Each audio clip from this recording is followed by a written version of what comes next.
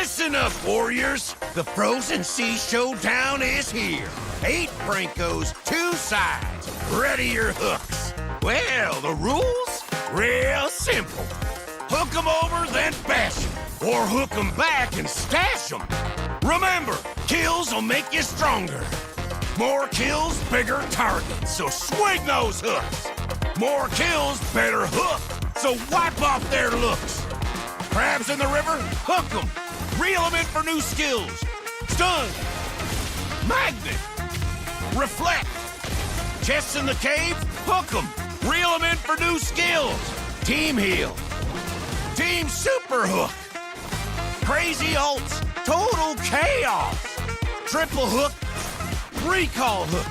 Trick hook. No equipment to buy. Auto upgrades for all. Take one down, get your hook back. Hook, kill, reset, repeat.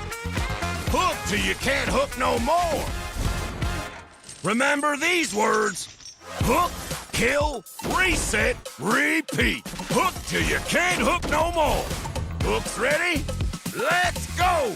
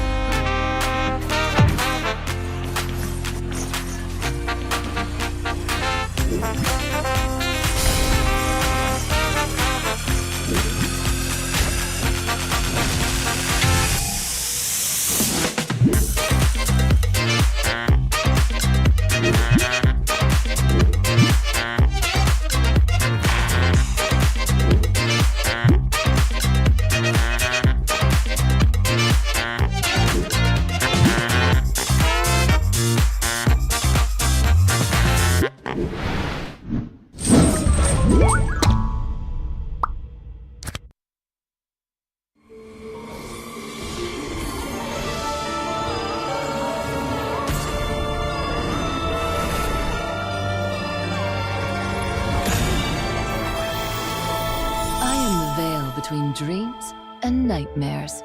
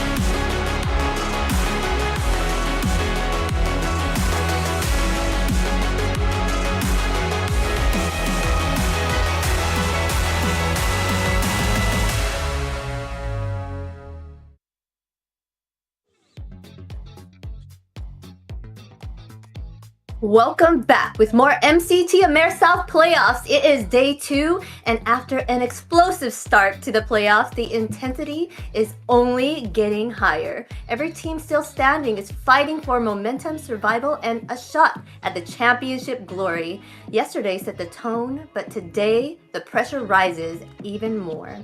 Bigger plays, tougher matchups, and absolutely no room for hesitation. The road to the top continues.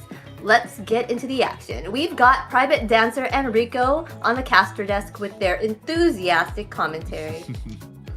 What's going on, ladies and gentlemen? The barrel of explosiveness that is the MCT AMER South has landed us into the second day of the playoffs, which promises to be with more excitement and more action.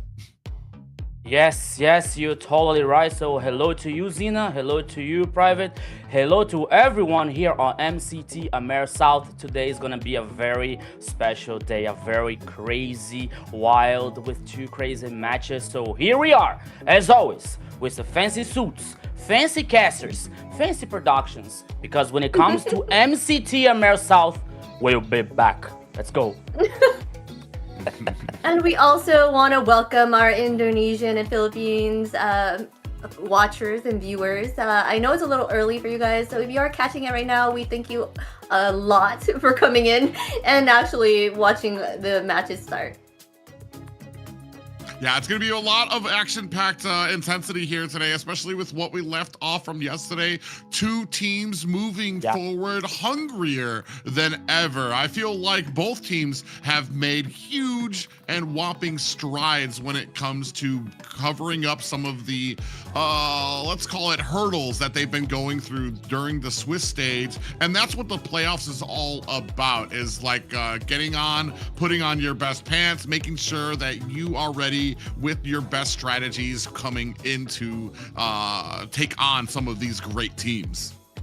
Yeah, and when it comes to MCT AMER South today with the 2 crazy matches, because we from yesterday, as Private said, we come from big champions from DreamHack, for example, with a King getting back to the jungle, with a new XP laner, a new gold laner, for example, versus Infinity. They brought a fanboy with so many heroes, some of them, some out of the boxes. The other one, we got Octa Gaming versus 9Z, with 9Z getting so confident, play after play, game after game. So today I'm really excited to see what is going to happen.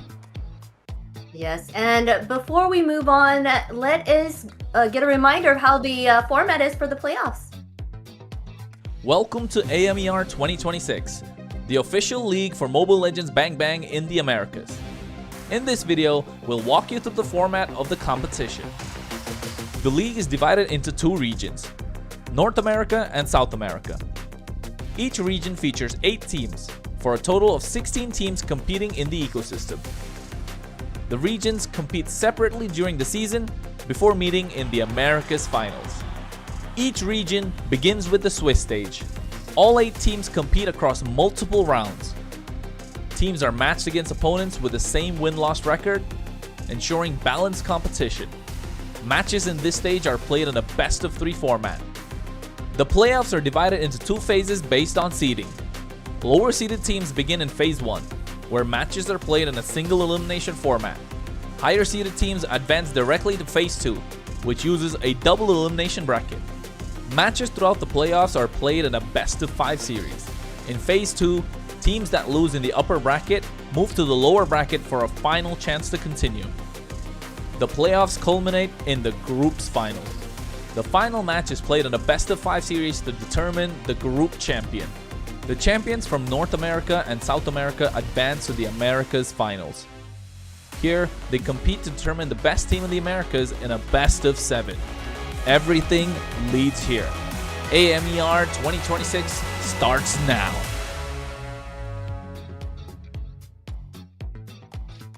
Yes, and from this point on, every series becomes more important. Every adjustment matters, and every victory pushes teams one step closer to that championship. Yeah, we saw the stories of the build-up, and when it comes to the Swiss stage, we saw all the placement of all of these wonderful teams. Some teams have to fight tooth and nail from yesterday on to today and to next week, and some teams got themselves a little bit of a break. All right, now for the reminder of how the global bans are happening during this tournament. We'll have the global ban in MCT Americas to bring more dynamism and special strategies. Under global ban rules, each hero can only be selected once by each team. After every match, the 5 heroes used are banned for the remainder of the series. The pick ban applies only to the team that used the hero. The opponent may pick it next game. In best of 7 matches, the global ban resets for both teams if it reaches the final game.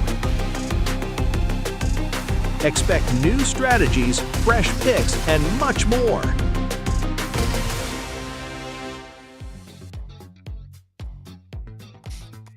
Always excited to see the global bans. Just like the Lu Yi pickup the other day was so much fun to watch. Right, Rico?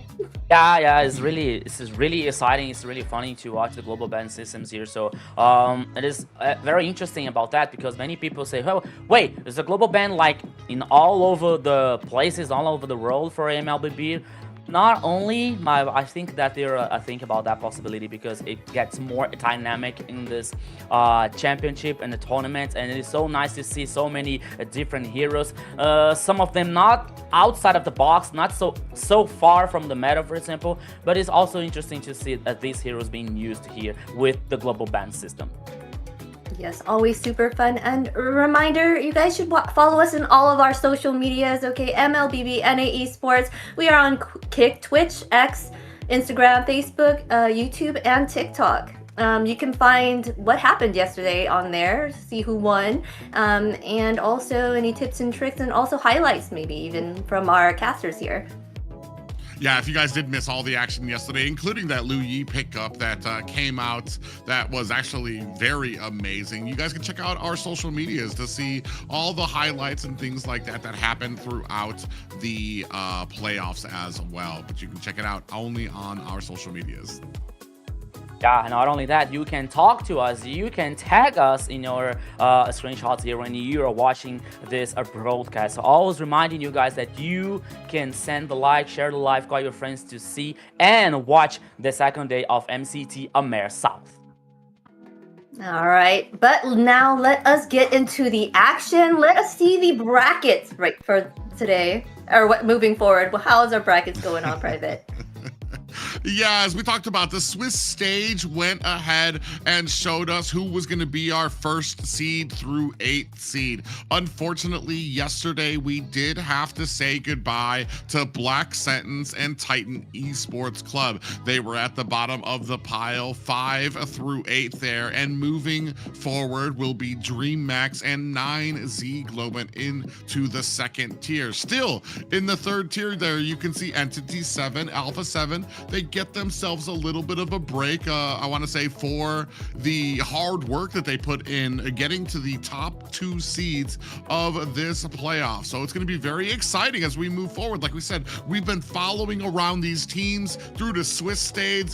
Even last weekend, we were able to see the fight that they were willing to put out. And then just yesterday, seeing all of that put together to help 2 teams move forward into the 2nd phase. Yeah, so when it comes to the bracket here, when it comes to the playoffs, it's a whole different story, a whole different level for teams. So yesterday we did say goodbye for Black Sentence and a Titan Esports. Today is like the teams from today, like they have a second chance that we can say something about that, because the losing teams are heading for the lower bracket, so it's not the end for them. So it makes them, of course, everybody want to win, right? So it makes them like a second chance and a breathing for another level.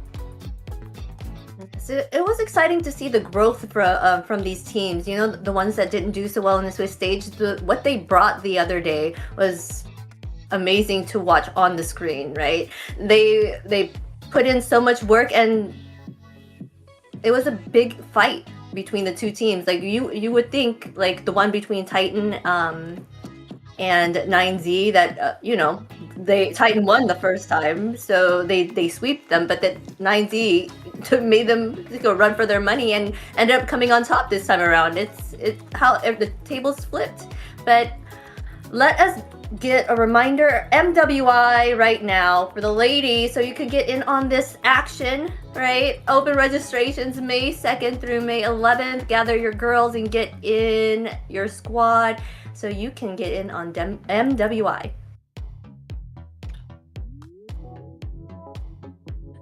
Yeah, so now it's the time to shine here for the MWI qualifiers, and now we are about to say about our partner, about our sponsor. Our also. sponsor, yeah, Runestone. If you want to up your game, and go to runestone.gg for that data and analytics that they have. It'll help you improve your gameplay.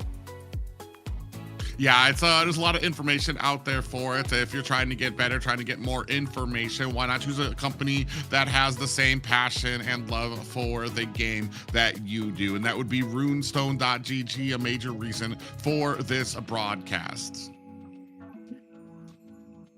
It's exciting stuff. Yeah. Yes. Yeah, Runestone is one to get those data. So if you do want to get that chance so you can get on the stage and make sure you can be on that level, right? That is the place for you to go and get your skills. It's all But- good things. All right, enough of that. Let's get into today's schedule and see what we have going on for you today. Yeah, it's going to be some exciting matches. The same as yesterday, it will be 2 best of 5s. However, I want to say the terror of being kicked out might be removed, as the losers here will go down to the lower bracket. Match 1 will feature Infinity, the rematch, taking on DreamHack, the rematch from last Sunday, who went to a full best of 5 series, which saw Infinity move forward. Have DreamHack made the changes that they need to overcome their opponents? And then later on that night, it will be Octa Gaming taking on a 9Z Globet, who seem to have found their groove to come back, and admitted yesterday in an interview. 9Z said that if they want to beat Octa Gaming, they need to play better than they did before. They need to play better than they did yesterday. This needs to be a brand new team if they want to overcome what many thought were going to be the front runners of the South tournament in Octa Gaming. Yeah, so that's the vibe, that's the groove here, especially from the second play or second match, when 9Z are reaching a good to great here versus Octa Gaming. But the first match here is really funny because it's the third time that they are going to face each other. It is tied up so far. The first game was for DreamHack 2-1, the second one was for Infinity 3-2, and now we have the decisive one here, as we can say, like the third game between these two teams. So it's gonna be very interesting, especially because after the big changes from DreamHack here, like as we are talking in the beginning of the broadcasting, we're seeing King heading back to the jungle, Goo in XP laner, the Zeus in a gold laner. So we were talking about like getting time for a synergy, and maybe it'd be a good challenge for DreamHack to prove themselves about the synergy situation. Yes, and let us check Infinity's lineup. Who's on the roster for you today? Who's going to be playing? It looks like we'll have Rusi on the EXP lane. Jungle will be ZZ. Mid lane is Lionel. Gold lane will be Zyblox. And Fanboy on that roam. I do like our Fanboy. I'm a fan of Fanboy. His roams are pretty fun. Yeah, I was about to say, this is kind of tearing me up because when it comes to 2 of the favorite players that I have here in the South, Shaikiche and Fanboy are at the top of the list for just their play style. Fanboy has been able to reach outside the meta to have some very unique options and picks when it comes to that roam position. But let's see what else Infinity had to say today.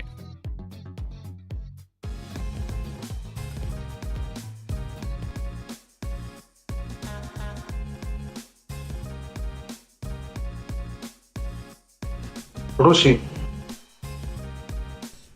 Hace 4 años. Dairo.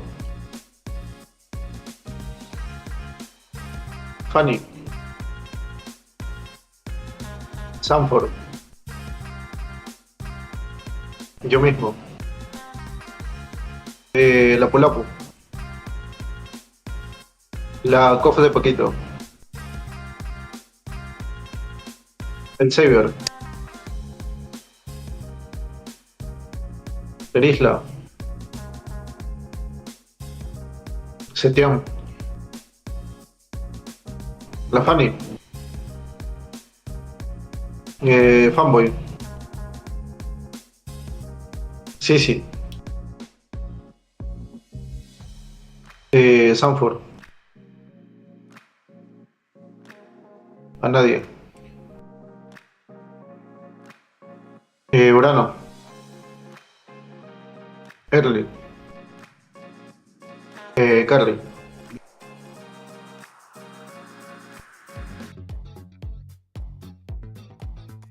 Oh, that was funny. Fanboy is the most track talker, but anyways, DreamMax here. We have EXP Goo, we have Jungle King, mid lane Shikiche, Zeus on the gold, and Blink will be their roamer. Yeah, so after looking some facts here about like Infinity's lineup, so we are checking out DreamMax's lineup. So Goo in the XP lane with King back in the jungle, Shaikichi, a Zeus, and a Blink. This team once again is the third time they're facing Infinity. Is tied up, so now is the chance for them to prove themselves. So now we're going to see a video from DreamMax.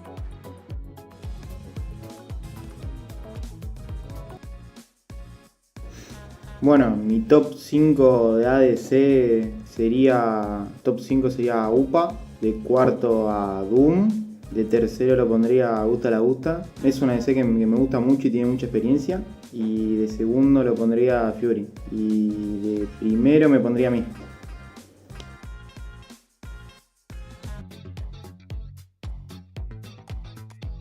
I'm actually really looking forward to this matchup because, like you said, this is going to be the make or break, right? Each of them has gotten a win, right, between each other. So this will determine who will be the best right now out of the two. But they always had it run like the full length, right? So I think it's going to be a match for everyone to watch for sure. Yeah, I just feel like there's a lot of history behind these two teams, especially when it comes to just this AMER tournament. What both of these teams have had to go through. When it comes to Infinity, I feel like Fanboy has been doing such a great job of trying to lift his team through a lot of these compositions, and it comes down to how the synergy has been around Fanboy. Not only is he taking a lot of these picks that you really aren't prepared for, to the point that like you've seen a lot of teams that are trying to ban out his roam positions, but it's pretty much impossible because he just has such a deep pool. Not just that, but the rest of the team is able to really complement a lot of his picks as well to form this just great team to form this great composition that you guys weren't prepared for. On the other side, DreamMax is kind of the orphan story where they were having a lot of difficulty kind of getting through the Swiss stage. Finally, before the playoffs, they made some changes that a lot of us were very curious that if they were going to work. The biggest point of that being King making the transition from the XP lane to the jungler position, in which now you've got a Savage on King. Shaikiche was able to get a Maniac on her side as well. So is that change going to be enough to help this team overcome the monster that they faced last week in Infinity here today? Yeah, when it comes to King from yesterday, it feels like something like unfairy tale. Like getting the Savage but not winning the game. So for him, I say, okay, I did my part. The team just didn't win, but at the end of the day, everything was right. Everything was good for DreamMax's winning 3-1 yesterday. But now we are heading for the picks and bans here. The first ban on Guinevere coming out from Infinity, and oh, what a surprise once again, Freya with 100% here prioritization so far with the banning. So now we are going to see the next steps. Yes, they've gone ahead and banned that Harith out. On the side of DreamHack, it seems like their team comp is now working for them. That's their little switch ups have been doing a wonderful job. Like Private was saying, they got that first Savage in the tournament. Was it the first Maniac too, as well? I don't know, but they didn't. I'm not even sure. But they did a wonderful job. But their problem was closing out when we were watching. They had a hard time closing out those games. So I wonder if they kind of were able to adjust that for the matches today. They went ahead and banned out Baxia and Marcel as well. Yeah, leaving open what I'm trying to see. I mean, we still have Zushin out there on the table that we can go with. You've still got the Phovius and the Valentina. Sora is still available for a lot of these teams, but you pointed out something very well, especially with our interview that we had.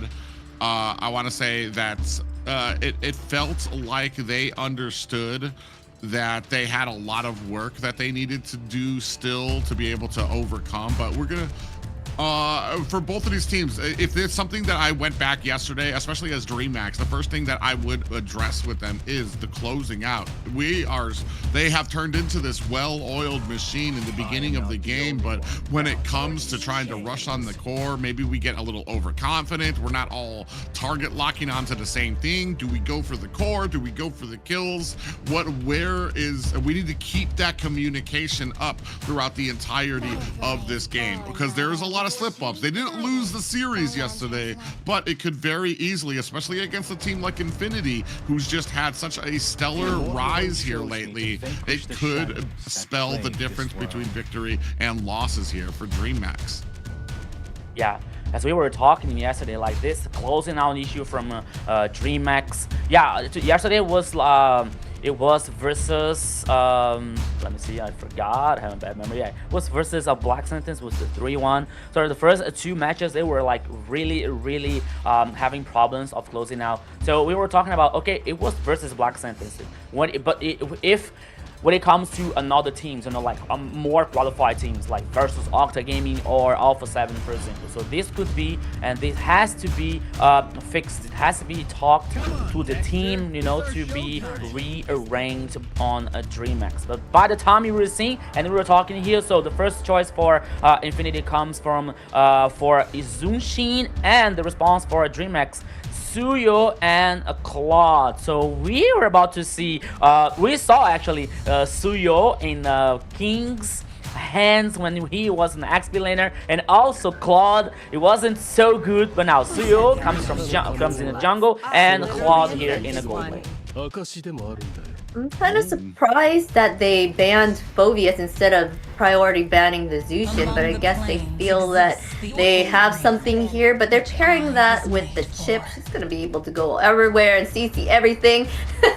But they win it, the Suyu though, like you said, the King Suyu is beast, is really good. And now they picked up that Eve, that damage output from her, and the slow that she can give to the team and give that CC will be very helpful.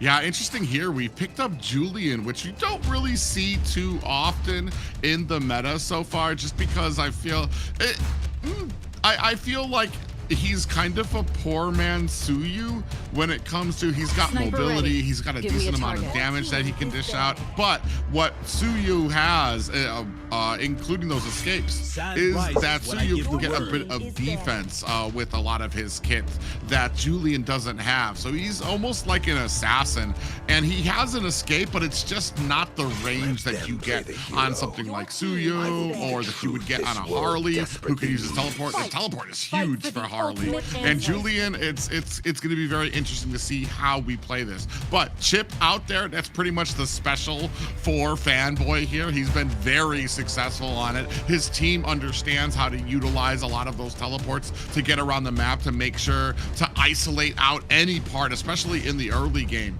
And I feel like that's where we're going to need to focus. Here we just have Eve. We're going to need to look for something else that can kind of support the early game. And I think Infinity is reading that too, because that's exactly where they focus down, taking down the Hilda, taking down the Khalid. So we don't really have that early burst to really kind of offset the Chip, and it will allow Chip to really harass into their back lines. Yeah, and we used to talk about Fanboy and heroes that he can bring for us, about his hero pools, but we must consider it. Oh, Carmilla. Okay, coming from DreamHack. They want to get a really a pressure on this river, especially around these objectives. Coming with Carmilla here with a very interesting control, a very huge sustain. So that could be very interesting for a DreamHack. But now we're waiting for the response coming out from Infinity here. Assuming there's still gold lane lacking and XP lane. I don't think that it's gonna be carry. I think that versus Carmilla here, it could be she can struggle most of the times. 2 XP lane, maybe Lapu is still open here. Okay, Lapu. Oh, Bruno. All right, so yeah, carry, especially about the range situation, that might not be a good idea. Yeah. What are they looking for the side of DreamHack here? I'm not even, my mind's not processing right now. I'm assuming it's going to be an XP lane. I'm assuming Carmilla's going to be the roam, and then we're looking for an XP lane to kind of duke it out with Lapu. Alright. So, well, that one, we'll see what they choose here, but, I mean, if you're trying to close the distance onto the back line, Alice, maybe even Yuzong is not. Oh, yeah, there you go, you're Alice. Yeah, Yuzong. You guys are calling it on point today, right here.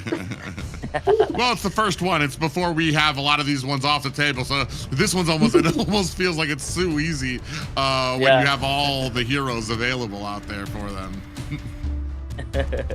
Yeah, so when it comes to like the best of 5, if we go to the last game, for example, we're not surprised if you see Rafaela, for example, here, or Mia in a goal lane. Everything is possible when it comes to MCT AMER South, as we are used to see in these games. We're now here looking at the 2 compositions. We got like with the Zushin, a good control from the objectives. I think that the most of this game here, Private, is gonna depend on how both teams are working on this pressure on the mid lane and the river, through moving forward to the objectives. You know, the turtle, the lords here, especially in the early game, is going to be very interesting, because we're talking about like a Fanboy here, but we have to consider ZZ and Zablox in Infinity's lineup. Yeah, ladies and gentlemen, this is going to be game 1 to start our Sunday afternoon. The beginning of the playoffs here for AMER South. It is Infinity and DreamHack looking to make a statement. Yeah, so let's go, guys. So it's the 3rd game here. Not this 3rd game today, but this is the 3rd game between DreamHack versus Infinity. Everything is tied up. So now let's see in this best of 5. Remember, it's not the end. If the losing team here are heading for the lower bracket, so it's not the end. But oops. Yeah, immediately catching a stun. Lionel's going to have to use that flicker to get out of harm's way. It does help his team be able to pick up this Lither Wanderer very early, but it's going to be very interesting to me to how is our composition on the side of DreamHack? Are we going to be able to close the distance on the Lionel? Ooh, Fanboy almost getting caught there, but showing that expertise and his understanding of what Fanboy can take, able to flicker out at the last moment. But as I was saying, what do we have? If Goo is, there's a lot on Goo's shoulders to be able to get to that back line to shut down Lionel, because I feel like you're going to have a lot of escapes from the Zushin to be able to get out of harm's way. Unfortunately, I do have a little bit of a pause, but I mean, when we're talking about Carmilla, you're going to be able to lay down the real world manipulation with the Eve. Carmilla's going to be able to come in with that Curse of Blood, which is going to be able to stun everybody, hopefully, before they can leave the barriers of that real world manipulation. And then when you have them all connected, you'll be able to kind of spread out that damage, the potential burst damage that's going to come out from Eve, that's going to come out from Suyo as well. But they have to be able to catch them. And that's where I'm wondering if they are going to be able to close that distance. Everything with the Carmilla pick will be very helpful in them getting that damage in, right? They're gonna be linked, so that damage is gonna be spread out through the entire team. So this is a match to watch. Like I don't think we've seen Carmilla being chosen or often at all, or I don't think we've even seen her, but just this is what I love about this, though, the fact that they could just pull out these heroes and try to make it work. But some of the time it does not work out in their favor, but you know, if they can make it work, it's pretty cool to see. Yeah, when it comes to this matchup here, especially in the roaming of the Fanboy versus Bling, I think that DreamHack came with the idea that they knew that Fanboy was about to choose a chip here in the first game. So bringing Carmilla in this first game here, because the matchup for a chip, especially in the early game, is not so good for him, because Carmilla has so much pressure. It has about the sustainability, it has about the control system. So maybe DreamHack are trying to work in this early game here, especially to get this advantage. And as we are seeing here in the first minute, both Zunshin and Chip, they were forced to use Flick. So they don't have the spell for the first turtle here when it comes to a possibly first team fight around this objective. So this early game might not be the best of the roles for Infinity, so they have to check out, they have to look for it as sooner as they can. Well, when it comes to roams, especially for the first objective, I think first of all, the roams kind of have to take a little bit of a step back at that first objective, because most of them don't have level 4 at that time anyway, so they're not going to really be the main part of it. Chip does still have a lot of CC that he can offer out there. Same with Carmilla. You got a pretty decent amount of tankiness and resiliency from her to be able to get a lot of health back, but when it comes to the first objective, she's basically just got a stun, and then she has to kind of run out of there, unless you're going to be able to find a way to get her out after she like engages the entire team. I feel like when it comes to actually being able to hold your own, hold the line inside the turtle pit, I feel like that really leans towards King right now, especially because Suyo has a lot more defensive capabilities for his kit. Julian is very squishy, so I actually am very curious to see how we're going to manage that. Are we going to use our chains to get in there at the last moment and then be able to retreat, or are we looking to actually duke it out and be able to kind of push back DreamHack? I would like to see this as execution, like with the chain, like knocking off the jungler, possibly, for example, to avoid the retribution when it comes to the objectives. But now we're seeing here in Infinity aware about this. Oh, here comes. Yeah, we're going to go ahead and start up onto this turtle. You see a lot of the damage coming out there. Ooh, the Throne of Ruin kind of trying to get on. They're all starting to try to get on to Goo, who has taken a lot of damage and might be taking out Goo. Town by Rusi. Blink getting eating the entirety of that ultimate from Rusi as well. That's going to force back a King and allow Infinity some time to be able to pick up this turtle. Meanwhile, at the bottom, Zablotch putting a lot of damage onto Zeus and forcing him back. Well said here, Private. So with no level 4 for the roaming, so when it comes to Goo here, okay. Yeah, Zablotch didn't see that flank coming in from King. King's able to come in, get the stun, and immediately put him down, and that is unfortunate for Infinity, as this does get tied up 1-1 apiece. Yeah, they lost the turtle, they lost the first kill here, but it was for compensating, getting the kill here on Bruno, on Zablocks in a gold lane. So everything is tied up, but the goal lead comes a little bit ahead for Infinity so far in this 3 minutes so far in the game here. So we are going to see, and we're going to wait until how both teams are going to handle that kind of pressure. As we can see in the little map before. Oops, here comes the boom. Yeah, they went ahead and actually dashed a little bit forward. Curse of Blood comes out, including the Throne of Ruin. Goo in trouble onto the back line and is able to find himself and escape, really pressing the advantage that he has with the Alice and that escaping ability. So great job there by Goo of DreamHack.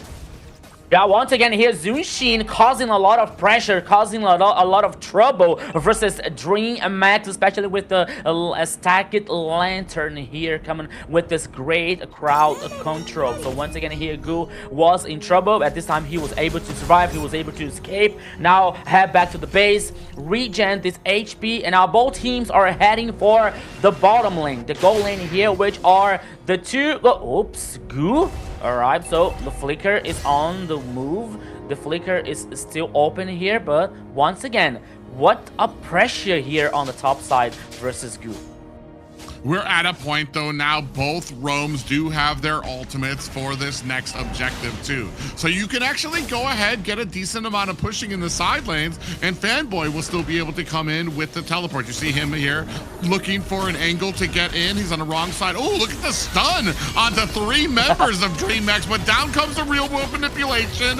Is that going to be enough? As you see now, the Alice Gu is taking a lot of damage. Blink gets taken out as well. The rest of DreamMax going to be forced away from this objective. Yeah, DreamMax here, they should know that Infinity has the global presence from a chip. Oh my goodness. Blazing Duet onto Lionel. He's going to be able to use that BMI to get away from there as well. King and Fanboy duking it out from the backside. Blink trying to come in, wants to be able to save this tower. Zablotch just launching meteors at it after meteors. Has been able to clear out the lane. And right now, I kind of feel like when it comes to scaling, Zablotch on the Bruno, I feel like Bruno just has a much more intense opening when it comes to the mid game. Zeus really still needs to wait for that. Late game needs to wait to get those 3 items so that he can get in. We do have a teleport there. I think we're looking for the bottom tower, looking to be able to push out the rest of a DreamMax and get that tier 1.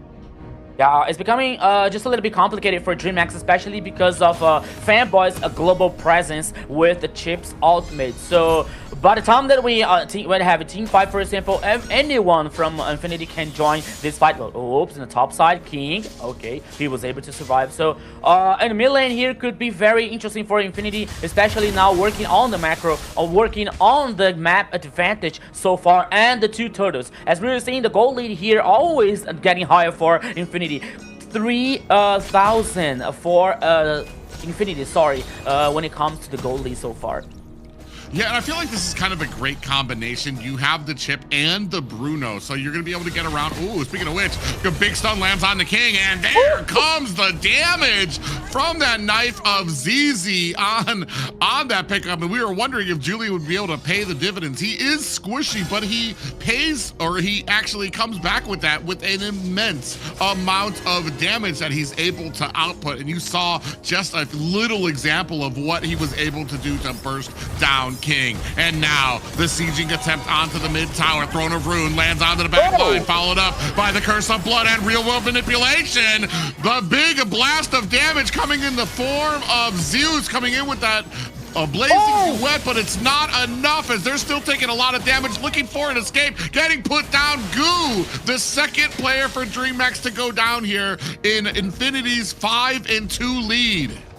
Come on, Zunshin is so broken. Zunshin here saved the play for Infinity at least twice with the lantern. This is ridiculous. This hero is it should be banned all the time here because okay, DreamMax, we know that they are qualified, they are strong. So, but at this point of the game, the presence of Zunshin here is so strong, especially when it comes to suppression, especially when it comes to this situation to get this control, to knock it up players here to help in the team fights. So it's helping all the time here in Infinity when it comes to DreamMax taking the actions, and then we have the response from Infinity. But now, unstoppable for Rusi here on the top side, my friend Private, on the gold lane Zeus. Yeah, he's almost got a whole 10K over Shikitse on that Eve. And Eves are usually known for a lot of their damage. And even when it comes to that last engagement, I feel like it was the perfect setup for DreamMax. You had Goo come in with the Throne of Ruin. You laid down the Curse of Blood. You had the real world manipulation. And then Zeus able to come into the back line. They're just not at those power spikes they need to be able to finish people with those fights. Speaking of fights, Lionel taking a lot of damage there. Blink gets forced back a bit. In comes the bravest fighter form from Russo, but DreamMax want none of it and are going to disengage to their towers. Yeah, I mean, when it comes to the Trinity here, like ZZ, Lionel, and Fanboy, there's so much crowd control, especially coming up to... Oops, here comes Blink once again, the purple buff. Here is the party. Yeah, Blink in trouble getting sprayed down there. When you have the Curse of Blood come out there, ZZ's going to be able to use those chains to be able to get away. Unfortunately, Goo got caught from the CC from Lionel of that lamp and gets picked back into the team. 7-2 right now for Infinity, and Rusi sitting at 5-0-2. Yeah, so this Lapu Lapu is really insane so far. Non-stop for Infinity. Here they come. They're causing pressure. No line of defense from the tower number 2 here. Only the high ground for DreamMax. Almost 10 minutes on the first game. The goal lead here heading for almost 9K for Infinity. It's a very huge advantage so far for Infinity Esports. Now, getting the Lord is even way better for them. Yeah, I feel like DreamMax is doing the best they can. They're not taking fights that they can't win. Unfortunately, that means they're getting bullied all the way across this map. You said almost a 10K gold lead, but it doesn't feel like it because Infinity isn't pressing hard. They're playing very safe. They're methodically getting tower after tower, getting objective, clearing out the minions, clearing out the jungle side of DreamMax. It's just a slow chokehold that they're applying. It just keeps getting tighter and tighter now. All lanes beginning to crash. We have a Lord coming through mid, trying to see if DreamMax is going to be able to withstand this pressure. Sieging coming in from the side of Infinity. You see them trying to take out that top tower. Throne of Rune connects onto ZZ, but they are going to be able to get away. So I feel like this Lord maybe not having the biggest effect. The good clear speed coming from DreamMax, doing a great job clearing out these minions and making sure that their high ground towers don't take out more damage than they need to. Yeah, and it's a funny fact here, especially coming from ZZ, because ZZ now he has no kills.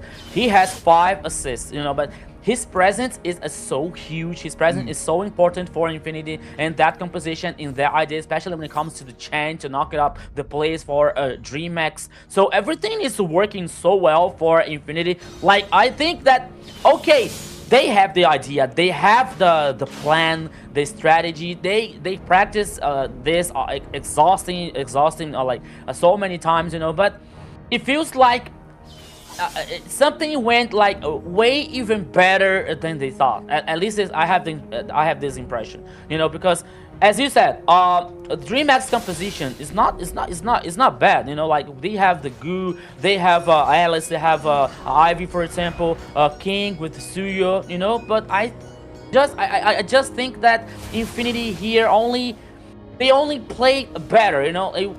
Look at Fanboy. Oops, Fanboy. Yeah, he's looking at him. He's going to go in, and he's basically there to play his role, which is to force away the rest of DreamMax. And here, Rusi going to be getting a lot of the kills, covered with a lot of the suppressive fire coming out from ZZ, who's going to be, he uses those chains. He uses the chains, and then he's able to use, I believe it's the dagger, to just really peel away at a lot of damage of a lot of these people, which is allowing Rusi to be able to go in there and get a lot of those last hits. Not only that, but while we're waiting here, every moment that this match continues, you've got Zabloch getting stronger on that Bruno. Pretty soon he's going to have the Malefic gun. He's going to be able to really dish out damage from a good and safe distance from DreamMax. And unfortunately for DreamMax, I feel like we were starting off at a negative. We had a composition that really kind of favored the mid to late game. Not only that, but we also had no way to close the distance onto Zushin to really be able to punish her. And I've said this over and over and over again. If you're gonna allow Zushin out there, there needs to be a plan. That needs to be the core, the core principle of your composition, unfortunately, needs to be how do we deal with her? So there's two fronts I feel here that DreamHack is just having issues trying to be successful. Yeah, you're totally right. And one more thing when it comes to the gold laning situation here, because when you have Claude from DreamHack, for example, with the Blazing Duet, okay, it's a very hard ultimate. It's a very good one that can hit all the players from Infinity, for example. But the Blazing Duet, like it takes the time to use this ultimate again, you know. And when it comes to Bruno, for example, he has high DPS, especially on the mid lane, on the mid game, you know. So when it comes to the basic attack with the first skill, Bruno is gonna cause so much damage than Claude. Here comes the Lord, and here comes the boom. Yeah, you can see a lot of pressure already mounting up onto these side high ground towers. Infinity doing the best they can as Bruno just slamming away at towers. That's going to be the top tower down. Lord crashing and does get taken out by the rest of DreamHack. Infinity need to make a decision here. Are they going to continue this fight? They do have minions pushing their way through mid, and slowly but surely the side lane minions are coming in there. Ooh, a nice throne of Rune dives deep into the back lines, but Rusi comes in. A flicker stun, able to find the back line, and Zeus. Lionel finds a kill onto Goo, and that is 3 players down for DreamHack. Gore at 50%, and game 1 going to Infinity. Game 1 here, what a massacre coming out from Infinity Esports, 1-0 so far, Zena. Yes, what a massacre that was. By the 7-minute mark, Infinity already took down the first tower. From the first tower defenses from DreamHack, right? And then Rusi basically getting 5 kills, and then Fanboy getting 5 assists by the 8-minute mark. I'm surprised they allowed Fanboy to even have the chip. Now they might have learned their lesson not to give it to him, right? But now he's already done using it, so he's not able to choose it again. But I'm just saying, unless they wanted that to be the first match, so there's no surprise later, right? So they can use what he had in their arsenal first. I don't know. Well, it kind of depends. It might be kind of a plan where if you gave them both the chip and the Zushin, who Zushin on her own, I already feel like, I think we explained this in an interview yesterday where they're like, getting Zushin is basically giving the enemy a point.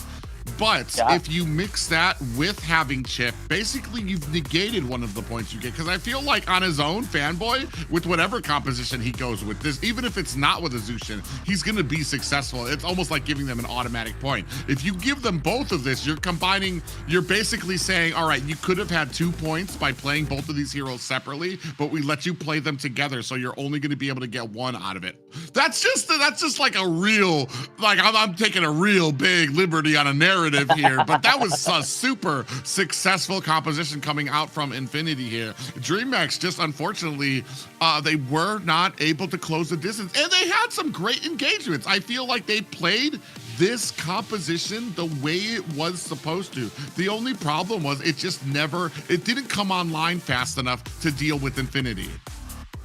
It was pretty like almost an Exodia here coming from Infinity, especially when we have Fanboy here playing with Chip and Zushin in the first game here. So it was like a really good situation to guaranteeing the first victory. But when it comes to the highlights when we are attacking right now, like Goo was trying to do something, especially in the early game here, to get some advantage for DreamHack.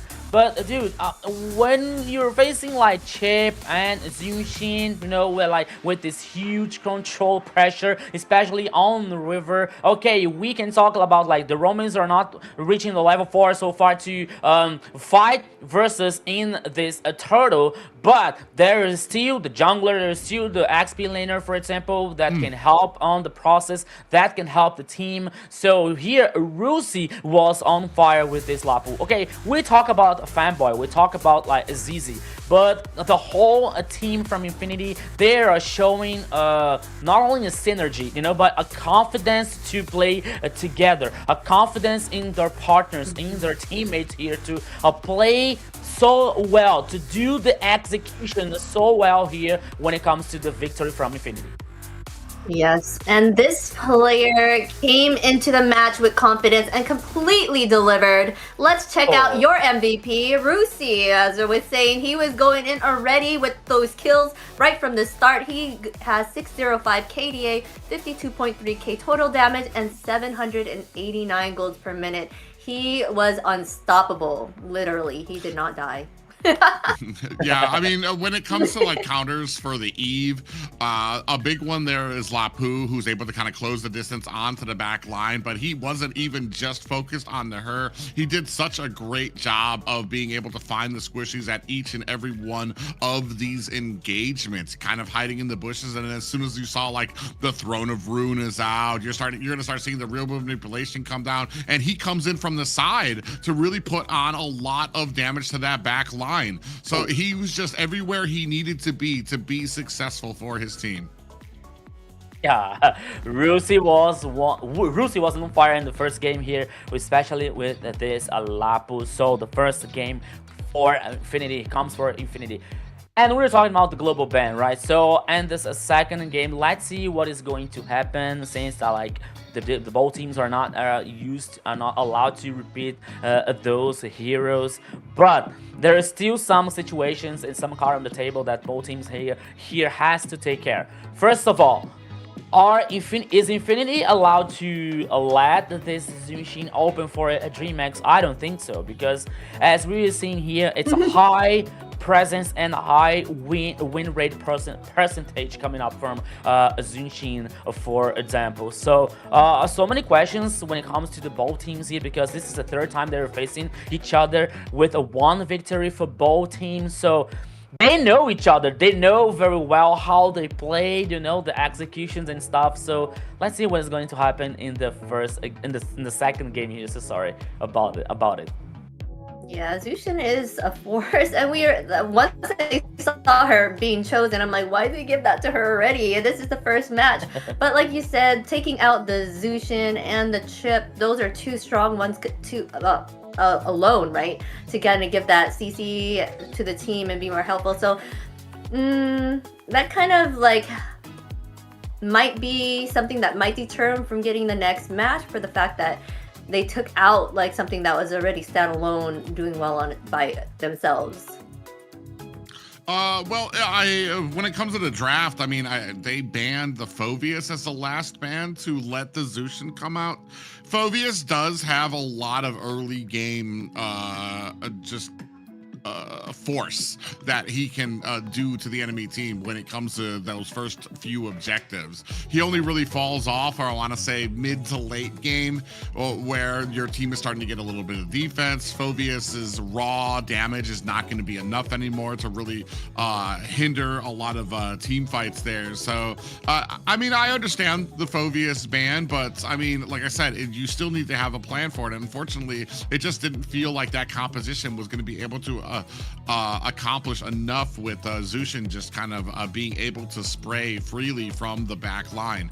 Now we're not going to be able to use Zushin. I feel like if I am Infinity, we're just going to go ahead and ban that out, and especially maybe just puts the pressure a little bit onto DreamHack here now, because where do you go? Especially when you saw how strong Chip is. Now do we worry about some of those other picks that have been known for fanboy, like the Minotaur that has been very strong for him, the Belleric he's been able to pull out a lot as well. So there's still, I feel like this is just, there's a lot that Infinity has really done very well when it comes to establishing points of strength, pillars for their victories that you have to deal with as you're drafting. It's like, oh, there's so many different things that you have to worry about if you are DreamHack. Not just making sure you don't give away these strong picks to the side of Infinity, but also do we have a composition that's going to be able to be successful here with what we put together? Yeah, immediately a Zushin ban comes out there. I want to say a big respect there for Infinity when it comes to what Zushin can do out on the battlefield. Yeah, I'm worried. I'm sorry. No, Go ahead. No, I mean, I'm worried about like what is going to happen in the second game here because there's so many situations, so many troubles for DreamHack, for example. And I'm not DreamHack. I'm not a coach. I'm not a like, player coming up from DreamHack. But that is the situation for it because not only about Fanboy and this usual or unusual picks that he is allowed to bring for us, like with Kufra, with Belleric, with the other one I forgot now, the Belleric, the Kufra, the Minotaur, even Atlas when he brought. Okay, the result was not successful, but Yeah. The other one was a very successful.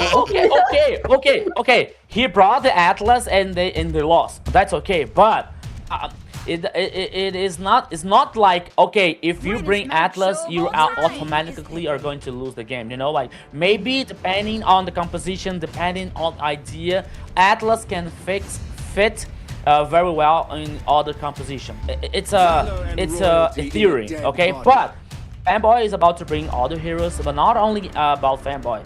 We're talking about ZZ. With I was about to say about Harley because ZZ has a very strong early game, especially when it comes to Harley. For example, when he has a follow-up coming out for damage coming out from the mid lane or the XP lane, for example. So here, ZZ's first pick on Harley. It's a very good. It's very interesting for them. And now here comes DreamHack versus with Leomord and Uranus. Maybe thinking just a little about like this pressure that ZZ can impact and cause with Harley, especially with ultimate. You know, so now DreamHack are bringing two like resistant heroes so far. Yeah. I feel like they went ahead and picked out the Leo and the Uranus because of the fact that they're more tankier here. But then they answered that with picking up that carry to kind of take down the tankiness, right? So, and of course they go ahead and pick out the Belleric for Fanboy there. I feel that DreamHack kind of wasted their Suyu pick and that Yi pick as well. So I wonder what mage they're gonna go ahead and pick up here, because those were really strong meta heroes right now too, but they lost with it. So no. The only thing here that kind of makes me wince a little, well, one on the side of DreamHack is that we don't have something to be able to kind of pick up the Harley to kind of snatch him away or close the distance on this carry very fast. Leomord can close the distance on the carry, but trying to get to Harley might be another story. That is what I was looking for. I was going to say, we either are looking for a Kalia or a Cho or something that can really get back to that back line, use the way of the dragon kick to kick them towards you. On the other side, though, Infinity, you've got a Belleric, you've got the Wrath of the Dryad, that brings everybody together. But when it comes to damage output, you've got basically Harley and Carry who can only hit the first front of that. You don't really have AoE damage that will take advantage of having the enemy team grouped up. And I feel like that's where we're going to need to fill in the rest of this. They take out Farsha, which almost I feel like would have been perfect for that type, but not with the Cho on the opposite side. So, and that's the big thing too, that you're going to sacrifice. A lot of AoE damage. Who do you pick that's not going to get picked off by a Cho out here? So very interesting draft strategies coming out from both of these guys. Yeah, both teams here are thinking very straightly to the draft composition. Maybe another mid lane is going to be banned here by Infinity. Another one with this damage situation. Maybe Lunox, because they are not supposed to repeat Ivy, for example. Sana with the Asian Garden here could be a very interesting ban when it comes to this idea of execution coming up with Cho, for example, with the isolation, with the Way of the Dragon. But no, Insung-Shin, okay. The goal lane could be, because this character might not have this interesting matchup versus Insung-Shin so far. Yeah, I feel like a Lunix would be a good choice because Harley's magic, it will or his ultimate can't really get her if she does her ultimate to kind of escape that, right? So for that would be a good choice for the side of DreamHack. But I think for the side of Infinity, maybe a Lilia would be good. I usually play her with her vibes. So that would be good to kind of like get away from it. If Cho were to catch her, she can get out of it, but that'll help when Belric was able to kind of like pull everyone together and she can dish out that AoE damage that you were looking for. Honestly, I would not have said anything different. You took the words right out of my mouth. Clit is something that we have not seen. It's a lot of burst of damage that you're going to have on the side of DreamHack. He does take a little bit of time to get some of that burst damage, and his range is not as far, well, his escapability is not as great as you see from other marksmen out there as well. But you're absolutely on track. Linux would have been a great point when it comes to the mage for DreamHack, because even if you throw Belric back with the Way of the Dragon kick, Linux is going to be able to do a good job of being able to burst him down. So I feel like that would have been great. Lilia is great on the side of Infinity as well, because you have all of these things where she can run into the middle of them, try to get a lot of that damage, and then even if Cho locks onto her, she's going to be able to use those black shoes to get away. Here, and this is another sweet spot that we've seen from Infinity, where we see that Thamus come out, and I feel like he's done such a great job of being able to not hold inside the turtle pit, but if DreamHack does not get to that turtle pit first, he's going to use Thamus to try to zone away the entirety of the team. So this is going to come down to DreamHack and their rotations, and if they can get to that pit first. So we're seeing here now, it's a really interesting battle, especially coming out from mid to the XP lane. But now we are seeing a Gord here on DreamHack's composition. This is blowing my mind, honestly speaking. Gord, wow. I mean, it's one of your favorites, isn't it, Private? You love the Gord. Oh yeah, I surely do. And this is gonna speak even more. If Thamus gets anywhere near the mid, if Infinity dare to try to fight anywhere inside the middle of that turtle pit, I feel like Shikitse on that Gord is gonna be able to absolutely dominate. This is all, but if it's gonna be a problem though, if DreamHack is gonna be on the outskirts, if they don't get there fast enough, I feel like Infinity's got just a good amount of ability to keep them zoned out from there. It's going to be very interesting to see how these two compositions, I like both of them, and what they're going to be able to try to accomplish here. Yeah, so ladies and gentlemen, so welcome everybody once again to the Land of Dawn. Just a few seconds ahead here to the second game coming out from DreamHack versus Infinity, and both compositions on the screen for you guys.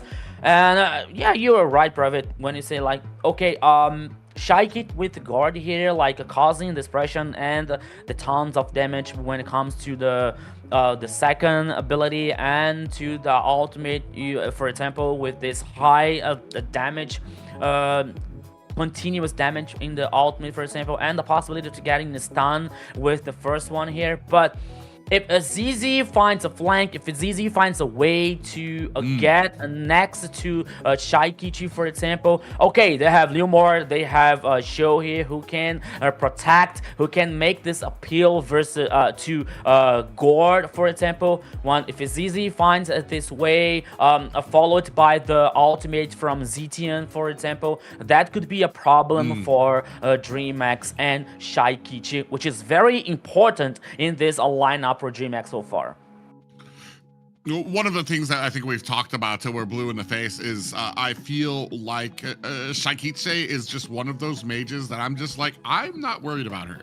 I feel like she does such a great job when it comes to placement, to be able to make sure that she's not putting herself in the harm's way. She understands what she's up against and still pick Gord, so I think she understands where she needs to be as far as positioning to make sure that she's away from a Harley out there. The stun that can come out from Zetian, it won't stop the Mystic Gush if it's already out there, but yeah, it will do a great job of setting up for Harley to be able to close the distance on you. So that's, I feel like it's what I'm looking for is how well can this Cho be played to help peel for Shikitse, who we already know she's going to be building Skypiercer early on this board, because I don't think there's a hero yet that she hasn't built Skypiercer, and usually is very, very successful. But Ladies and gentlemen, game 2 coming over as it looks like Infinity's dominance, as hopefully DreamHack are looking to find a way to answer that here in game 2. Yeah, so we saw a show here with the gold armor. Yeah, the Shiryu here skin, which is a very, very beautiful one. Very perfect for now here. Here's a mid lane, a 2v2 situation. Blink. Yeah, he's dashing in, looking, but Lionel doing a great job of kind of creating that distance, keeping on the back. And here already, Shaikitse down to about a third of health. That means that both Shaikitse and the Cho are going to have to go back home. He saw there too. Lionel kind of poking in there. Really? Oh, I was going to say, if that interrupted Shaikitse again, you're going to be missing out on this entire wave coming out from the side of DreamHack there. Yeah, that could be very, very bad for Shaikichi here, but she was able to head back in the base. But now she farmed. I think that 1 or 2 minions in that wave coming out in the mid lane here. But now, 13 seconds left of the first turtles. Both teams are here dancing around this corner. Zeus is taking just a little bit pressure coming out from Zablox. I thought it would be the opposite, though. I thought that the carry would be a bullet a lot more, but oh, the top side! Ooh. Yeah, Blink actually takes a lot of damage. He's not going to be a part of this Lord fight. Rusi coming from the side there, as we do have a Mystic Gush and a Flicker back from Shaikitse. Is it going to be enough to be able to take out Rusi, who activated that Cauterate Inferno and was taking a lot of health? They do bring him down, and they are able to pick up a turtle. My goodness, did you see Shaikichi's plate style here? Like using the ultimate and the flicker from behind. Not only to get surprised, but only to guarantee that she was continue causing damage in the team fight here. So first turtle coming from DreamHack, first kill for Shaikichi. So everything's working so far for DreamHack. Yeah, a great positioning there by Shaikitse, even with Blink, who was, speaking of which here, a lot of damage coming out. This Wrath of the Dryad comes out from Fanboy as well, now trying to chase ZZ into the tower. Are they going to be able to find it from the back? Zabloch coming in for reinforcements, trying to put on that damage. It is not enough. They aren't able to find the kill, and they are still able to escape. It is a DreamHack. Meanwhile, though, at the top, Rusi is chunking away at this tier 1 tower. Yeah, this is what happens when you move like 4 or 5 players to surprise the Infinity's composition so far. So the idea was good, but execution, it wasn't what they were expecting. So Rusi was taking this time, was taking this opportunity to explore the gold energy. Not only the gold energy, but the tower itself. So it has taken just a few damage, an interesting damage. So Rusi here could take some kind of advantage about like this XP situation and the farming so far. But this versus a Uranus, it's not going to be that easy, as we are seeing here this battle in the top side so far. Yeah, right now we do have a turtle up at the top. DreamHack in a great position for it. You can see Shaikitse getting into position. Rusi looking for an angle to get in. And unfortunately for Infinity, just not going to be able to pick this up. And they're not able to really answer it on another side of the map either. Not able to get a push, not able to find a kill. Now, big pop-up does land onto Fanboy. And you see ZZ there at the bottom, maybe looking to probably get that deadly magic onto the Cho. Is it going to be enough? No, both of them kind of resetting. Blink takes a little bit of damage from ZZ. Deadly magic is not going to be able to take him down. Yeah, we didn't see, but ZZ was forced to use click on the top side. Yeah, Goo actually in a little bit of trouble here. You see the Cauterate Inferno activated by Rusi. I do believe I saw that the ultimate come out from Goo as well, but it was not enough to withstand the immense damage and regen that you get from Rusi on a Thamus. Yeah, meanwhile, here's the blocks was taking a lot of pressure versus the 3 DreamHack players, but now Rusi is doing the proxy once again versus Goo. At least in the top side here, at least in the XP lane, Infinity has a hope with Rusi, but now he can sense the danger because King is coming up, so now he plays back, he gets safe. But once again, this game is getting different from the first one, but even though the 2 turtles for DreamHack, even though the 2 kills for the Dragon Boys, we're seeing the goal lead here is not that big for DreamHack so far. So Infinity, oops. Oh yeah, Wrath of the Dryad comes out there too. Goo able to take down ZZ as well. A great answer time coming from Fanboy, but it was not enough to save. 3-0 right now for DreamHack, who are having a great early game here against Infinity, which is going to be a great answer for that first game as well. Now setting up for this next turtle. Fanboy takes a little bit of damage on the back end. Zablotch able to find that speedy light wheel against Zeus, but they do answer back immediately. Infinity finally able to get onto this board with the kill of Zeus, but no team really in a good position to be able to pick up this turtle. Yeah, you see here, Blink is causing a lot of trouble for Infinity with this show. You mean he did an astonishing outplay here when it comes to using the Way of the Dragon, especially versus a ZZ, which has a Harley. But now we're seeing here the tower being taken down by Infinity, but Zeus, okay. Now they swap the role here. They swap like bringing Zeus in the top side. Meanwhile, the third turtle is absolutely going to DreamHack here. No fighting back from Infinity so far, and now they are playing aggressive. DreamHack is playing forward here, trying to like gain this info, delaying this heading back from the base for DreamHack. But Goo, okay, let's go. Yeah, you can see them going ahead and trying to get some of that pressure there. Wrath of the Dryad at the bottom as Shy Kite gets taken out by ZZ. That's a huge amount of damage taken off the board for DreamHack. They do end up resetting on the map. You saw that Rage of the Phoenix come out as well for the stun on the DreamHack, but they were not able to capitalize on it. One thing that is interesting to me, a little bit of a fight at the bottom. Ooh, and Zablotch might be in trouble here. King trying to lay on the damage is not going to be able to close the distance. He doesn't care if there's 3 members there. He's gonna burst right through them to find that kill onto the enemy marksman. But what I was gonna say is that what I've noticed is ZZ, I wanna say there's been at least 2 or 3 deadly magics that he's put onto Blink, which is the roam. That's literally the opposite of the target that you want, the opposite of who you want to be around. Lionel taking a lot of damage, gonna have to use that flicker, and still King able to close the distance. The Mystic Gush from the back, and Shaikiche able to burst down the rest of Infinity. Yeah, no working well here for Infinity, especially when it comes to ZZ trying to damage once again here with the ultimate, but it wasn't enough. And now DreamHack is coming out from the first tower on the mid lane. No first tower on the top side and the bottom side as well for Infinity. So DreamHack now with the goal lead getting bigger at this time, almost with a 5k, but now they non-stop ZZ.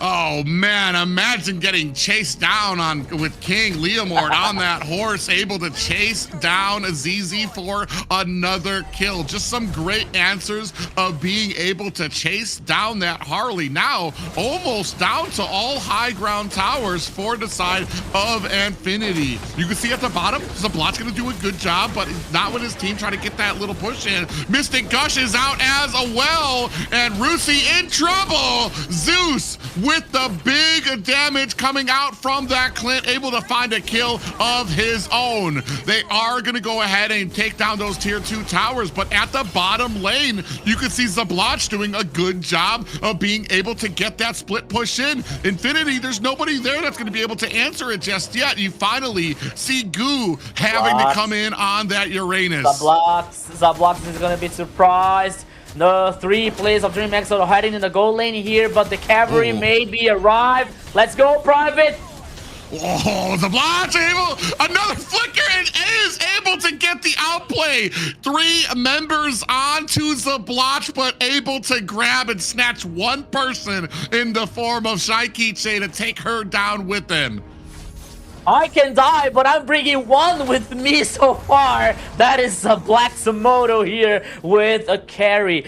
He took the 2 towers. He took down 2 towers in the bottom lane here for Infinity. The advantage for DreamHack is going to be very, very bigger so far, very stronger when it comes now with the Lord heading on the top side here. We know that maybe DreamHack can have some issues with the closing out situation here. Let's see what if they fix this problem from yesterday to today. Oh, ZZ on Chaikichi on the mid lane. Oh, gets caught and taken down. ZZ able to find the angle and the flank to take down the biggest damage dealer on DreamHack. The rest of the team trying to chase. Goo on the back end is not going to be able to close the distance. Yeah, so now here Rusi took down the Lord and he was able to head back in the base. Oh, private once again here. Like, okay, it's not the end of the world for DreamHack. They lost a player, they lost the Lord here, like the opportunity to maybe take down the high ground for Infinity. But they have to like watch out carefully about that kind of situation. They have to walk with so much careful in this jungle, especially with the squishy ones, Shaikichi and Zeus, for example, because okay, Infinity might be so much behind on the goal lead and or advantage, for example, but they are not dead yet. Yeah, they do have the patience. They understand even when they're behind what exactly they need to be doing to be successful for this. I'm not sure, like I know we were talking about how much DreamHack can usually kind of flubber things at the end. That is just a great positioning by ZZ to be able to get to that back line to where you think you're safe on that gourd to be able to kind of get to close the distance on your team. But ZZ just finds this great angle on the backside, and I think that's just, I mean, that's just the value you get out of a Harley pick there to be able to kind of get to those side lanes there. But yeah, it does bring up the question, have they kind of been able to work on that late game, keep the things very strict? Oh, they're gonna go ahead and latch on to Blink and do not finish the job. Blink still sitting there at about 50% health for this team. About a 5k gold lead for the side of a DreamHack. 4 seconds left on the Lord. These guards are getting heavier from Harley. Did you see? Oh, on the top side. Yeah, Rusi has activated that Cauterin Inferno, taking a lot of damage and gets taken down by Zeus, who was just blasting away at him. And a great job there by Blink, who was being just that wall in front of the Cauterin Inferno, making sure that Zeus had all the time he needed on the Clint to really just blast away at him. Yeah, 20 seconds now to Rusi head back in the game. DreamHack is starting the Lord. Apparently no fighting back coming out from Infinity here. So the second one guaranteed by DreamHack after a very, very clever pick off on Rusi in the top side. So now let's see if DreamHack doesn't make the same mistake again with like ZZ coming out from a flank or in the back line here to surprise once again Shaikichi or Zeus with the Clint. But now, I think that they learned their lesson because they are all together and they are waiting for the Lord in the mid lane. Yeah, you can see a bit, oh man. You can see a little bit of a split coming out from the side of DreamHack. ZZ waited long enough. Oh, he was actually going to go back. Keeps trying to figure out if he wants this decision. I think he knows that the Lord is coming in there and he's going to have to come in with the defense. He was looking for another flank, possibly coming for his team. Now, all lanes coming in. Blink does find a little bit of a pop-up there. Fanboy on the backside gets pushed out by King. Damage coming out. Goo takes a heaping spoonful of damage from Infinity, and down goes the Lord. That's going to be one high ground tower at the mid lane. That is down. Goo edging his way to the inside. King coming in from the backside to Lionel. Took a lot of damage. In comes King with the Phantom State Mystic Gush out there as ZZ gets taken down. Rusi is able to find a kill onto Blink and maybe bit off a little bit more than they could chew Chu on the back end, but DreamMax takes one death and is going to be backing up from this engagement. Oh, just kidding. They're still looking for this bottom tower. Goo in the middle there. Another Phantom Steed. Does that thing even have a cooldown? King comes in again as the rest of the team make mincemeat out of that bottom tower. Rusi, immortality has been procced. The rest of the team not in a position to help him as Shaikiche with the Mystic Gut sprays him down. Winter Crown now coming out from Goo once again. One player down for Infinity. That was Rusi. And now DreamMax is still causing the pressure. It's still like pushing the waves. Once again, the Phantom team here coming out from King. The focus now is the tower number 3 on the top side. Unstoppable. Yeah, Zeus is just blasting away, making like short work of a lot of the squishies here. Now you can see the damage starting to land on to this core. Fanboy uses the Wrath of Dryad. It does not connect, and he might not be long as Zeus finds the finishing touches, now trying to put those auto attacks onto the base. And DreamMax, ladies and gentlemen, we have ourselves a series. Looks like the closing game situation has been fixed by DreamMax, and now everything is tied up here, Zena. Yes, a dominating show right there for sure. DreamMax was popping off in the beginning, right? 6 kills, no deaths by the 9-minute mark by the Jungle King. He's showing them what he's all about. He is meant to be in that jungle role. And they claimed most of all the objectives, I think, as well, and basically did what Infinity did the previous game, so it flip-flopped this time around. So it was really cool to see. This one, like you said, these teams have gone back and forth a lot, and they've always reached like best of 3, the full thing, best of 5, the full thing, so I think that's what's going to happen here today. Yeah, and I want to say this kind of answered a question I was very nervous about, is do these players have the skill level to compete with Infinity, especially with the jungle, with the mixed up roster that they're coming in with. And for me, what the only question here when it comes to competition, both of these guys seem like they're on a very even kilt here. The question comes down to the drafting. Because I feel like that first draft just really did not favor DreamMax. And here, the second draft, they got a much better answer, able to lock down the Cho as well to be able to answer the Harley, and then just a great amount of damage they were able to dish out, not just by Shaikiche, but by Zeus, who did a great job there as well. Yeah, so when it comes to King choosing Leomar here in the jungle, so DreamMax was supposed to bring a strong sides here, especially when with Goo and Zeus, you know. So Goo was like, okay, he didn't compromise with Uranus. He was like too strong with a very high sustainability, for example.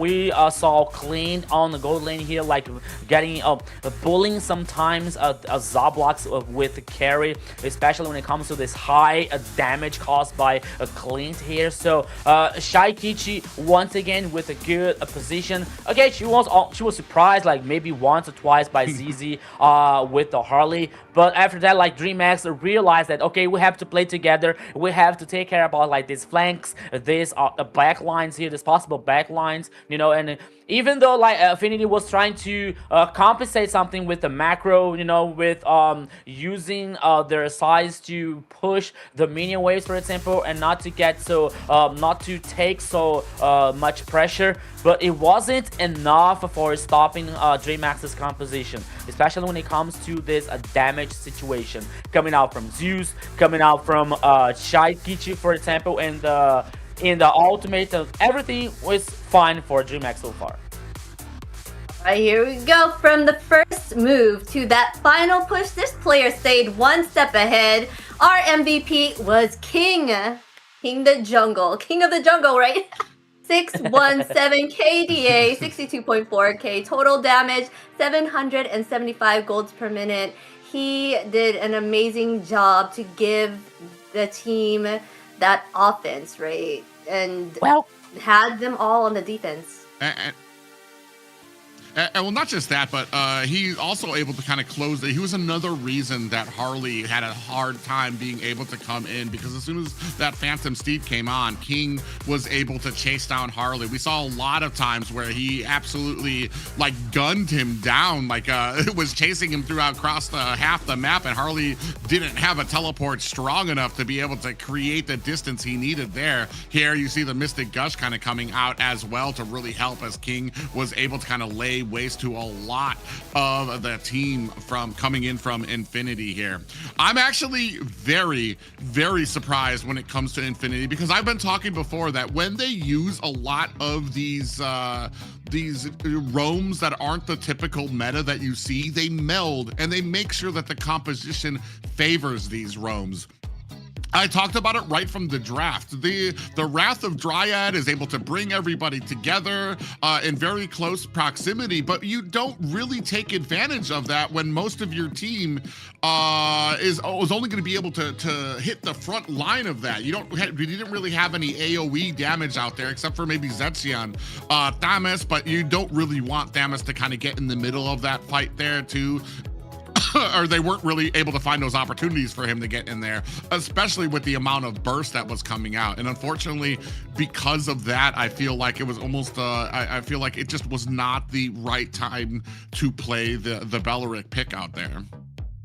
Yeah, it makes total sense here when it comes to this team fight, especially talking the block ones, because when you have the ultimate coming from Beleric, for example, you don't have okay, Zetzion has this like the damage situation, but she doesn't have this DPS, you know. It's different from a Lunox or a Lilia, for example, casting the spells like continuously to causing that damage. Harley, okay, he has a high potential of burst damage, you know, but he comes in and he comes out. It's not like this DPS continuously also in that composition. So for Beleric, yeah, okay, the ultimate was good, but the following up from the team, as a private set, was not the best idea for Infinity here in this situation. So it was for DreamX the perfect situation, especially with Blink, like every time, all the time, causing this like this pressure, this dominance, like with the Way of the Dragon, always like trying to look someone that it was like for Infinity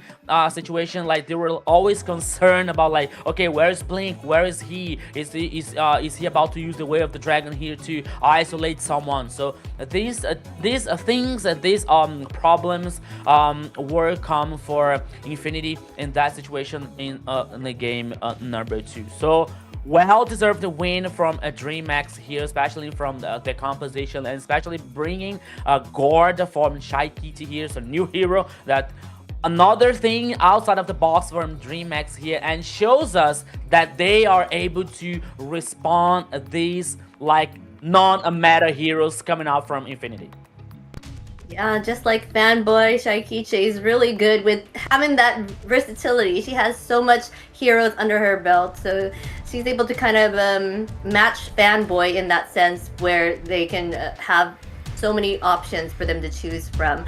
I do have to give a shout out to Blink though. His show was on point, picking off all those people. He was there to get those assists in, and he deserves an MVP as well in my book. Go ahead and ban out that Lucian and Uranus. When it came to that Harley pickup, that's exactly why Cho was able to shine, is because he is the threat for a lot of those assassins that try to jump in immediately. You're going to have a show. And I think I talked about it in the beginning of the game. I feel like Azizi, for some reason, was getting very, very close to Blink with a lot of these deadly magics. And I'm like, first of all, you don't want to be hitting a tank with deadly magic, because it's not going to be able to kill him. But then it's also with Cho that you're getting that close to, whose entire purpose is to be able to lock you down and hit you with the Way of the Dragon. So I feel like maybe that it's just a little bit of an understanding, and maybe a little bit more respect needs to be paid to when some of those counters come out that can deal with you there. DreamHack's gonna go ahead. It looks like Boxia has a Ben left open for them too. Still yet to be played. We do have Phoveus still available on the board, but Phoveus and Valentina available too. So I'm wondering, do we go with both of those together, or do we kind of leave them behind? Because we've got a Boxio out there who's got a pretty decent magic defense right off from the start of it too. So you might not get the best value out of a Valentina.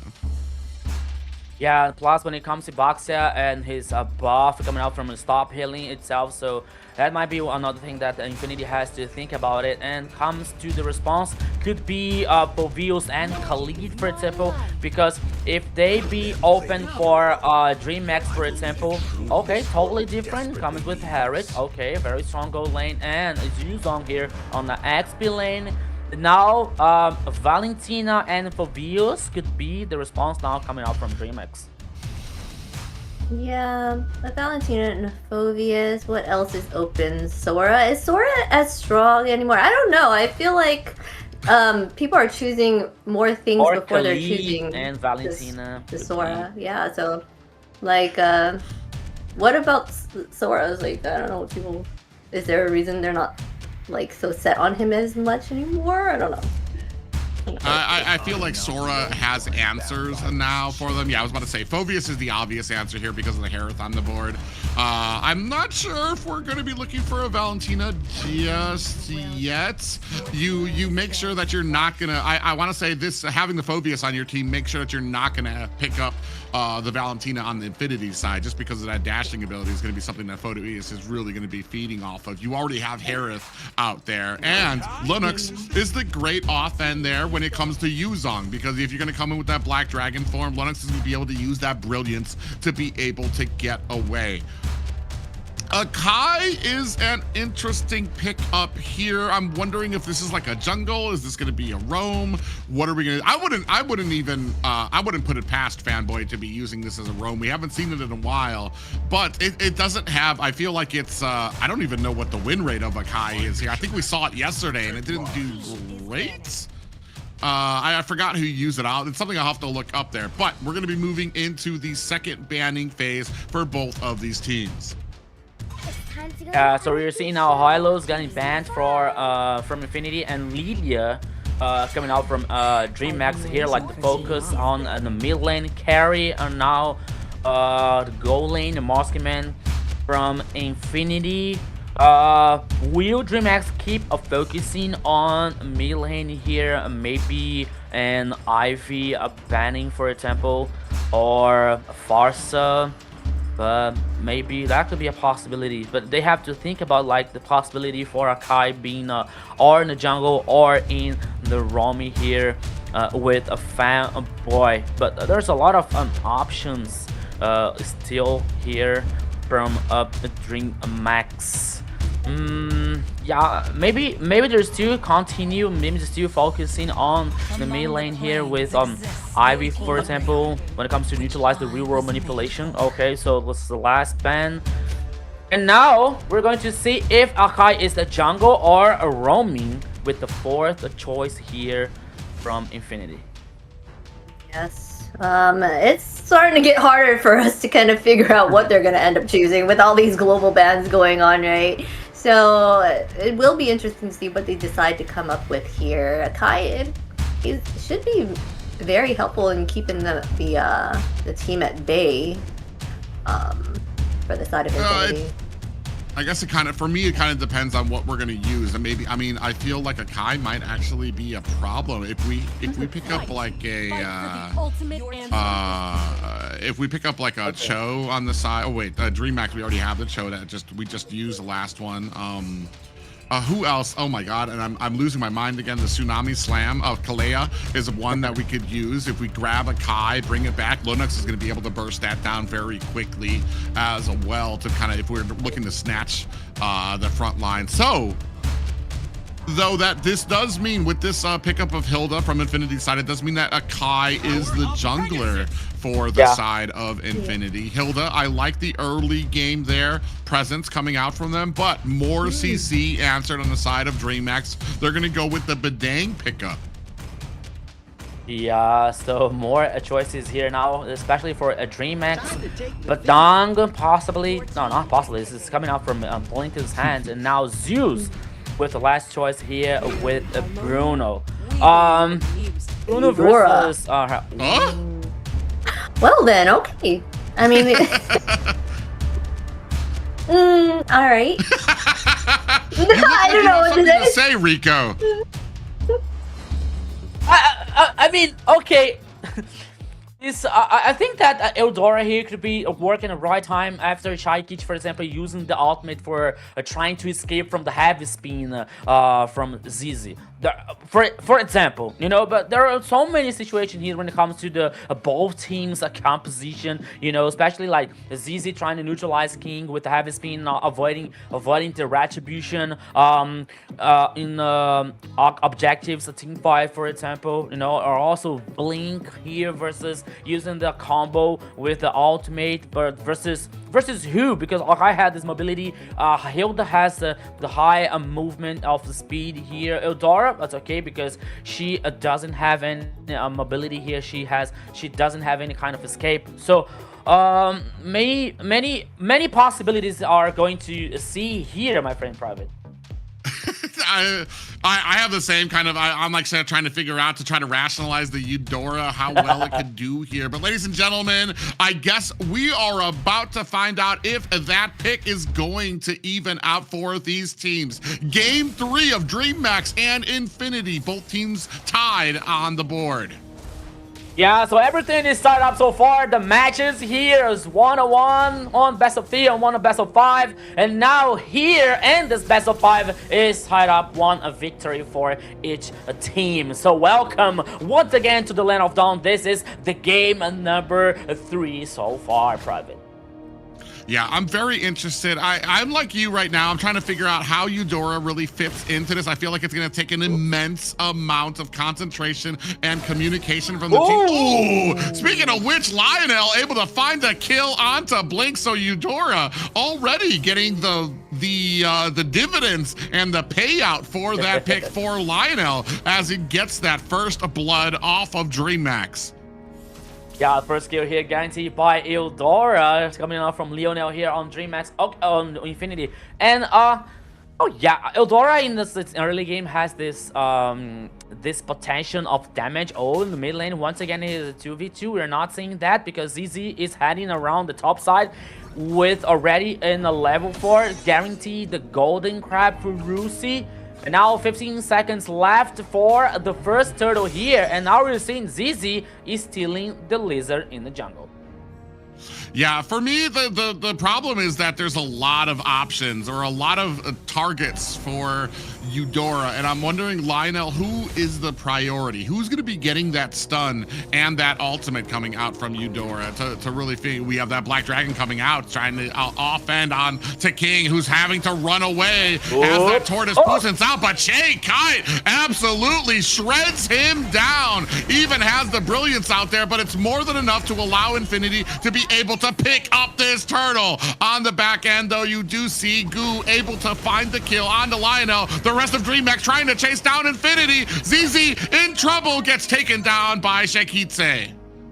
Yeah, Infinity Esports here was too deep trying to get the kill, Private, so it didn't work so well for Infinity. Okay, they guaranteed the turtle, but at what cost? They lost 3 players, guaranteed 2 kills for Shaikichi in the mid lane with Lunox. And now on the top side, yeah, and they're going to go ahead and they find the kill. They're going to be looking to put the pressure onto this top tower, and nobody from Infinity actually looking to close the distance. So that's going to be a lot of free gold for the side of DreamHack. Now we're seeing 3-4 members starting to mount at the bottom. Zeus in the bush, I think, gets found out there by Fanboy. Zaman Force laid down for Zablach, who's trying to go ahead and get all the gold he can from this tower. On the backside, Lionel able to smash down Blink with the Thunder's Wrath. Yeah, I was about to say that, okay, Private, all that Infinity can do is like to let Zeus explore some of the gold energy, but Blink once again, here comes King. Yeah, King comes in for the kill. ZZ's gonna have to use that heavy spin to create some distance from the rest of DreamHack, and they move back into their tower. You see Goo looking for an angle to get in here, just does not have anybody getting close enough. Fanboy, I think, already sensed that in the bush, so he's kind of dancing around it. Yeah, but now the situation is that the next turtle is hiding on the pitch on the downside. Both teams are aware about that, and I believe that DreamHack has a better position so far, but now him, Fanboy, oh, he can't be surprised. Ooh, Lino might have been caught there. Tries to come in there with the damage. Shy Kiche able to find a kill on the Fanboy. Zaman Force has been laid onto the ground. Zablach diving in, finds the kill onto Shy Kiche. Lionel next on the block as Goo able to narrow the distance between them. Coming in with that demonic force heavy spin, creating distance as King finds a kill onto Zablach. ZZ next on the roster, bringing DreamHack to an 8-3 game against Infinity. Another disaster here for Infinity. Okay, the initiation was really interesting for them, but I think that maybe Fanboy was too early in trying to spot the players from DreamHack here, because the rest of the team was like too far away from him. But now DreamHack had the time to guarantee the kills, guarantee the turtle, guarantee more towers, and guarantee more advantage. Yeah, 4-1-2 right now on Shy Kiche. I'm not surprised. She has been a force for DreamHack here. Zablach actually might be in a little bit of trouble. King able to close the distance there. Fanboy on the backside. Zaman Force has been laid down to pour some damage on to DreamHack to find a little bit of an escape. Goo comes in. Demonic Force underneath the tower. Looking for the damage. Zeus comes in, able to find the kill onto Zablach. They're not done. ZZ might not be long for this world as Zeus finding a kill onto him on the backside. Lionel with the Thunder Spirit. Wrath able to find a kill of his own. Lionel, though, bit off a little bit more than he could chew as Shy Kiche comes in with the damage. 6-1-2 right now for DreamHack's mid laner. Yeah, Shy Kiche here is on fire with the 6 kills, but we have to talk about Goo and this Phoveus. It's destroying so far here this game so far, because he has this ability and this facility to get the backline here, especially when it comes to Lionel, for example, or Zablach. So it's getting very, being very interesting for DreamHack. That situation, especially coming from Goo here and this way to get in the back line. But now Infinity is trying to compensate, especially in the top side here. Oops. Yeah, they're trying to dash onto Zeus, who does use that dash and is able to still lay on the damage. Even with the heavy spin, he's taking a huge amount of damage coming out from Infinity. King on the backside, trying to close the distance onto ZZ. Is he going to be able to find the Goo on the back end, looking to try to chase him down? DreamHack are desperate for that kill onto ZZ. In comes Goo for the kill. Demonic Force is out. The Black Dragon is out, as well as Zablach able to answer back. A 3-man Petrify coming in for Rusi, but Shy Kiche is right there to dish out the kill. King, not long for this world, gets taken out as well. 14-9. That was a massacre now coming out from Infinity in this last team fight, when everything seemed to be so well for DreamHack, especially in the first time of this team fight. Getting the first kill for Vios, once again getting the back line, forcing the Infinity players using the flicker. Lionel was like about to die at any moment, but somehow Rusi with the Petrify was like moving the point here for Infinity. 4 kills for Infinity, and now the Lord is on the pitch. The goal lead here, there is no more, because DreamHack was just a little bit ahead, but now after the last team fight, everything is tied up, and now here comes Fanboy. Ooh, yeah, he's trying to latch on to Shaikiche, who I think still had the ultimate, still had the brilliance, so wasn't exactly scared of the damage that was going to come out there. Could have used the brilliance at any moment, but this is going to set up for Infinity to be able to get a good put onto this. Lord Black Dragon is out, trying to create that distance from the backside. King coming in, looking for the retribution. Heavy spin is out. ZZ did a great job of being able to use that heavy spin to pit King against the wall. He wasn't going to be able to get the retribution on the backside. They are able to find the kill onto Zabloch and Lionel. So you lose 2, but you're able to pick up the Lord for Infinity. They got the Lord, but they lost 3 players, or 2. I think there were 2 players in the process. But now they're heading back in the game. But now DreamHack is taking this opportunity to get down the first tower on the mid lane. Oh, once again here, Fanboy.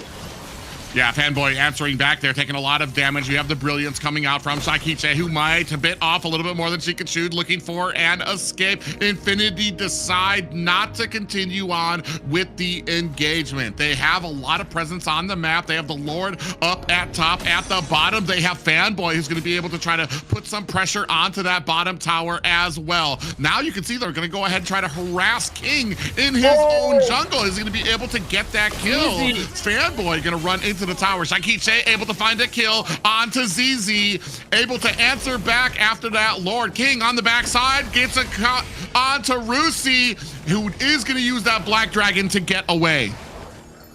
Yeah, you know, for one side, I would say that could be worse for DreamHack because Zablox wasn't in the last team fight. But now, I didn't get it what ZZ was trying to do, like getting the flank, while the Lord is still heading in the top side here. As we see now the items, we got the Has Claws and the Berserker's Fury for Bruno, while I have the Stardom Sight and the Heaven's Feather coming out from Zablox. So we know that this Harriet is going to grow a lot more here when it comes to a damage cost, the damage dealt here for Harriet. I'm sorry. So DreamHack has to take care about this. They know that situation because they have Shaikiche with 10 kills and 2 assists so far with this Lunox. The true damage is coming out from mid lane from DreamHack. It's a reality, so they have to take care about that. Yeah, that's going to be very interesting because you're just looking for Zabloch, who's going to be looking for a pretty expensive holy crystal right now to be able to dish out a lot of damage. Zeus, on the other hand, he still needs another item. There's the holy crystal for Zabloch, but Zeus is looking for he's going to be looking for another item and looking for that range in the Malefic gun as well, so that he can actually start off dishing out the damage. I feel like this next fight, if DreamHack is not careful, Infinity is really going to be able to dish out a lot of damage. That's something that they have to understand, have to respect. Just like you see King has picked up that Radiant Armor for Zabloch so that he's not going to be able to burst him down as quickly. Here, Blink taking a decent amount of damage. Goo coming in. Demonic Force is latching on to ZZ, who's going to back up from this fight. King coming in. Goes into 4 members. This is not going to be enough. Goo comes in. Domin Force has been laid down. Black Dragon is out as well. King might be in trouble, looking to try to crawl his way out. Blink finds a kill. Shaikiche finds one onto Zabloch. Zeus putting the damage. That is 4 people down for the side of DreamHack. This might be the end. Zeus is Fanboy in the back line. What a bait coming out from Shaikiche. Went in there. I was like, why are you going in with such low health? Had the immediate brilliance for the team wipe on Infinity. And ladies and gentlemen, I don't think Rusi's going to be able to stop this push from DreamHack. Oh, here comes the base. It's not done yet. Here comes. Oh, here comes Infinity defending the base. Triple kill for Zabloch so far. Just kidding. Apparently, Infinity invigorated there. Rusi just needed enough time to let Infinity get up, and DreamMax. This is what we've talked about. The end game, making it too loose, not of being on control and being on the same page. Some people were trying to hit Rusi. Some people were trying to hit the core. We didn't have the focus, and now Infinity takes advantage of it. I think that the fans from DreamHack are not that happy with that situation. Okay, it's not the end for DreamHack because the Lord is heading on the top side. They still have the high ground open for Infinity here. But once again, we saw that movie, Private. We saw that happening, Xena. So, DreamHack, they have to take care about that. Oh my god. I was expecting that to be the end, but oh my gosh, they came back and almost demolished it and even got the Lord and now it's pushing back. But that's what I'm saying, like they seem to like kind of get too greedy with it or something at the end. They're having trouble with closing out. I don't know. You know, we can say about closing out, but I mean, who wouldn't have been like raising their hands, playing with one hand at that point, be like, all right, boys, let's close this up. Oh my God. As they take down 4 people, it was just Shaikiche alone. And the only reason she made it out is because she had the brilliance to be able to negate all of the damage that was coming out from them.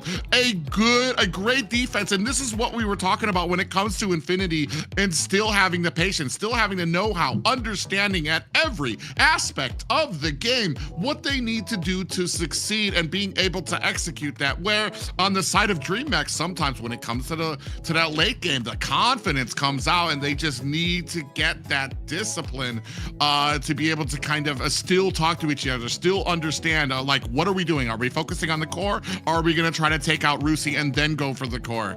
Unfortunately, there it kind of got a little bit split up there, and it allowed the rest of Infinity to get back up. Like we said, it's not the end of the game yet, but it was an opportunity that seems squandered by the side of DreamHack. Not the end for you guys as well, because we still got the game going on. We have more games to come, so you have more chance at getting these diamonds. The diamond drops. The more you engage, the longer you are in the chat, the more chances you have to get these diamonds right here.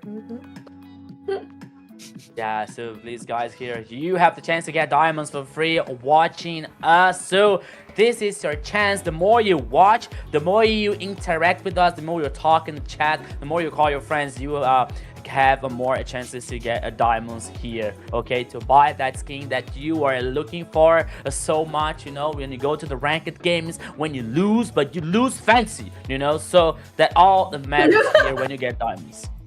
Yes, you gotta lose fancy. That's the only way to do it, guys, okay?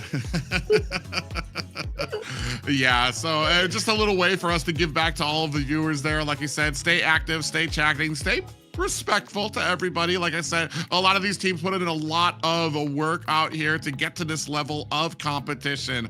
And man, it's just a big back and forth. This is why I was so excited about the second day of the playoffs, because I knew both of these teams were going to be very even. They faced each other so many times already and always go the distance. It's never like a big smashing where one of them is going to get a sweep. These guys have played against each other so often that they understand the picks, they understand some of the drafting that's going to happen.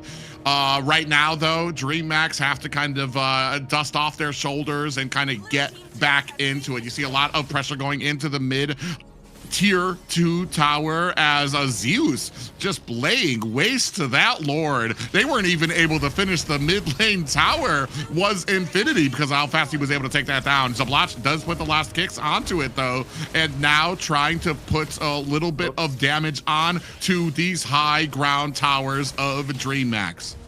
Yeah, but now Infinity here has to take care, especially with Goo here and the knocking up coming out from Fulvius. I saw Rusin using the Petrify here versus on Chaikichi on the top side, but she was able to escape with no problem. She didn't use the ultimate, for example, to escape or anything else. So Infinity now, they lost the Lauren here. Okay, they got the tower number 2 in the mid lane, but still, this is a very good advantage for DreamHack. Okay, the goalie now heading for Infinity. The most of the players are not with the full build yet, so it might make some just a little bit of a change here. But now we're seeing Rusi with Immortality to buy some time on the thing. Oh, fanboy, you have to take care about that. Okay, he's aware about something in the purple buff, but now he's getting info. Oh, the wall.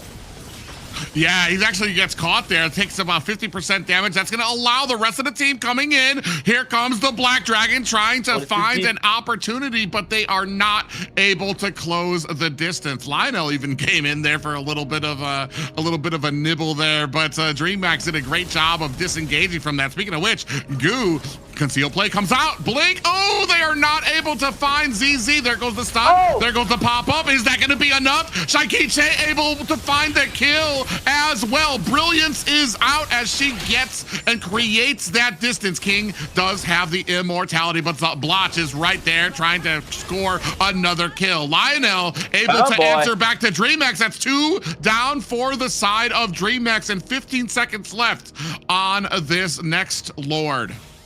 I thought that could be better for DreamHack here after Shaikichi getting the first kill on ZZ, and I was thinking like, okay, now this is gonna be very good for DreamHack. But we saw King losing the immortality and then losing his life, and we saw Goo once again here getting killed. And with this superior in number situation for Infinity, it might be another Lord for Infinity Esports, because we have no retribution coming up from a DreamHack. So the Lord here easily guaranteed by Infinity once again.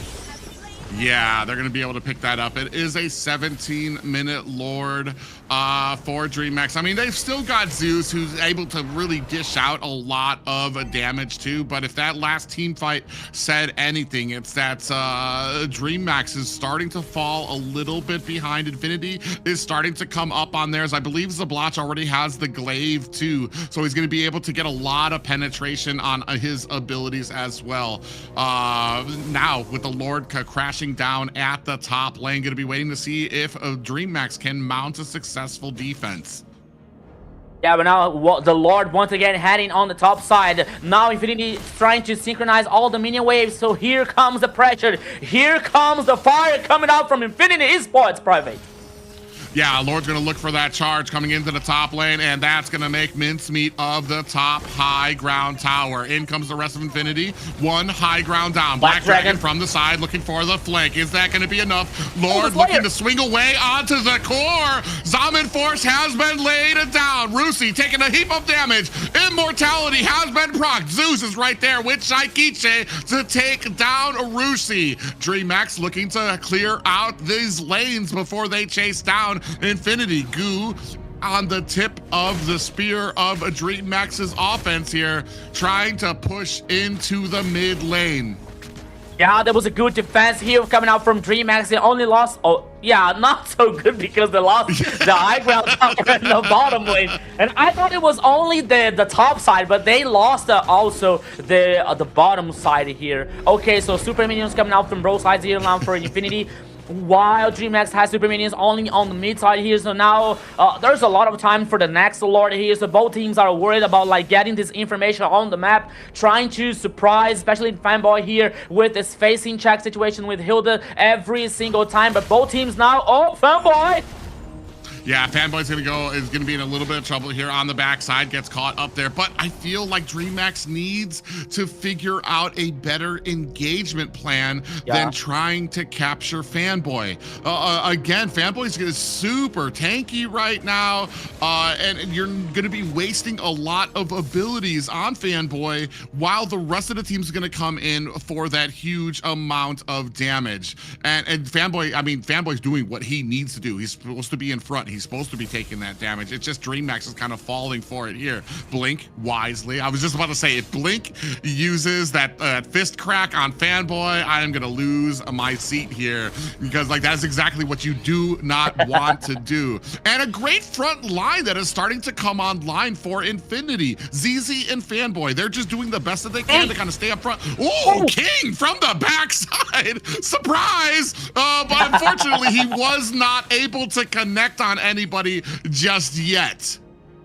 Yeah, so now here Lionel was forced to use the flank. That might be very important in this next Lord team fight, while Fanboy was spotting the rest of the teams here from DreamHack. The Good now trying to cause damage in a Fanboy here. But now the situation is the Lord is open from both teams, and now DreamHack, or either they're trying to find a flank, or either they're trying to push the mini waves and blink with the Beyblade mode here once again trying to flank. But now Infinity is aware about that situation. Oh, yeah, but they're going to see that Shaikiche is at the base trying to clear out these minions. They're going to probably try to burst down this Lord once they realize it's a 4v5 here for this fight. At the mid lane, Rusi shows himself trying to clear out that mid lane as well. Unfortunately, DreamHack's just not seeing a good way in. They need to be able to get that flank. They're trying to get around this huge front line to get into Zablatch or to get into Lionel, but it's so hard for them to be able to find these maneuvering here with this great front line being played by Infinity. Now dancing around this Lord, it seems about 25% down as well. You can start seeing the minions, and again Shaikiche has to go back to answer these minions immediately. Infinity see that, they're gonna start pressing their advantage, trying to push in to DreamHack. Another wave, Shaikiche, get to the top lane. You can see these minions going in there. The lanes, they have all three pressure of the lanes coming in, so it is going to be able to stop that. But now we have a fight coming out from Infinity and DreamHack. Down comes the Zaman Force. Fanboy taking about 50% damage, still has that immortality. DreamHack successfully have been able to push them away, but the mid tower might suffer for it as there are minions creeping at DreamHack's final high ground tower. Side lanes starting to push in as well. Black Dragon is out. Infinity see this as their moment. If they can keep DreamHack busy for just a bit longer. Lord, 10% getting down. Is that going to be enough? ZZ from Infinity able to get the retribution on that Lord. Demonic Force on the backside is able to take down ZZ's. And down Lionel, able to turn it down against the minions at the base. This is what I was worried about. Is it going to be enough to take them down as Infinity fighting for their lives? And finally, the base minions come out from DreamHack, but it is only Blink alive here to try to defend against three members of Infinity. Can they close it up? Fist Crack comes out. Immortality has been proc. Zaman Force laid on the ground and immediately aims for the base. That was a really nice cooking here coming out from Infinity, especially with this Minia waves coming out from both sides. 2-1 for Infinity. Let them cook, Xena. Let them cook. What a turnaround that was. I was fully expecting DreamHack to have that one, but at the end they fumbled, and that fumble they were not able to recover. All the Lords went to the side of Infinity.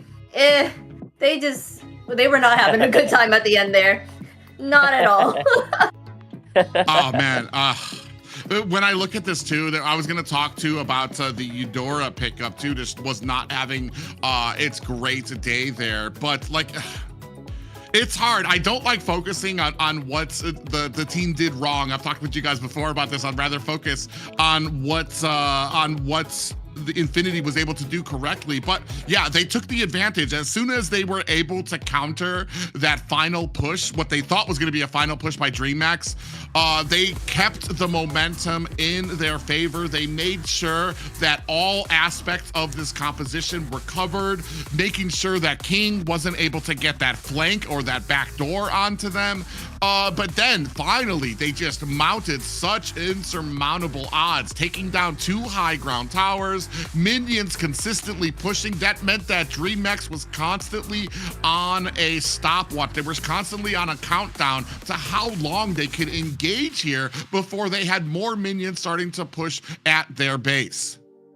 Yeah, you know what, guys? It is quite painful when you see Shaikichi here with 15 kills, but it's still not being able to guarantee the victory for DreamHack, you know, because we saw that situation once again. And I don't know about you guys, but I can only think of one situation when it comes to that almost victory for DreamHack. Like, I can only think that the players, like, they're sitting down in a chair on the desk, you know, playing together, for example. And then when it comes to like the last mini waves, and they see the base exposed, and they're hitting the base, and they were like, oh, okay, we won that game, you know, and they standing up, like, doing high five with the players and not getting words about, like, the minion waves. And surprisingly, Infinity coming up from, coming back and getting triple kill from Zablox, for example, and, trying to, like, getting able to reverse that situation. You know what I mean? Because it was so close to DreamHack once again. Like, and for me, it was worse because it was like even closer than that we saw yesterday when it comes to the closing out situation from DreamHack. And this game here, that might be a very, very painful for them because they were so close to win, and now they're 2-1 for Infinity. Once again here, South Group playing very well with Fubios, especially when they're coming up to knocking up the players from Infinity. But Rusi was like able to, especially using the Petrify in the right ways here to like neutralize the carry one. Well, we see that situation, you know, that we saw the car minion, and Infinity was able to come, it was able to like clean the minion waves, you know, like the base was like 10% of HP.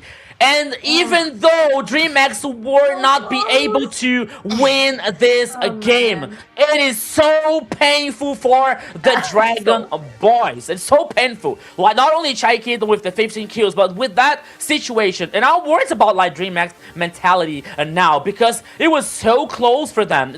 They have to be strong now to the next game. But once again, Rusing playing very good. Eldora here.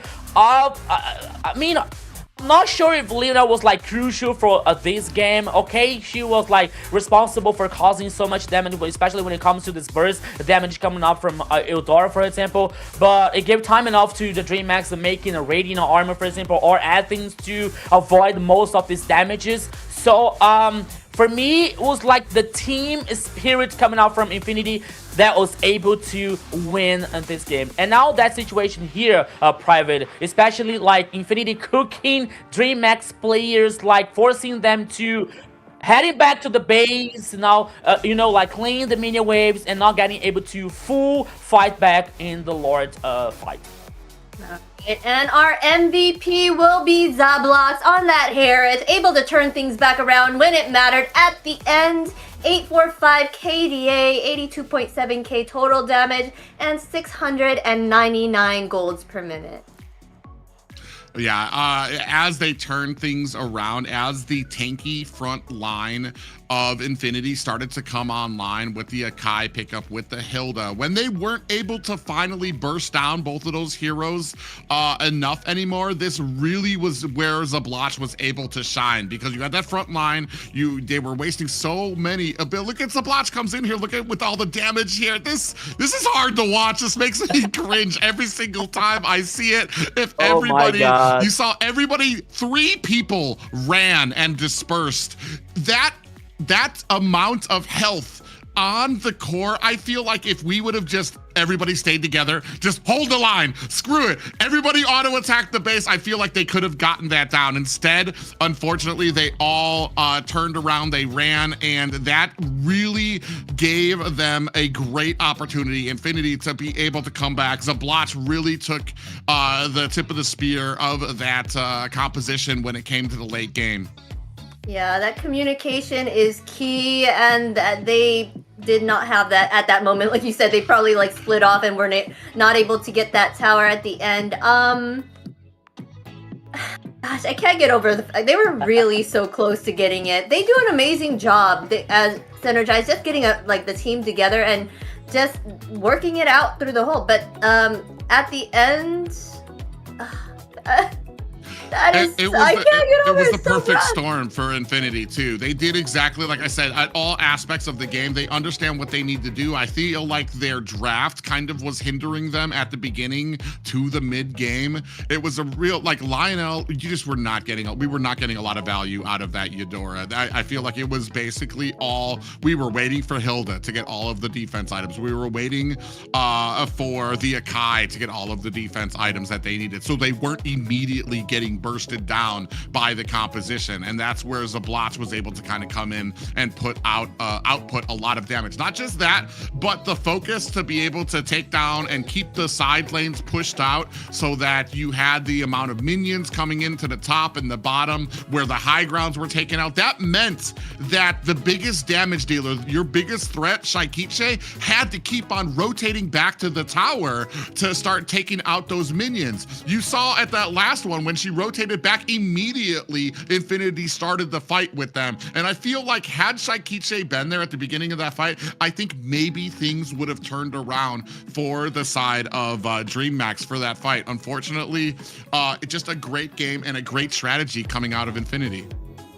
Yeah, and I agree with Zena because despite what happened in this game, DreamX did an amazing job. You know, like this situation that could be the victory for anyone. Anyone could win this game so far. But when it comes to that situation that we were talking yesterday, like the closing situation for DreamX. It's not only like it's not the same that we saw yesterday, but it still is like a ghost coming out from the past to haunt a DreamX and somehow. So they have to think about it. But now, guys, I'm more concerned about like what the DreamX guys are thinking now. Like what Shaikichi is thinking now, what the guys are thinking now after this painful defeat on this third game, considering how they lost, you know. So okay, if they lose today, it's not the end. They are heading for the lower bracket, but in the competition, no one wants to lose. Everybody wants to win, you know. So let's see what the boys of the DreamX here are thinking about that. That's what I love about this. It's not over till it's over, and you just can't count. You can't count it out until you fully get that tower down, right? You can't pre-celebrate because that's what's gonna happen. You never know. But here they are going into these drafting right here. They're banning out the Zushin, the Gwen, and the Harith, and on the side the Freya, the Soyu, and the Boxia. But they are going to pick up the Marcel on the side of Infinity. Yeah, we've seen how well Marcel, when played correctly, can have a huge effect on teams when it comes to being able to offend ganks or pushes by the enemy team, or even when it comes to the objectives, being able to use that golden hour to freeze out, especially if the enemy team is the second one trying to get position on the turtle.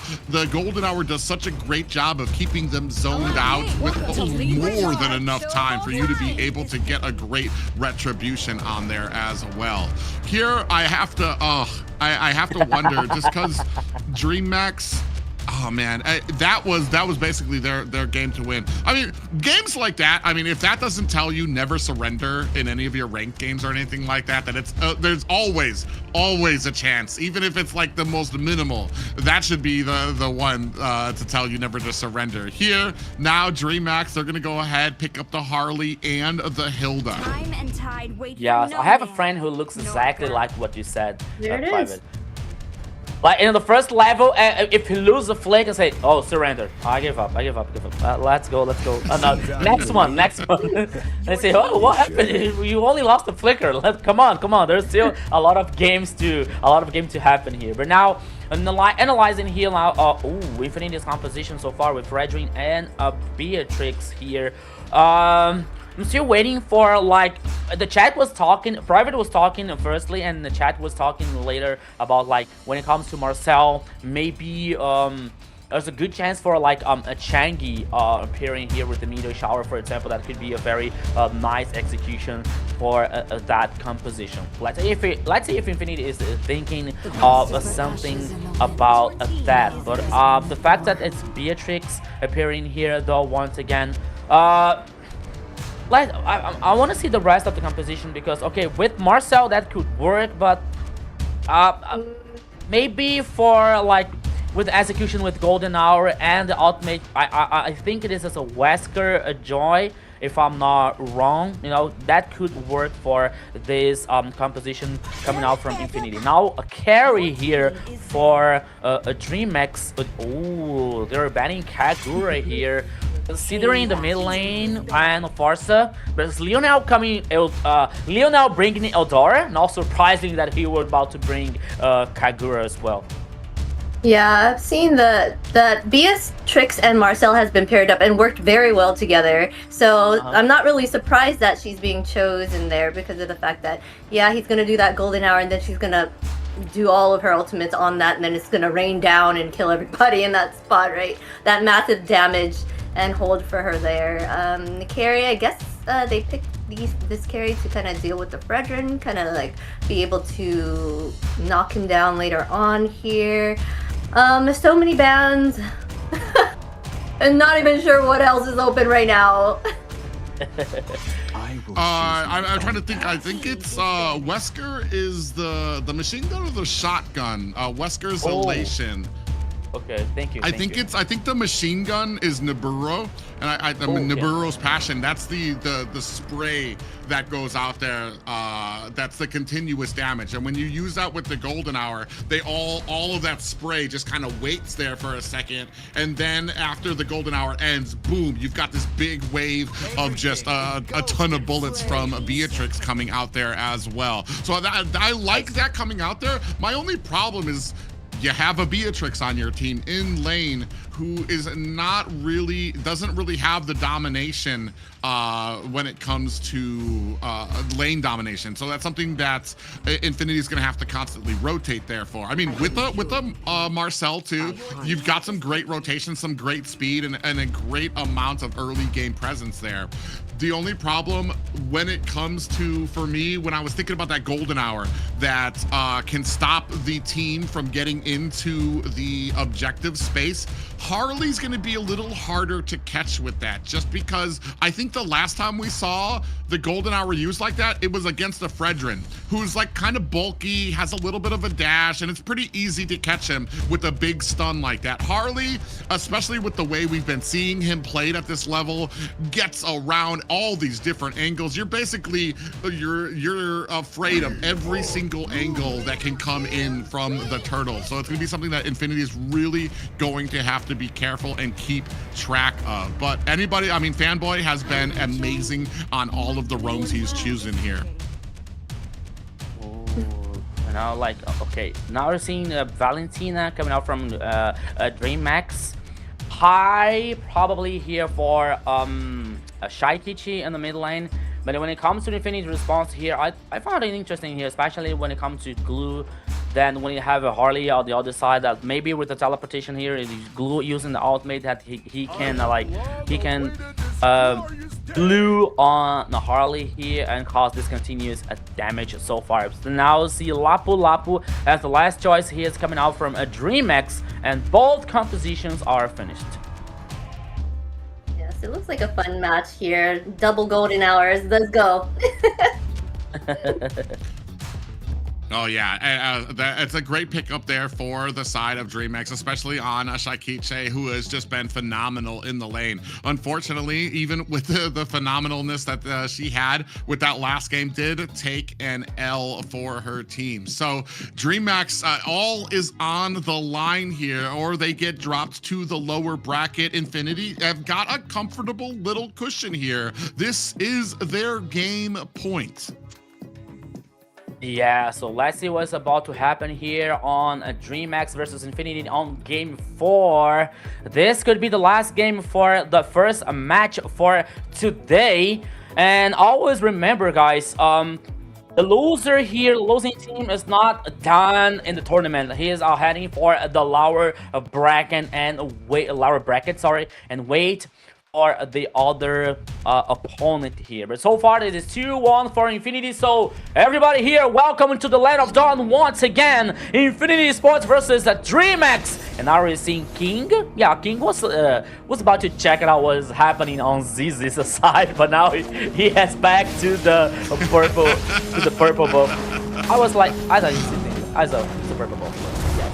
Yeah, I was actually wondering about that. I think we saw this before too. I commented on it. Like, what took King so long to get back there? He's just kind of going out there. I do this a lot too when I try to jungle. I look in the enemies, see if they're getting their buff. If they're not, I'm gonna go ahead and try to steal it. Here, you take that walk of shame back to base because you saw them there and you're like, all right, I'm not gonna fight that. I'm just gonna have to go back. Now, you see a little bit of a fight over in the jungle. King was able to pick up the Little Wanderer though. Yeah, so after the first minute here, bro, teams are focusing on getting the farm, but oh, Blink, what are you doing there? Yeah, Blink, I mean, this is a lot of CC that Fanboy can have here, so Blink's gonna have a little bit of a problem there. Both Rusi and Fanboy surrounding there with that damage. Is it gonna be enough to take down Blink? It is not, and that's just kind of what you get with that Hilda, the early game defense and regen. Look at already almost back to full health for Blink. Yeah, almost full HP here for Blink. Using only like avoiding and only with the stabs here coming out from Hilda on a 1v2. That clutch that could be very interesting, but now Goo can be the next target. Oh, ZZ in trouble. 3 members are going to go ahead and surround there. Is it going to be enough? Appraiser's Wrath slams down, but down goes ZZ. Is not able to get saved, even with a great Appraiser's Wrath that drops 2 members from DreamX down to 25% health. Fanboy and Rusi trying to lock on to Goo, but it's not going to be enough for them to be able to find the damage for that Lapu.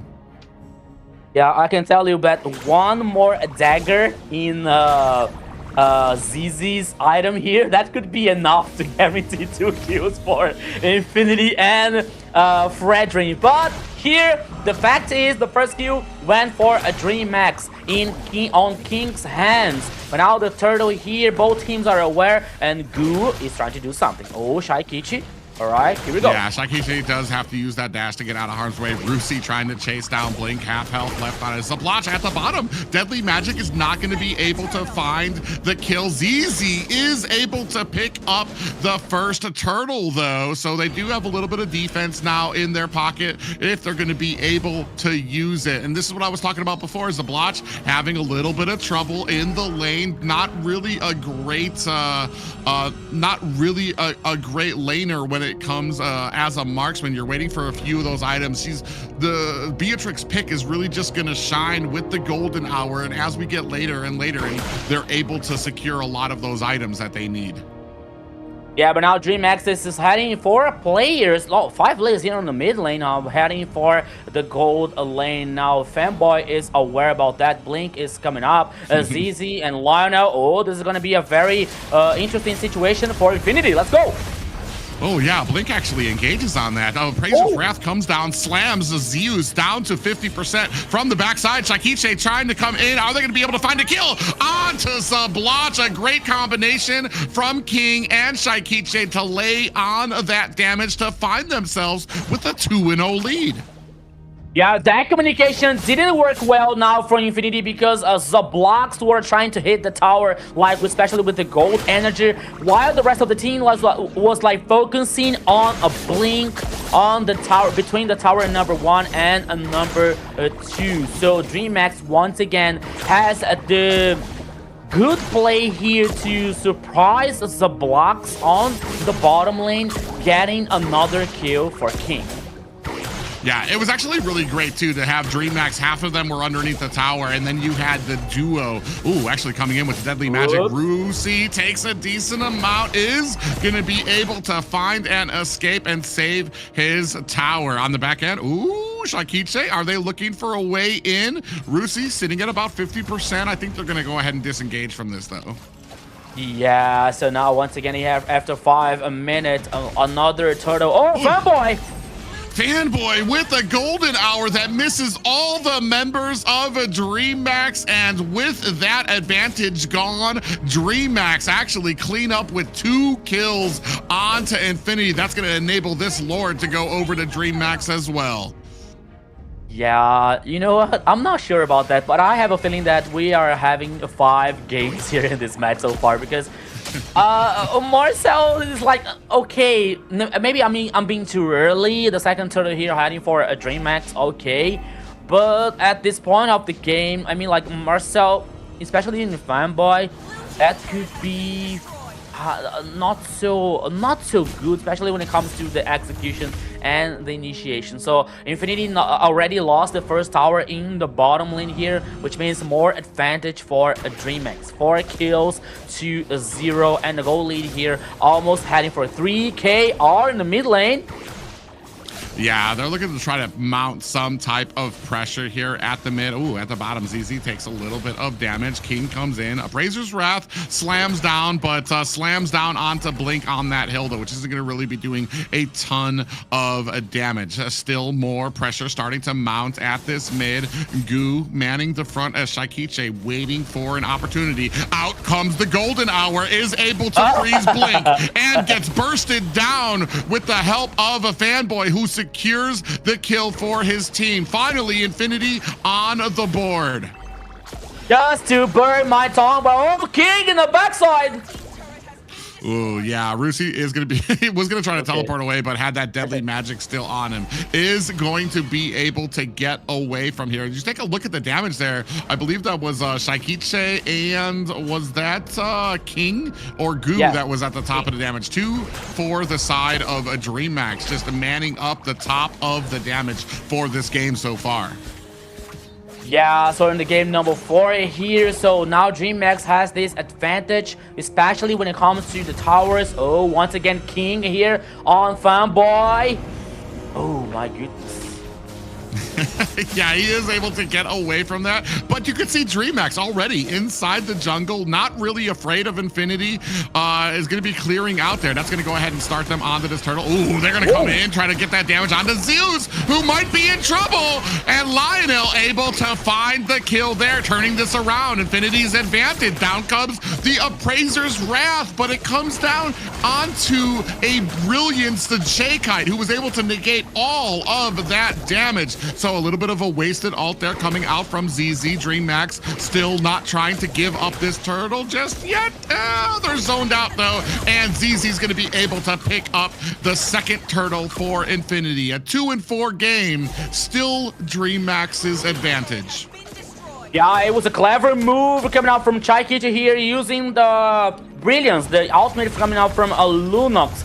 Even though that Infinity got the second turtle. Oh, here they come. Oh, we do have another golden hour there. Zablach is waiting, and ZZ goes down again. This is, I mean, this is what we were trying to do with the golden hour. We were waiting for it to come online for Fanboy. He missed the first one. That kind of beset some of our expectations, but he started to come back online. I feel like 2 golden hours have resulted in a death for the jungler of DreamMax. So started to get a little bit of that value out there. Shaikiche comes in here from the flank. Fanboy not looking for a fight just yet. Yeah, so now meanwhile this was happening on the bottom lane, King was like taking the chance and taking down the second tower on the top side. More map domination coming out from a DreamMax so far. No, tower number 1 in the mid lane, which unlike most of the people, they consider that is the heart of the map. It is heart of the Land of Dawn here on Mobile Legends, and now both teams are like up to do something on the bush. Like we see like Infinity players on the bush in the goal lane 1, and now they're moving back, they're heading, they're roaming.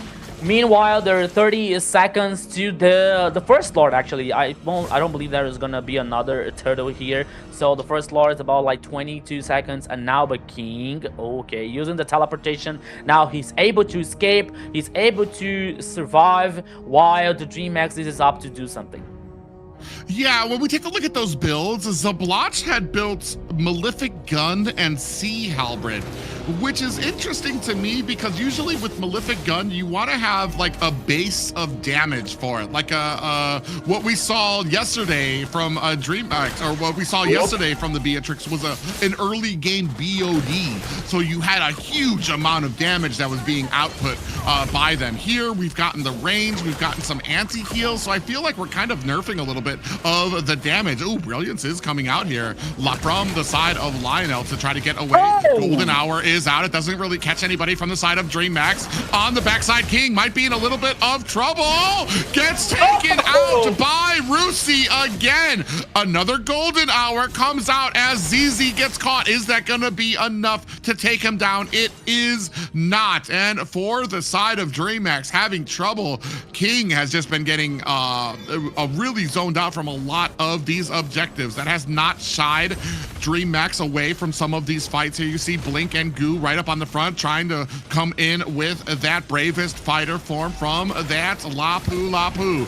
Goo takes a little bit of damage. A stun issued out to the side of Rusi. Now on top with the ultimate does allow ZZ to pick up the Lord for the side of Infinity. Now they're looking for a fight. Goo in trouble, gets taken down, but immediately answered back by Zeus. Now, the three members, Shakiche does get a little bit of a stun, but now gonna focus their efforts on trying to clear out the lane and the Lord pressing at top. Yeah, but I told you guys before the game started, I was like hoping that Rusi with the glue using the ultimate on King, because when he uses ultimate, it doesn't matter if the King using the teleportation or not. He hears this talk, you know, on King's head. And that would happen and guaranteeing the kill for on the DreamHack jungler. And not only that, but getting the way easier to get the Lord. But now the Lord here like almost being useful in the top side. Meanwhile, the Infinity is trying to focus on the mid lane here, but with no success. But even though that was an interesting situation from both teams, especially for Infinity here, like getting the Lord. And now we have a cursed helmet for Rusi here. More like magical damage so far. Oh, magical DreamHack defense. To figure out a plan here at the beginning, before we get later and later here, because right now the only reason that DreamHack is winning, I feel like, is because the immense amount of damage they're able to output. From the top 5 damage, 4 of those belong to DreamHack right now, but that's because kind of the slow play that is coming out from Zabloch. Finally, you see there has picked up the BOD, so now once that Nibiru's Passion comes out, it will be doing a good amount of damage to DreamHack, depending on what their defense is looking like as well. But like I said, right now, DreamHack, I mean, they have the damage, they have an immense amount of damage, but still getting thwarted, getting pushed away from a lot of these objectives. When it comes to getting trapped underneath the Golden Hour, or Rusi, who's doing such a great job on this glue to be able to kind of get to those back lines and get to the squishies to be able to find a lot of the damage there. 3K advantage by DreamHack so far at the 13-minute mark. Yeah, Holy Crystal now for Lionel. So meanwhile, DreamHack is like working once again so clever in the micro game here, taking down the tower number 2 on a bottom line here. Only the second one remaining on the mid lane for Infinity. After the 13 minutes, we are seeing here the gold lane heading for DreamHack, almost for a K exactly. But once again, we saw something similar in the last game. DreamHack was about to win the game, but with like only 10% of the HP, they were not able to win. But now, oops, ZZ and Leona can be surprised.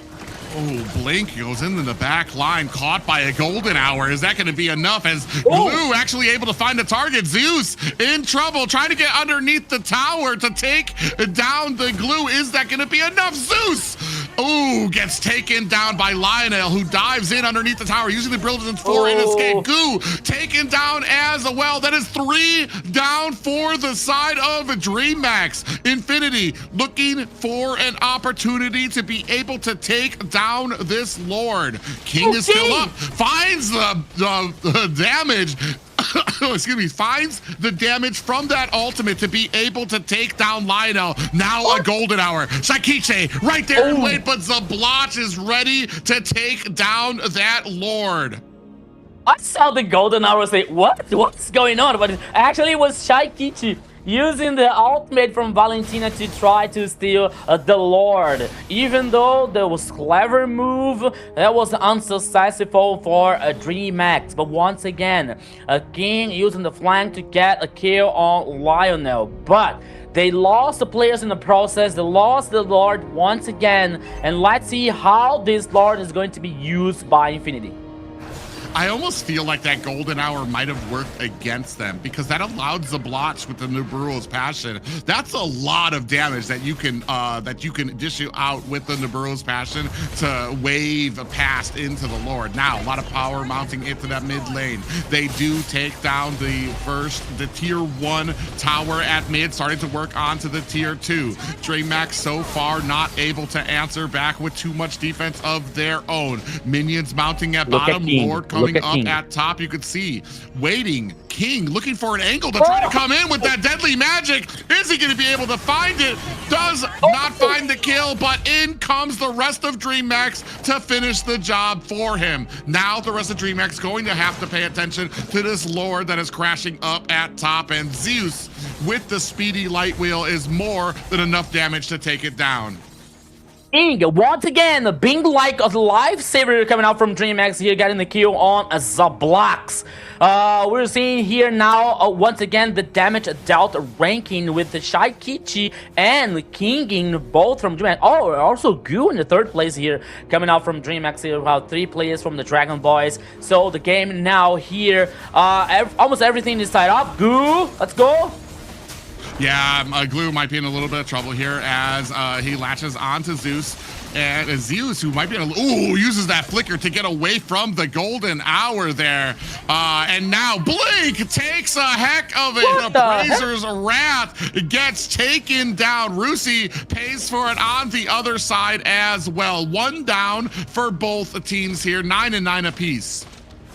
Yeah, so 1 player down for both teams. Only 38 seconds left with the next Lord, but it's going to be time enough for the players to get back once again. DreamHack was like trying to cause this pressure on Infinity's jungler to push the minion waves to avoid this kind of troubles, especially when it comes to the next Lord here, because if the minion waves are like pushed away from your side, it could be very interesting when you get the Lord, or even though you lose the Lord, at least the minion waves are not like pushed against your side. But now 6 seconds to the next Lord. DreamHack here like trying to play in this macro, trying to work with this macro, and now I believe that they have a better position now. Lionel has to take care about that on the jungler on the downside, but now both teams are not both teams, only Infinity is heading for the Lord at this moment, but Link, they're trying to flank here versus Infinity.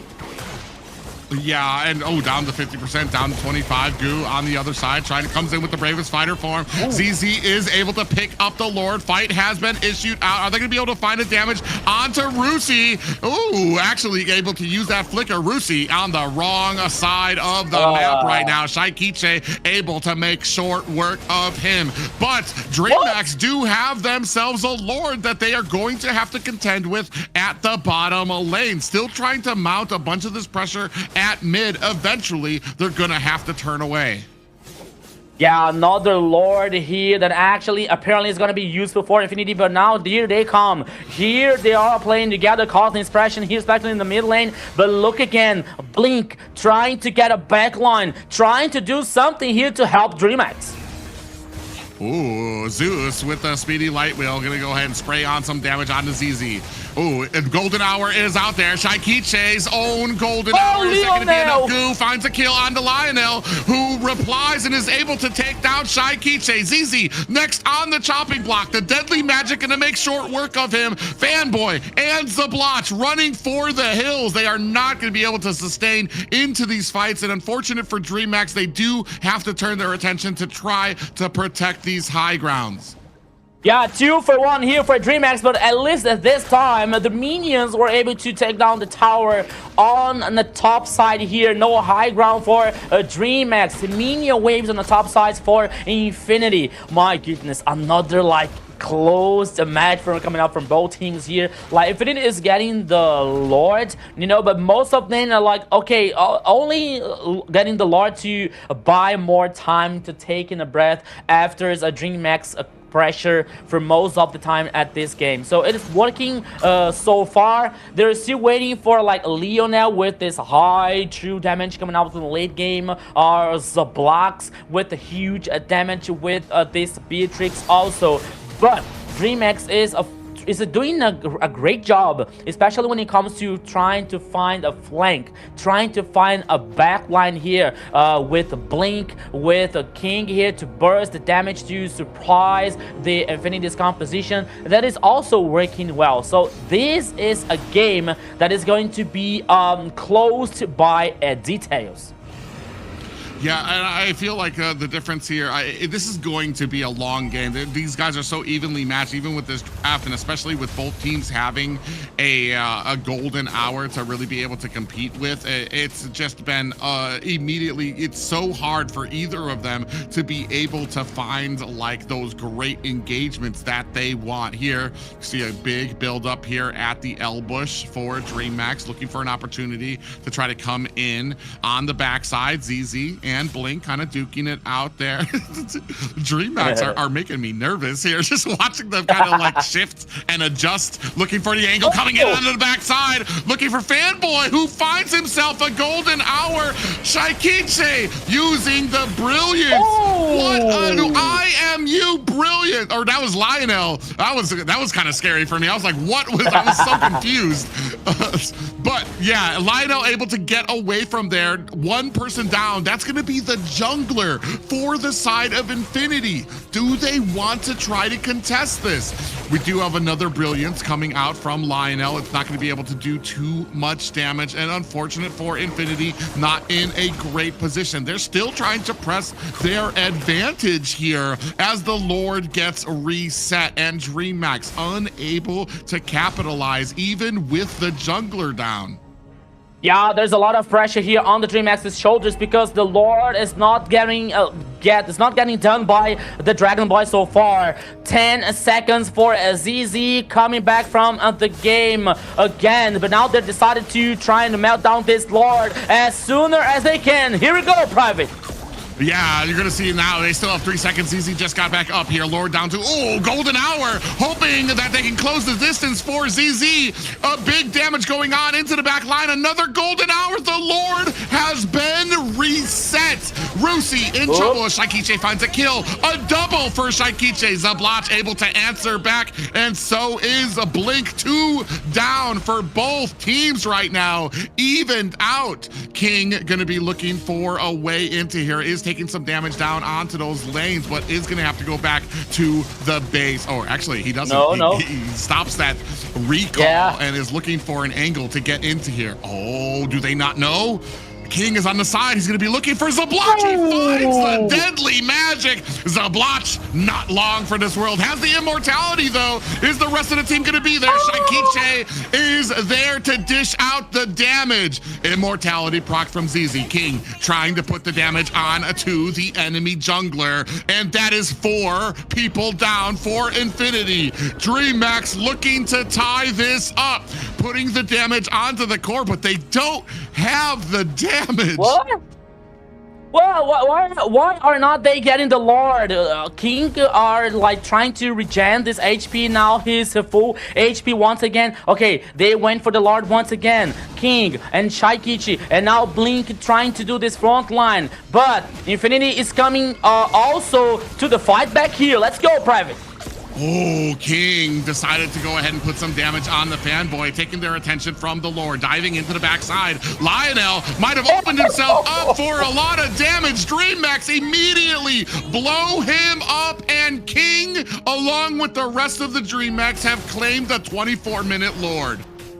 No danger situation in that time for DreamHack here, guaranteed this Lord, which is what's immediately heading on in the mid lane here. Now, DreamHack with the Lord advantage, with the player numbers advantage, they can have the final push here to turn the game tied up so far, Private. Yeah, high ground tower at mid being focused on. Bravest fighter form comes in from Go. Fanboy. Ooh, on the backside, Rusi uses that winter crown, trying to last out a little bit longer. Down comes the Appraiser's Wrath. ZZ able to find himself a kill. Golden hour. The damage onto Blink does not finish the job. Lord swinging away on the core. Shakiche finds a kill onto the jungler. Is this the end? DreamHack are taking us to a game 5. Oh my goodness! Why things has to be so difficult for DreamHack, especially when it comes to finish the game? But the reality is 2-on-2, everything is tied up in this best of 5, Zena. And here we have it. We're going to a best of 5. They always take it all the way, these two teams, but they give us a show, right? That back and forth between the two is really cool to see them, you know, like go just clash.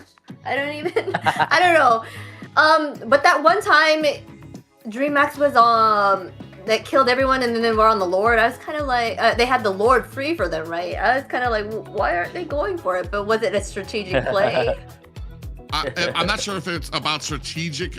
Well, I mean, yeah, it was strategic just because they could not afford to just focus on the Lord because of what members. I believe it was still Fanboy that was up. They didn't have the damage to be able to burst the Lord down. So at the best, they probably would have been 50% down by the time the rest of the team had come up. So I think I appreciate the call. As long as everybody, honestly, whatever the call, as long as the entire team's on the same page, I'll support it because they all turned away from it and they're like, okay, we just need to set up for this next fight. And for them, it was a benefit because they got the jump. They were able, Lionel was so desperate to get into there, dove so deep. They weren't even focusing the Lord yet, but Lionel dove so deep with the brilliance that by the time the brilliance end, Lionel had been chunked down by DreamHack there. So that really afforded them the opportunity to be able to push back Infinity.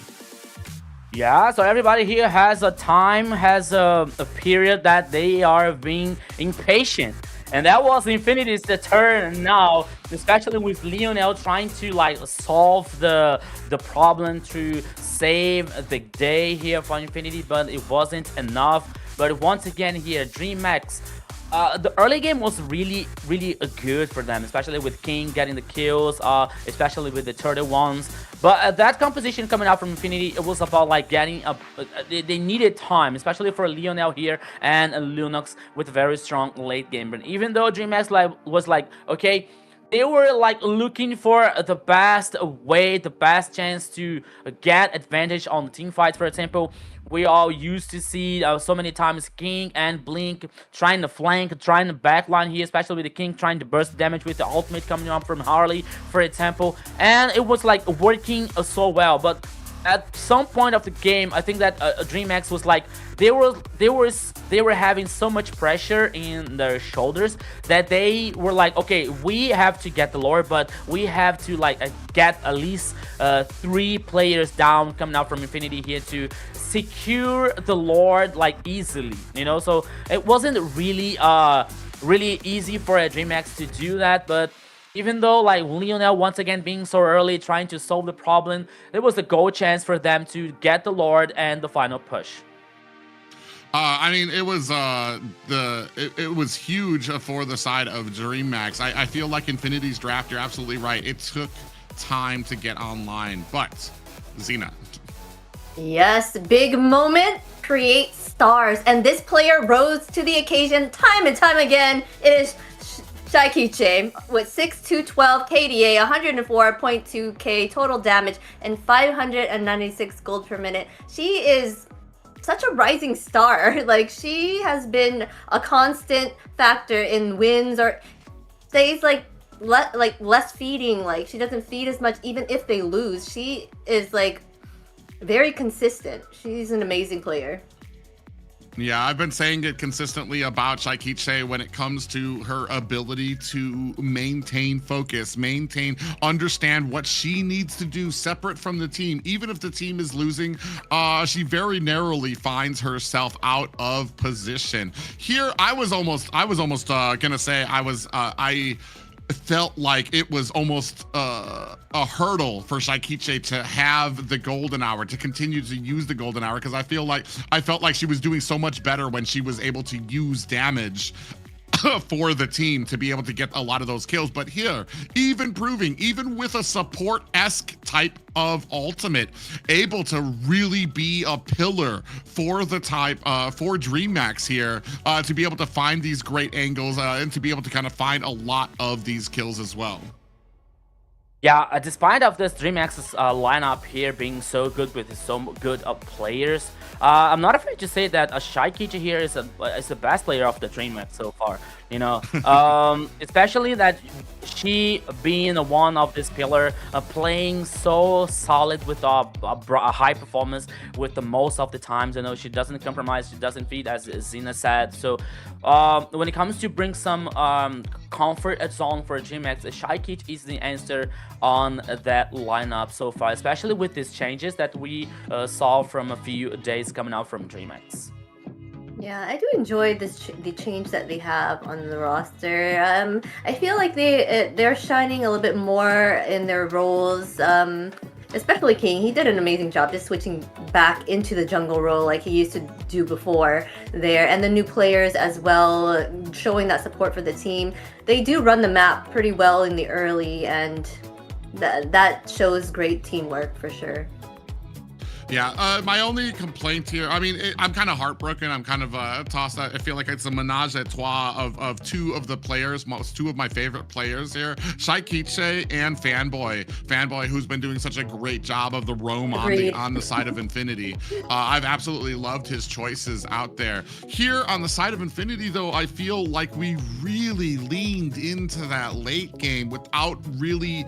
I mean, they weren't getting torn apart in the early game. They just lacked a lot of the oomph in the firepower that they needed for a lot of these engagements. And I felt like when we looked at Beatrix's build, the first two items were a Malefic gun and a Sea Halberd.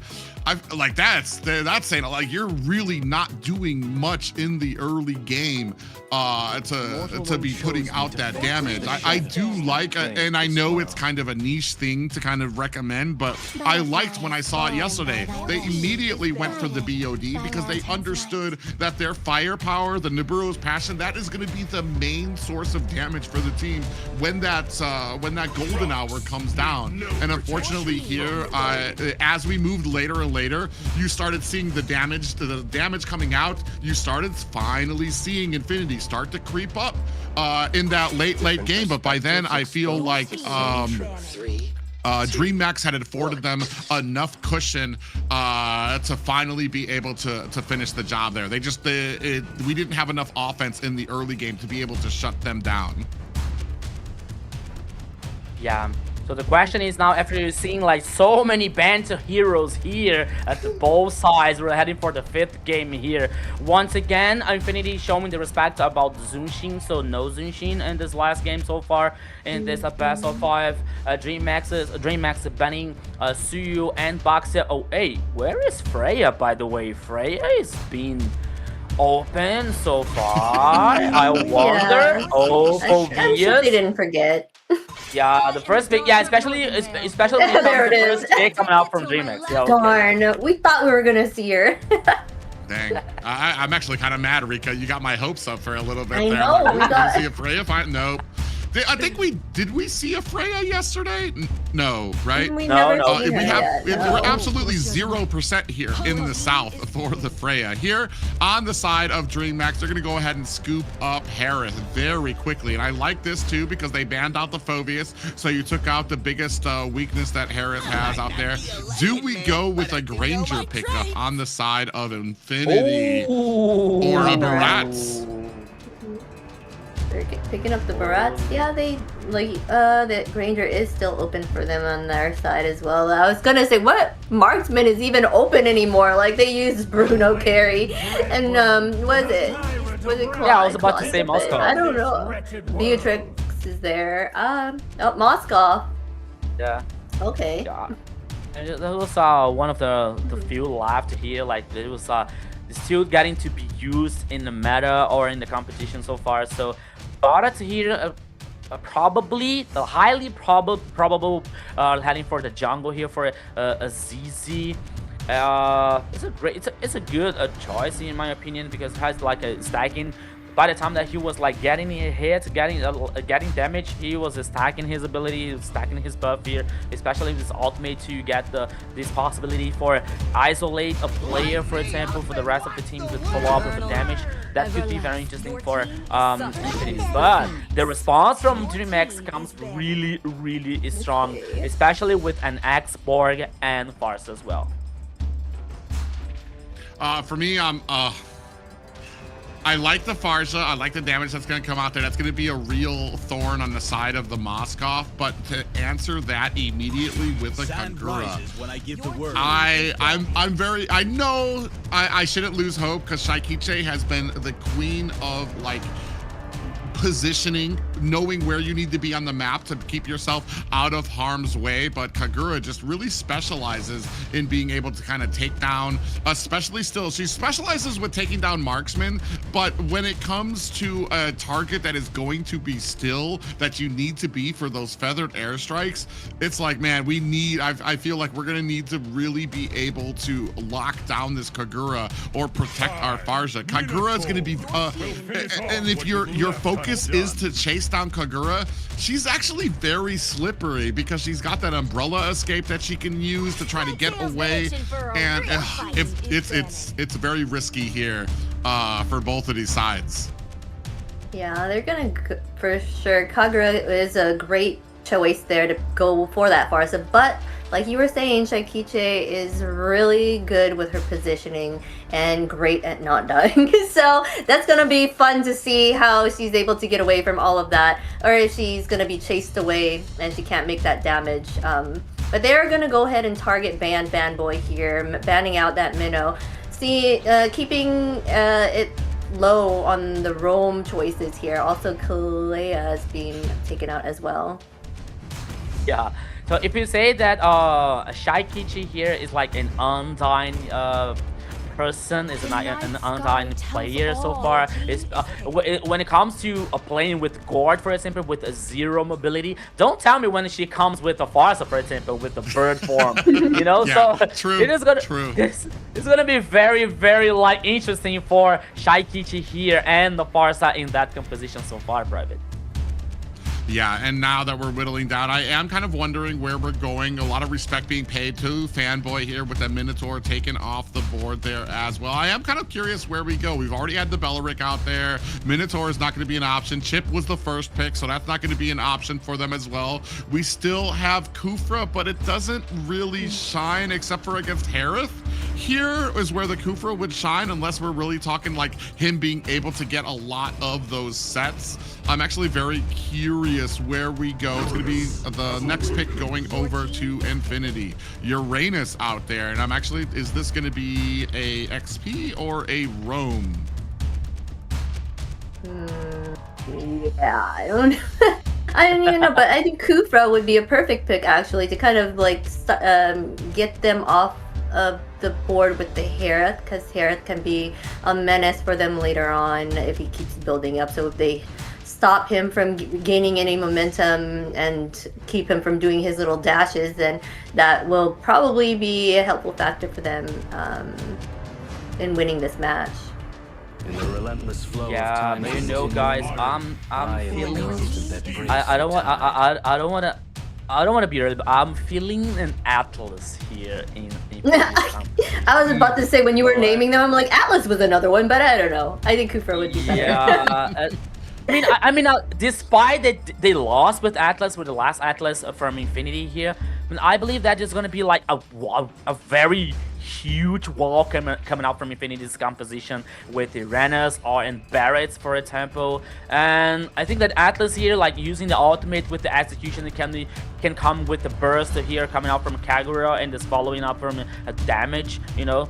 And I believe that could be very very interesting, especially if they wanna like turn the team fights longer, as they need to guarantee objectives and other things on There it is. But no, Kufra, okay. My bad. As I was thinking about it, and I sat on it and I let it digest in my stomach a little bit. In the early game, we don't need to worry about Harith too much because he doesn't have the damage just yet. Farza, though, with the feathered airstrike, we can use that Tyrant's Rage to be able to close the distance and absolutely disable Shaikiche, or at least be a threat for Shaikiche. And then as we move into the later and later game, that the bouncing ball that Kufra does can be the threat to the Harith pickup. So we'll see how this comes together. It's a high risk, high reward. We are at a game 5. Both these teams know what they're doing. It's hard to try to pick here, but ladies and gentlemen, we're about to see who will rise to the occasion. And this is game 5 of DreamHack taking on Infinity. Yeah, my friend Private, so let's go. So now taking this opportunity to thank you once again, guys, in the chat. So hello to the Casablanca, hello to GM Hunter, Dras Ray, Tommy, everybody on the chat, the Churro, Zena. Yeah, somebody told me that she's a really nice girl coming out in the chat again here. So everybody, thank you so much for your support.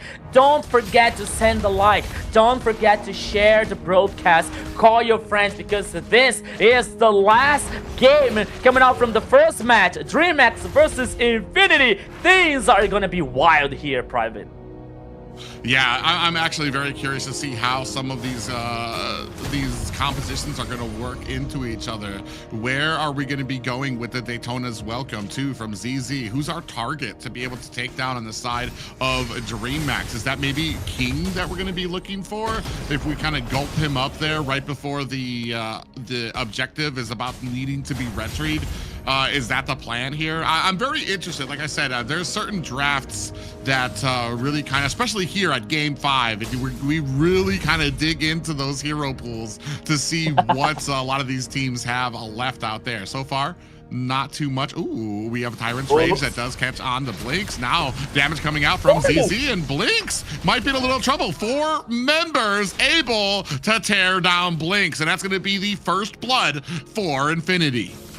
Yeah, so playing together here, it works so well for Infinity, getting the first kill. And now 15 seconds down for the first turtle, but oh, once again on the river, the X-Bar could be in trouble. Ooh, he already lost the last Insanity.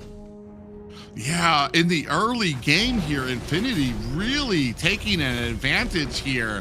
Able to find a kill already onto Blink, and they force King away from the objective immediately, taking away his ultimate, and now that's going to be a free turtle for the side of Infinity. You see this big rotation of 3 members coming down through the river there, looking for an opportunity. Out comes the feathered airstrike, but Zablach quick on the dial to find the disengage. Yeah, so the first turtle here, open the top side, Rusi versus Goo. Okay. Yeah, but Gook actually trying to come in there. But, I mean, you've got the stacks coming on from Rusi. The more he gets hit, the more healing he gets for his team. So he's just trying to keep that up. You see, he even goes into the tower to take a shot there. Now he's going to go onto the gold minion, try to keep up those stacks for his healing ability. Yeah, so while we're watching this battle on the top side, oh, here we go.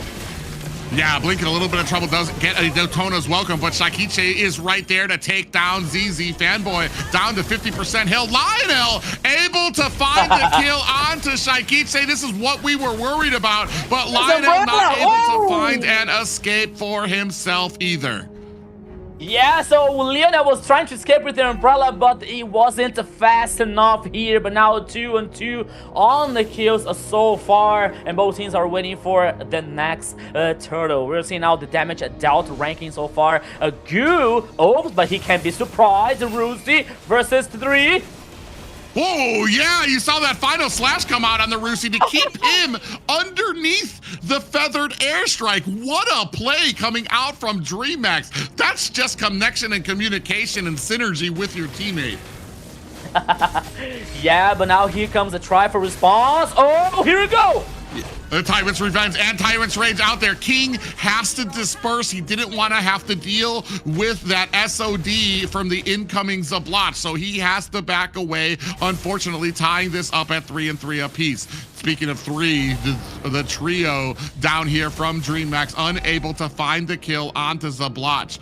Tyrant's Rage warming up, tuning up the band is a fanboy as they continue to try to spray on this damage. 4 members of Infinity here out as well. A Rogue Umbrella goes out, does not connect. Blink with the healing out there. Now Rusi in a little bit of trouble, does take down to about 50% health. Ooh, Yin Yang Overture comes in. Down comes the AOD, or the AOV from the side of DreamHack. We do find a kill on the side of King, able to find himself a kill there as well. No pressure, gets a blotch. Might be in a little bit of trouble here. Are they going to dive underneath the tower? They choose not to instead, while King's trying to put on the damage to this Lord, or this turtle. Yeah, now the second turtle here guaranteed by a DreamHack after a very good team fight in the last few minutes from a DreamHack. But now they are guaranteeing the tower number 1 in the bottom lane here. That means more resources, more item for Zeus. Zeus here with the Harriet with 1 kill so far. It's a Harriet here with the items, with resources. It's a fed up one, so that might be not a good idea for Infinity or a situation though. Yeah, right now sitting at 5-3. You can see the damage. Goo and King doing a great job keeping up on the leaderboards for DreamHack. I feel like every single composition we've seen coming out from DreamHack, they just, the focus is usually on a lot of the damage output that they can have on these teams, and they do such a great job of it in the early game. In fact, I want to say in the early game for DreamHack, we find very little to complain about when it comes to them. It's just in the late game where we have those issues. AOD coming out from the side of Blink does not connect, but mostly used to zone out the rest of the Infinity. Yeah, Infinity was trying to like get more damage on the tower number 1 here in the mid lane, but with the avatar of the Guardian here, like they avoided, DreamHack avoided that situation. But now, King, they has to take care. There might be a 1v3, but now the rest of the teams are Infinity are heading for the mid lane. Yeah, that was interesting too. They saw an opportunity up at top, but I don't think they actually liked it. Ooh, Fanboy does catch a Tyrant's Rage, but Goo able to find himself an escape. Ooh, they really are diving deep onto Zablotch here to zone him away and find the first tower of the game. Yeah, Zablotch here now is in trouble. He doesn't have the first tower here, so he has to play a back. He has to like get safe all the time here, especially when he doesn't get an info about the rest of the DreamHack team. But now the next turtle is on the top side of the river, and both teams are dancing. Ooh, yeah, Shaikiche looking for an angle to try to get in here. They're trying to push away Rusi. Feathered Airstrike comes down. King able to find himself a Lord. ZZ in trouble, gets pulled back, and Goo able to find the kill. Meanwhile, Rusi is able to find a tower at top. And at the bottom, they're going to be able to find another tower here. Last Insanity comes out, is able to find the kill onto Lionel, and they are going to make short work of this mid tower. Fanboy just narrowly able to get away. But what I'm impressed with is the macro coming out of Infinity. Even with that lost fight, they're able to find 2 towers. Yeah, they got 2 towers here. The goal lead was not so far for DreamHack here. And now Rusi versus Harriet on the top side here. Okay, Serenus versus Harriet is not like it's not like a thing that we used to see every day. But once again, Infinity, yeah, I'm not sure if like ZZ with the Barrett here is doing a good job, but now Rusi can be the next victim. Down is coming the damage for the side of a DreamHack. Zeus able to find the tower up at top, and now looking for a little bit of a disengage. They're trying to push out the side of Infinity from this fight. Yeah, but once again, DreamHack getting the Blade of Destiny here, hitting no one. ZZ could be in trouble. 4 players and Rusi again. Yeah, Rusi in trouble here as down comes the Zaman force for that side. Zablotch able to find a kill or find a tower at the bottom. Out comes the feathered airstrike for Shaikiche. King able to find Fanboy with that last insanity. Now ZZ alone at the top tower. Goo getting taken on by 2 members here. Is he gonna be able to find the kill? Final shot comes out to Zablotch, but Zablotch able to find the outplay.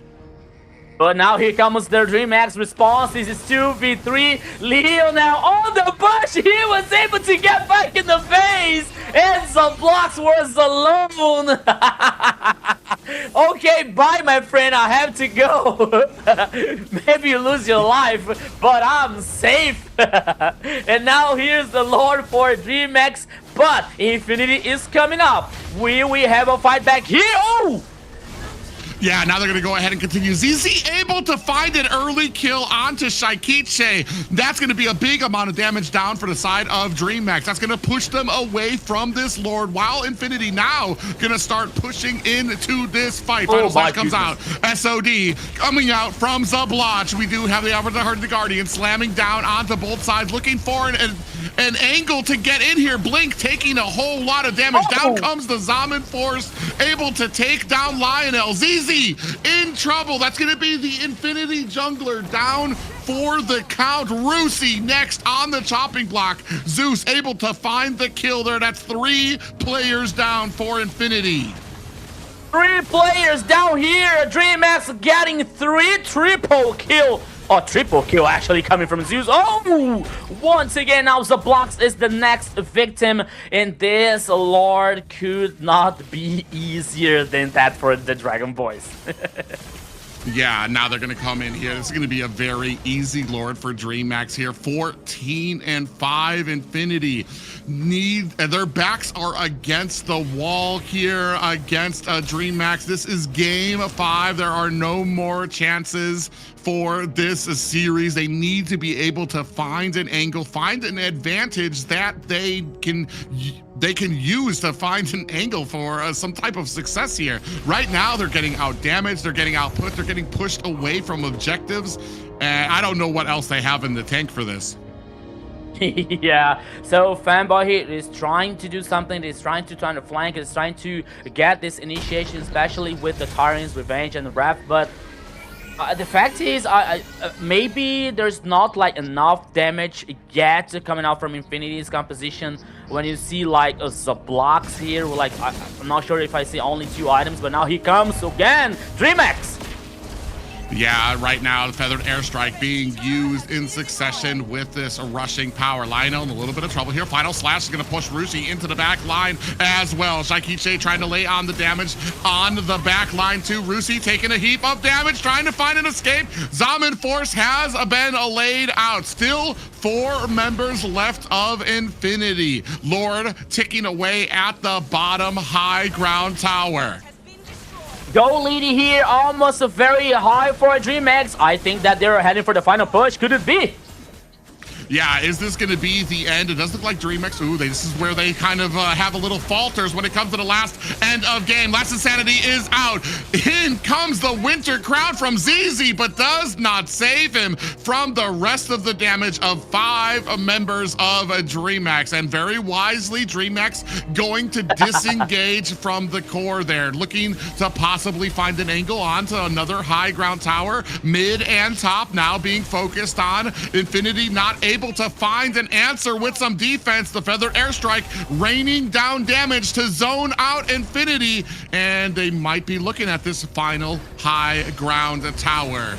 Now they're gonna come in. Avatar the Guardian slams down. Last Insanity out and in the open. Zeus able to find the tower, but Infinity have to disengage back to their tower. DreamHack disengage from the core, but with a victorious push. Yeah, the whole base exposed now here for Infinity. DreamHack playing so so well at this fifth and the last game. We're seeing the items so far: the Trinity Core for Moskov, Golden Staff, Corrosion Sight, Demon's Sword here, Demon Hunter. Meanwhile, you have Harriet with the Stallion Side, Heaven's Feather, Holy Christian, and Infinity Clave so far here. So it's a Harriet with 5 kills coming out from Zeus, and now DreamHack waiting for another lore. They don't want to take any kind of risks here to lose this game. Now here we go. Yeah, and another Feathered Airstrike is going to be able to take down Rusi. Zeus with the finishing touches there as well. Detna's welcome coming out. King going to lay on the damage to ZZ. That's going to be a jungler down for the side of Infinity. Are they looking to finish the job here? SOD. I don't think he dares use that teleport to come behind them now as minions starting to spray onto this core. All the angles are out. Zaman Force laid down. The damage is out. Lionel down. Is Fanboy long for this world? Ladies and gentlemen, DreamHack will be moving on to face Entity 7. With a very different story here at the end of this game. DreamHack slashes away and guaranteed the upper bracket situation, Zena. Wow, they showed it here, guys. They are the better team is what they're trying to say, because they had like they had the 3 clashes, 1-1 each, and then they got this one on the 3rd, right? But there's still more chance for Infinity to go against them, right, later on. So we still have more to see for sure. But the changes that they've had has seemed to make them a terror to deal with. DreamHack started off strong again with the round, like 4-0 in kills by the 5-minute mark, and then they kept it pretty even, and then they kept rolling with it, right?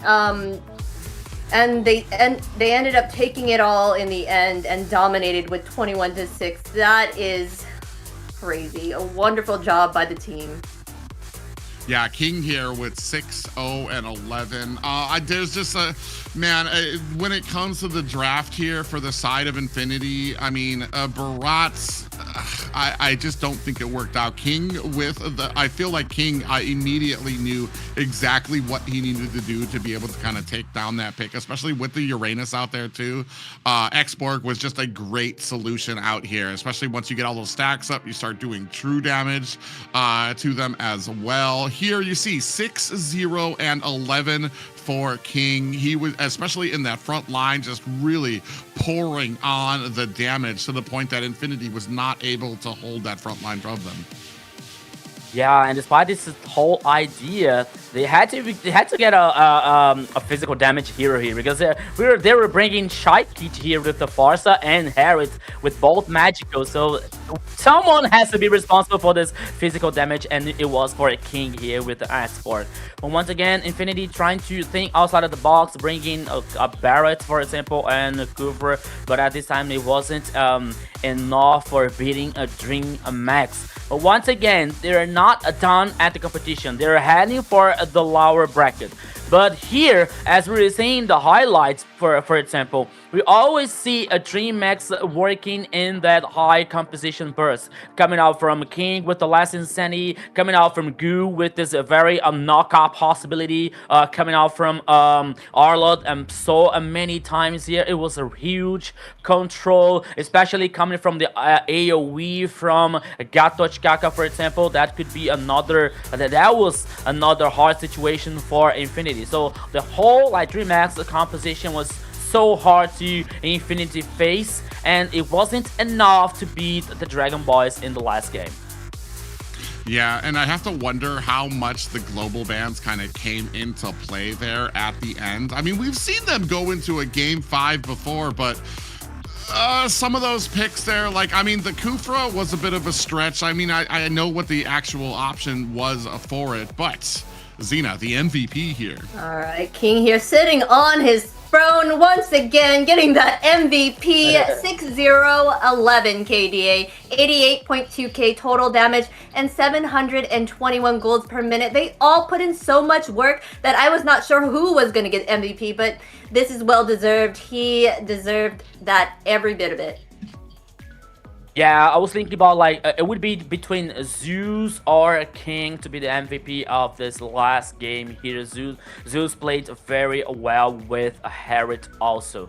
But here, the MVP goes to him. King. Once King, you'll never lose the crown, especially in the jungle. So when it comes to the Xborg here to cause this damage, especially with the last Insanity here with the following up from this DreamHack composition, and it worked so well, guaranteed the last victory here in this best of 5. Yeah, man, this I already knew that this was going to be a war between both of these teams, so evenly matched. And here and this new draft, or not the new draft, the new roster coming out from DreamHack here, really putting in the work, the synergy that they had here. Man, a great game here, even with a little bit of a flubber that we saw earlier when they were trying to close the game. I believe it was in game 3, trying to close that one out and eventually taking the L on that one. I was worried because I'm like, man, are you going to be able to kind of just find the center again that you need to, because that's frustrating. And I was so frustrated watching it in a replay. I was just like, oh my God, like what do you do from there? But that just tells you how much that this team has grown, how much maturity that they have to be able to kind of, all right, guys, that sucks. It hurts, but we know what we need to do to continue forward. We know what we need to do next to be able to kind of get these wins, to be able to find our game here. So a great comeback here, a great story here for the side of DreamHack with this result. And man, I feel like it, especially in these playoffs, man, they're conquering bigger and bigger mountains. Like they conquered the molehill, they conquered the hill now that was Infinity, and now they're kind of like standing up face to face with that mountain that is going to be Entity 7.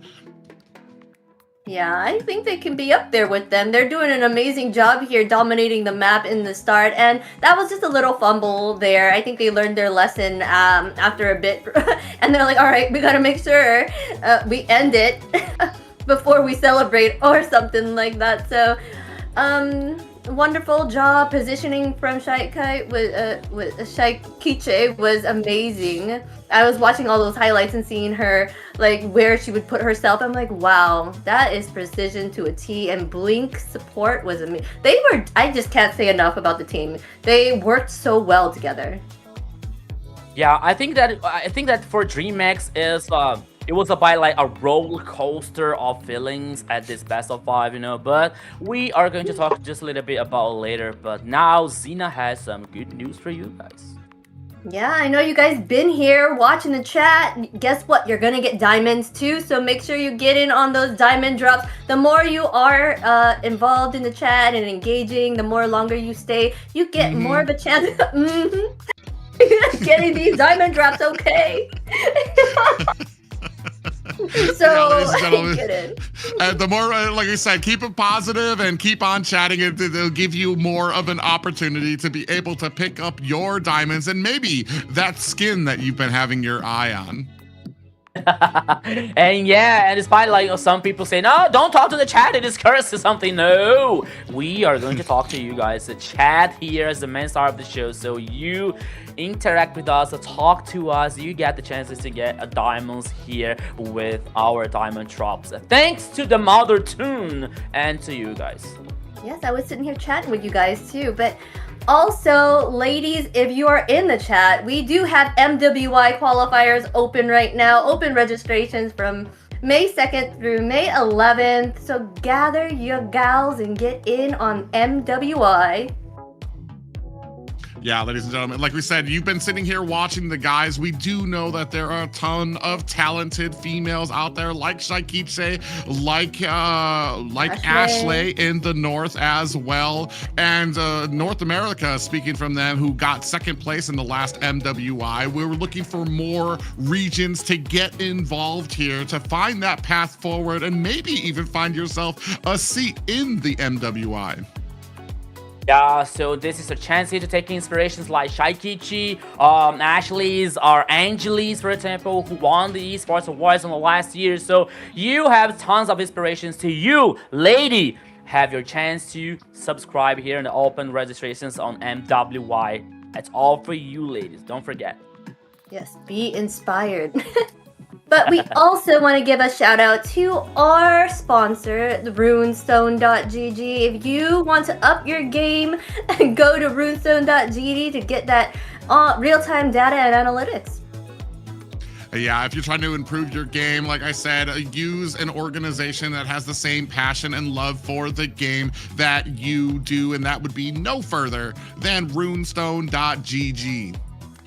Yeah, that's the truth. If you don't have Runestone, you play like me. If you have Runestone, you play like private. So, come on, that is the difference, right? So, make sure you improve your level of the gameplay with a Runestone. Thank you so much for make this happen.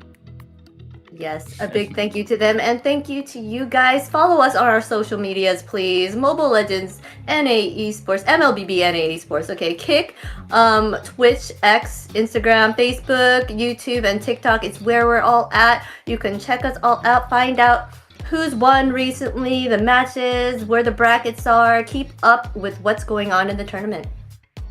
Yeah, especially with these weeks moving up. If you guys were maybe missed out on anything that happened in the north because you've got school or work and weren't able to catch all of the matches there, you can find it out all on MLBB or MLBB Esports as well. Maybe in the weekends you guys have plans. I know it's Mother's Day, so not a lot of mothers like to watch Mobile Legends, but if you guys did happen to miss it, you can find out all the action and everything that you might have missed here on our socials. Did you see that, Mom? They told that she doesn't like to watch Mobile Legends.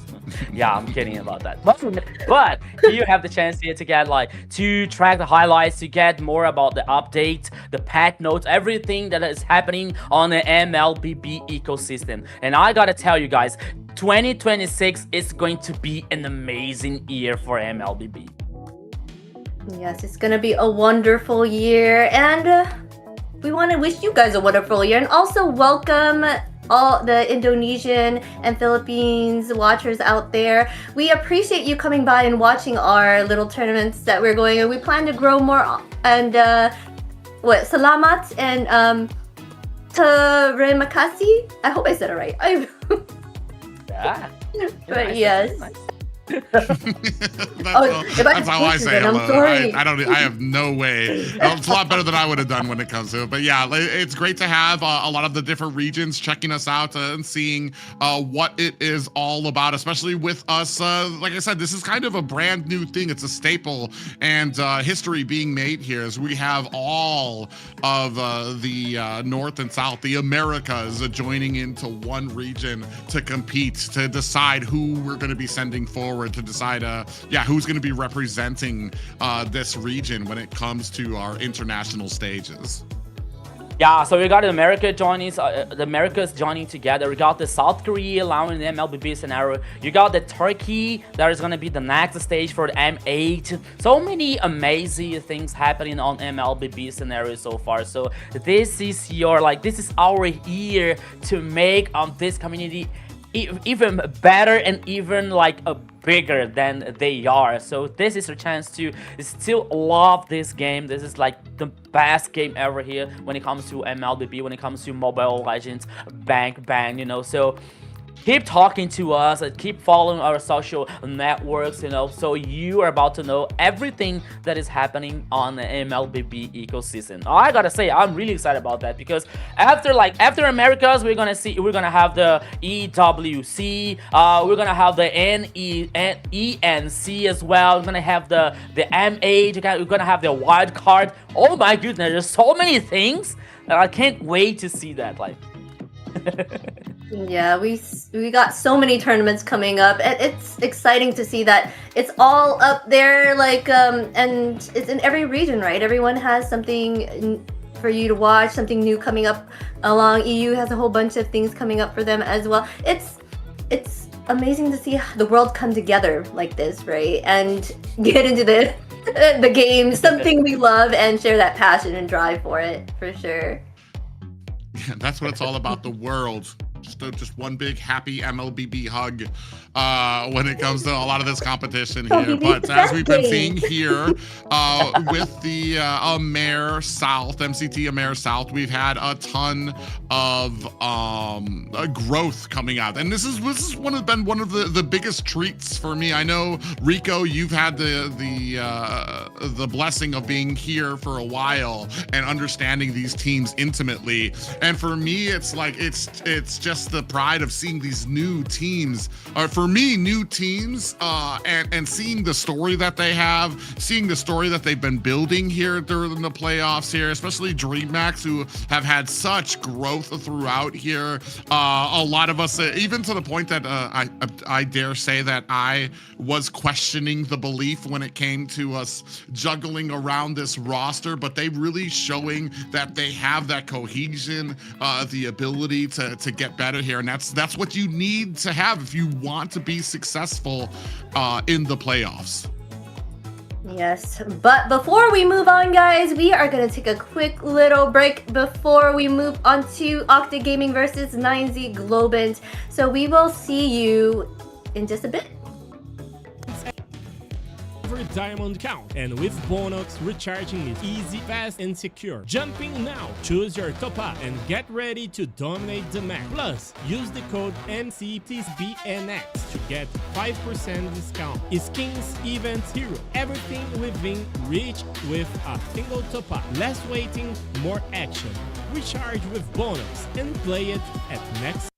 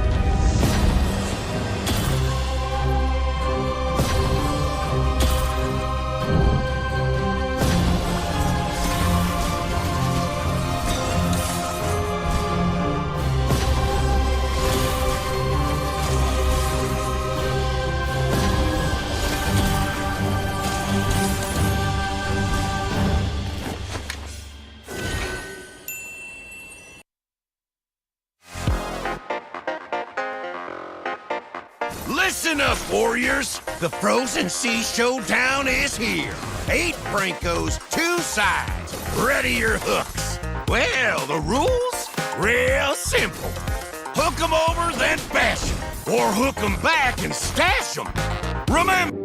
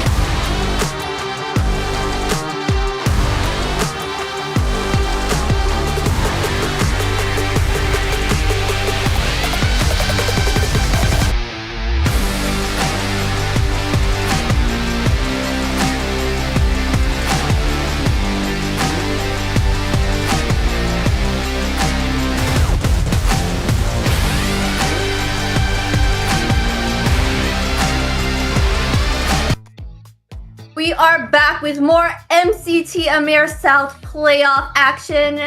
The matches have been amazing so far. I loved seeing how the teams have grown ever since the Swiss stage.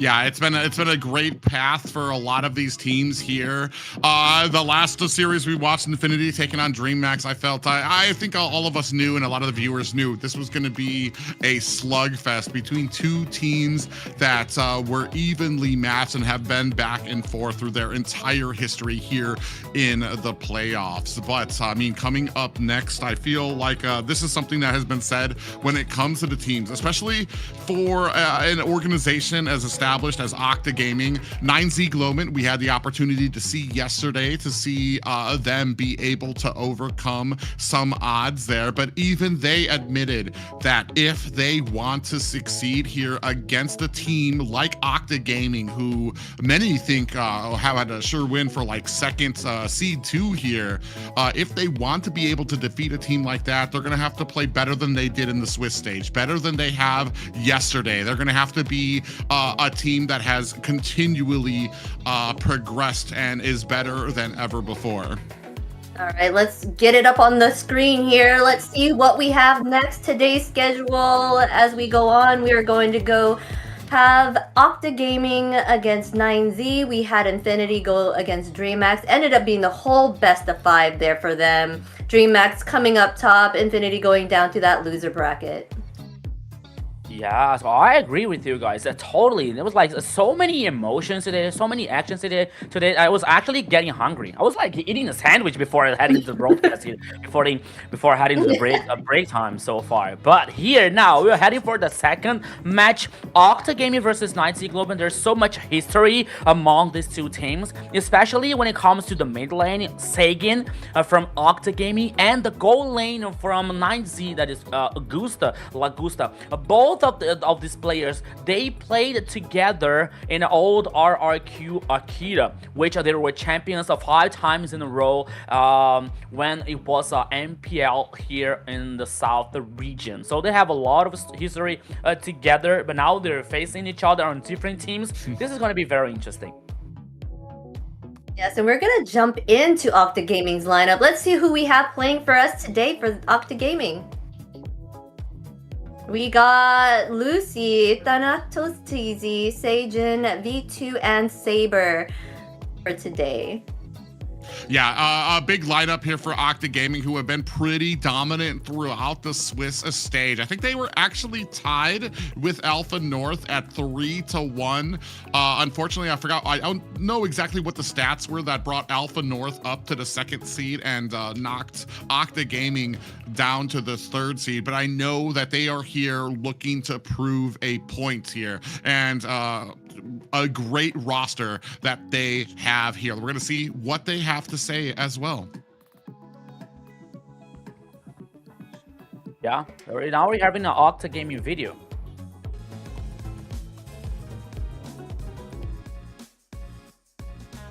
Salve, rapaziada, meu nick é Thanatos, eu sou o Jungle e capitão da Octa Gaming, e eu vou fazer uma gincana com vocês de perguntas e respostas rápidas, então vamos lá. Então, meu nick é Thanatos. Em torno de 5 a 6 anos, eu já jogava um pouco antes, só que nesse período eu comecei a dar um pouco mais de atenção pro jogo. Acho que Tigreal ou Gord, eu jogava muito com os dois, mas eu acho que foi Gord. Foveus, ele trava muito assassino e minha prioridade é assassinos que tem dash, então Foveus. Cartizio, eu tava usando o TZ no nick justamente por conta dele. Lucy, eu convivo muito com ele e é quem eu mais tenho sincronia também. Lancelot. Segunda skill do Lancelot. Smite. A skin Brain do Lancelot. Fanny. Gusion. Hylos, sonda pra frente. Atualmente, Freya. Saber, ele tem muita teoria da conspiração na cabeça, ele é meio maluco. Cartesia, se for pegar no mundo todo, Cartesia. Se for no global, eu traria o JP, mas se a gente for falar do Amer, eu acredito que Joyacree ou Syndra, talvez. Baxia. Fim de jogo. É melhor para tomar decisões, o jogo é um pouco mais controlado, fim de jogo. Líder. Eu prefiro ter a tomada de decisão do que necessariamente ser a pessoa que vai ter a melhor mecânica e com essa melhor mecânica vai carregar a partida. Tanto que é por isso que eu sou capitão, porque eu prefiro ter a parte de líder para eu poder ter as tomadas de decisões. Had me, hold on. Had me chuckling over there with the highlights only go straight. But anyways, 9Z Globant over here. On the EXP lane, we got Chino, our jungle Luisino. Session. Gusta Lagusta on that gold, and on that roam is Alboro Crazy. Yeah, a great lineup here that we've seen yesterday here to kind of move themselves up here. They know that they have an uphill battle for themselves, but if they can continue with the momentum that they gained yesterday, I do not doubt their ability to match what Octa Gaming is going to bring against them. And let's see what 9Z Globant had to say as well.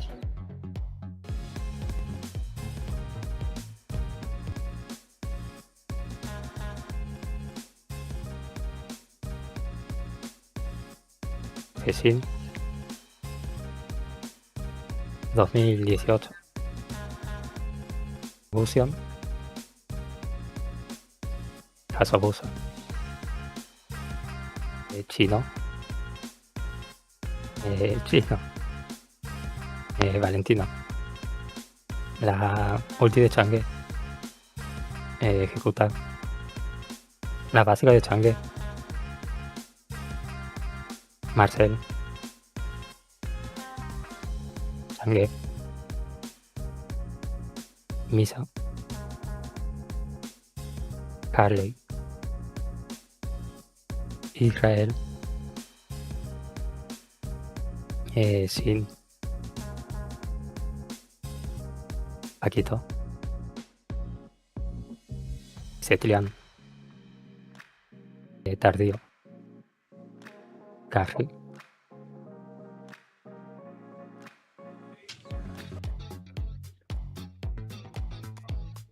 It's so fun seeing them, these videos of the characters and like what they feel, their answers to these questions. I'm always laughing watching it. I mean, there was supposed to be a content, like, you know, but I'm feeling some like truths coming out of the displayers, like when they say like this info, you know, there's a lot of info though to process here, but it's so cool, it's so nice to see them, you know, in a way like they can be themselves just a little bit of a time. So it's nice to see those videos, by the way. Yeah, little things like that. It's even the comments about Saber. It's like he's got a lot of conspiracy theories. It's kind of crazy. It's like, okay. But yeah, it's very interesting, and especially to see like how they think of each other and the cohesion that they build on these teams for each other. But it's going to take more than cohesion to be able to bring them a victory here tonight, especially with a best of 5. We've already seen some of the teams how teams have been handling this global ban system. A lot of these little nuances that we've been seeing out there for a lot of these teams.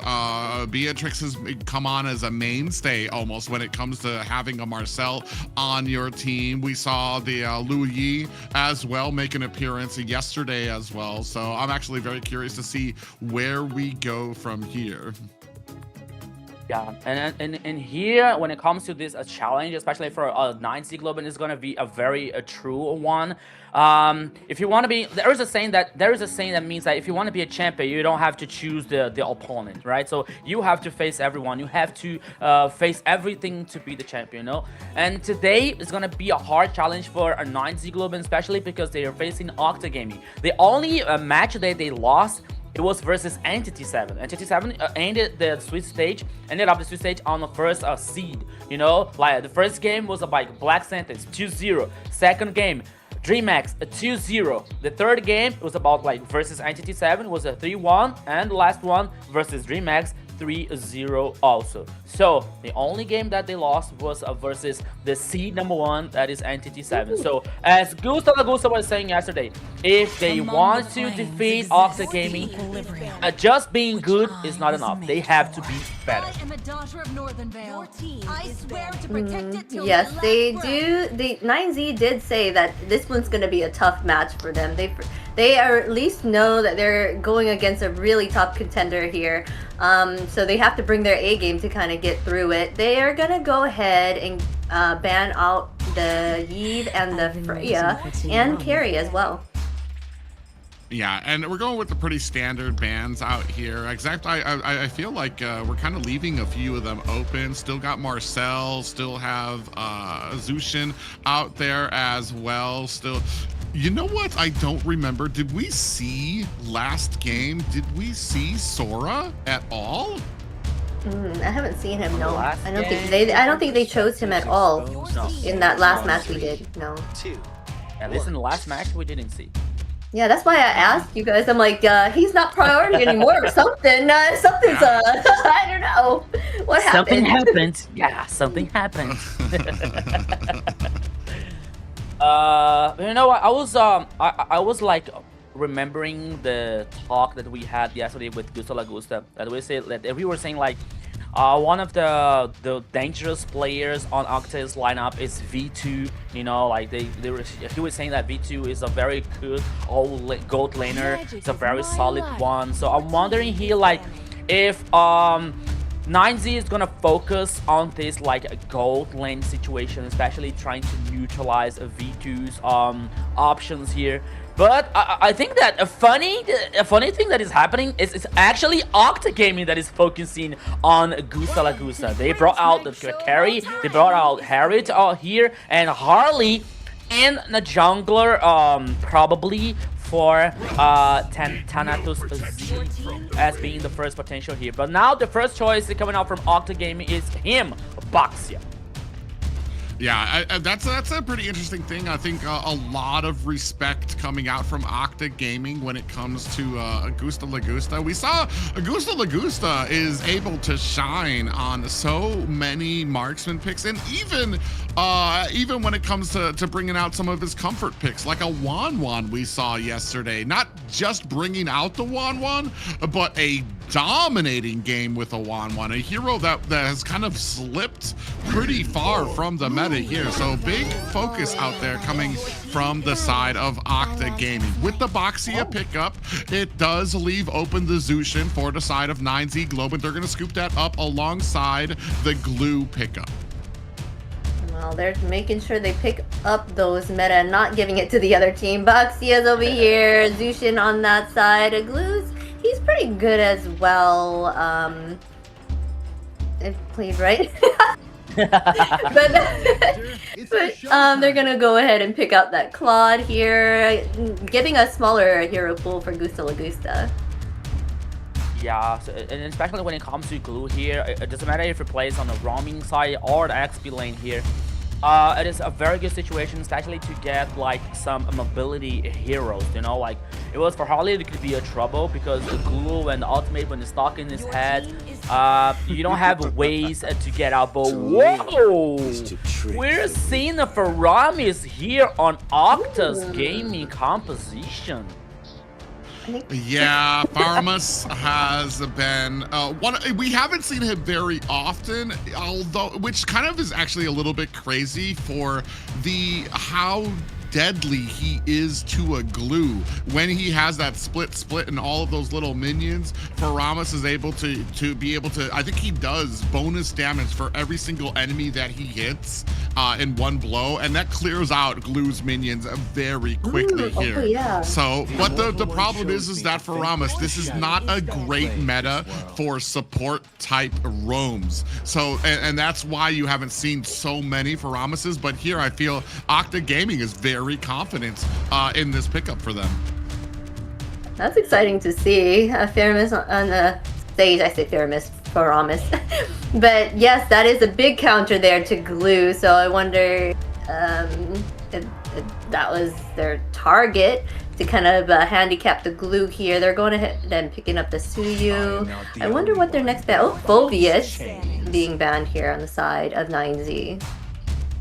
Yeah, and I wonder but this confidence coming up from Octa Gaming gets really stronger, because not only with the Faramis choice, but they also choose Claude, which is a natural counter, especially when it comes to the ultimate, the Blazing Duet, like countering the sacrifice piece coming from the ultimate from Faramis here. So not only getting the Faramis, but also a natural counter. It is choosing by Octa Gaming. But now Sora, as we were talking about here, before this draft start, so now Sora was banned by Octa Gaming. We're seeing now which one is 9Z is about to ban. If they continue focusing on XP lane, for example, Valentina could be another banning here coming out for both teams. Or Lapu, for example, if they continue on XP lane focus. So many possibilities here coming out from this last ban. Yeah, they do. Yeah, for sure. Go ahead. No, go ahead. Yeah, the pick of the Faramis was so quick, and the fact that Claude is a big counter for it leads me to believe this is like exactly the way the early draft was, that Octa was predicting this early draft to go. So I'm kind of worried about 9Z Globant with these next two pickups. They're very important for us to be able to kind of get a little bit of an advantage here. I feel like the early game's not too bad for the side of 9Z Globant. On the side of Octa Gaming, depending on where the Roam pick goes, Faramis, I want to say his clear isn't great. It's not terrible, but he will be able to get to some of those side lanes. He just doesn't provide a huge amount just yet, unless you can kind of use, I want to say, what is it? Not the Nether Realm, the Shadow Stampede. That's when he can kind of get into their charge forward and pull back heroes, especially when they're trying to sit underneath their tower to try to escape.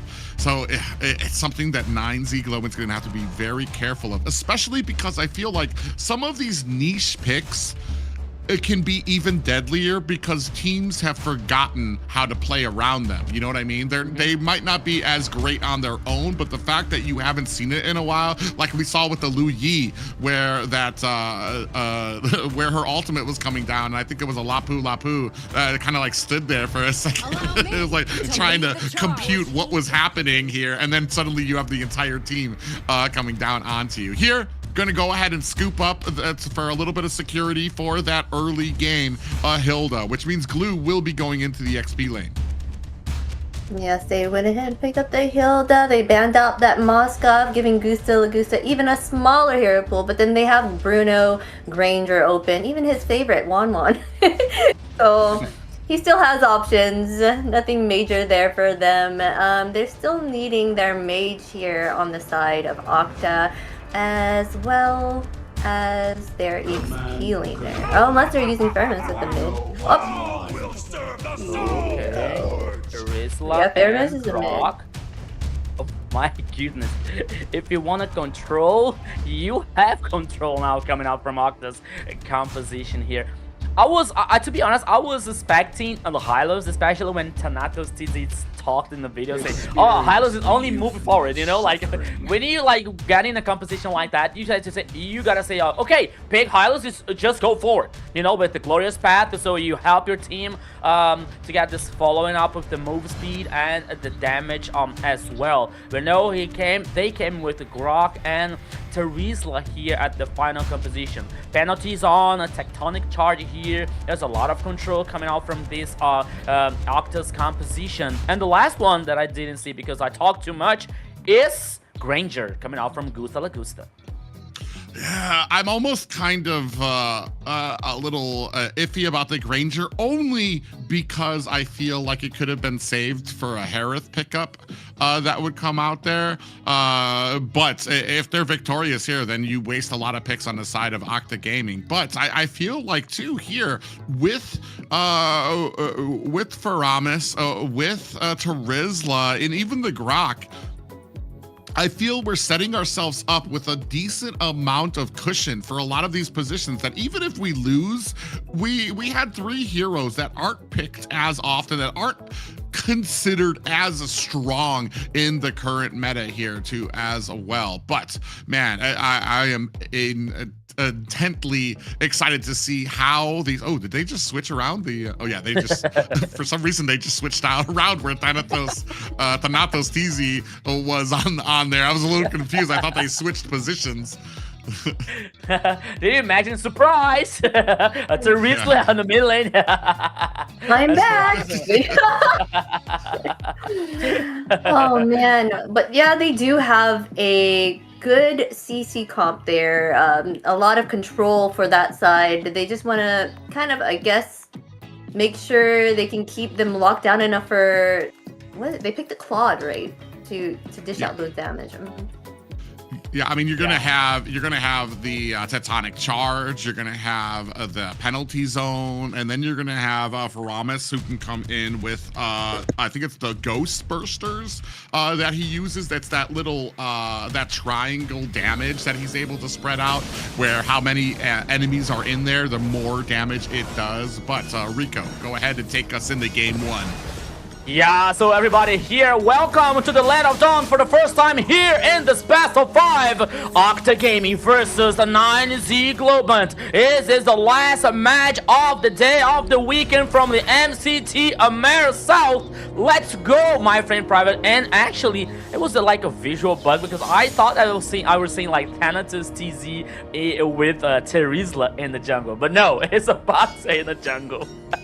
Yeah, that's what I was kind of confused about. I'm like, I hope that wasn't what I was saying there. But yeah, both of these teams, a big little poll there coming out onto Alburo Crazy. And the one thing though is, are we going to be able to make use of this Hilda here when it comes to being able to harass and get value out of this pickup? Because I mean, you're going up against the Boxia, and there's really nothing but tanky picks coming out from Octa Gaming. Here you see Chino and Lucy going at it back and forth. Neither one of them really getting an advantage. Ooh, a little bit of a pullback there on to Segan. Does put out some damage. Thanatos does find Alburo Crazy. Fashin right there on the side is going to be able to lift him up there. Lucinho comes down, might be in a little bit of trouble, is able to find an escape. Yeah, like you saw the control here coming out for Faramis, especially on Lucinho, but oh, what about is happening?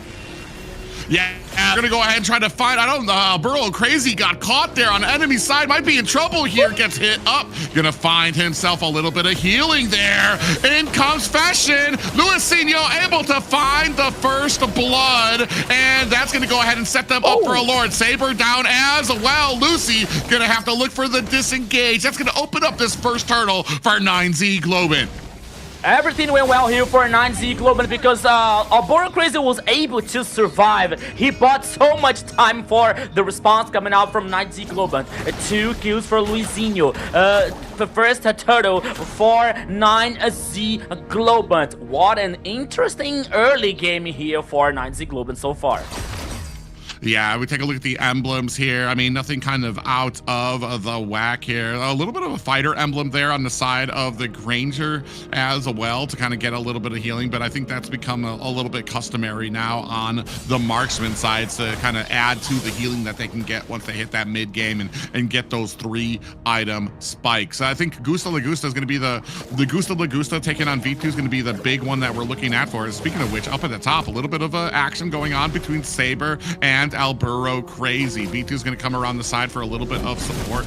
Alburo Crazy is continuing on with the harassment there. Oh, Blazing Duet actually comes out from V2. Gusta Lagusta hitting him with the Rhapsody actually does a lot of damage to him. Hunter Strike picked up for Luisinho.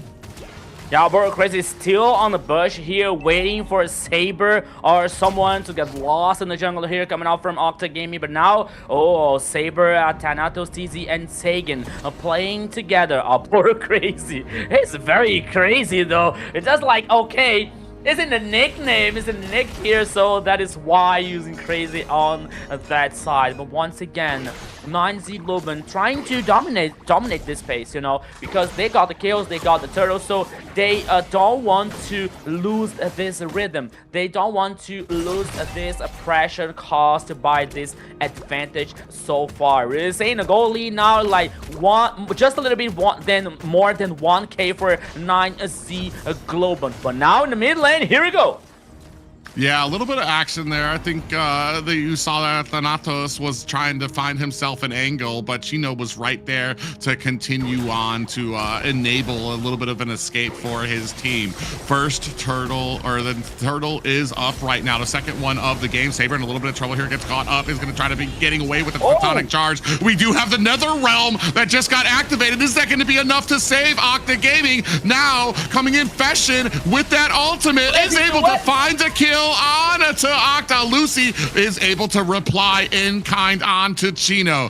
A little bit. Oh, we can see the evil Queller coming out from Luisinho. Not able to find a kill just yet, but it is able to push Octa Gaming away. That's going to be 2 turtles for 9Z Globant. I'll tell you again here, my friend, if one more dagger in Luisinho's build, it was enough to get 2 more kills for the Suyo on that last ultimate damage over. Oh, here in the top lane. Okay. Yeah, they're going to go ahead and try to lock on to V2. In a little bit of trouble here. Out comes the reinforcements in the form of Thanatos TZ. V2 trying to spray on the damage, keep on his stacks, but in comes Alburo Crazy to enable an escape for his team.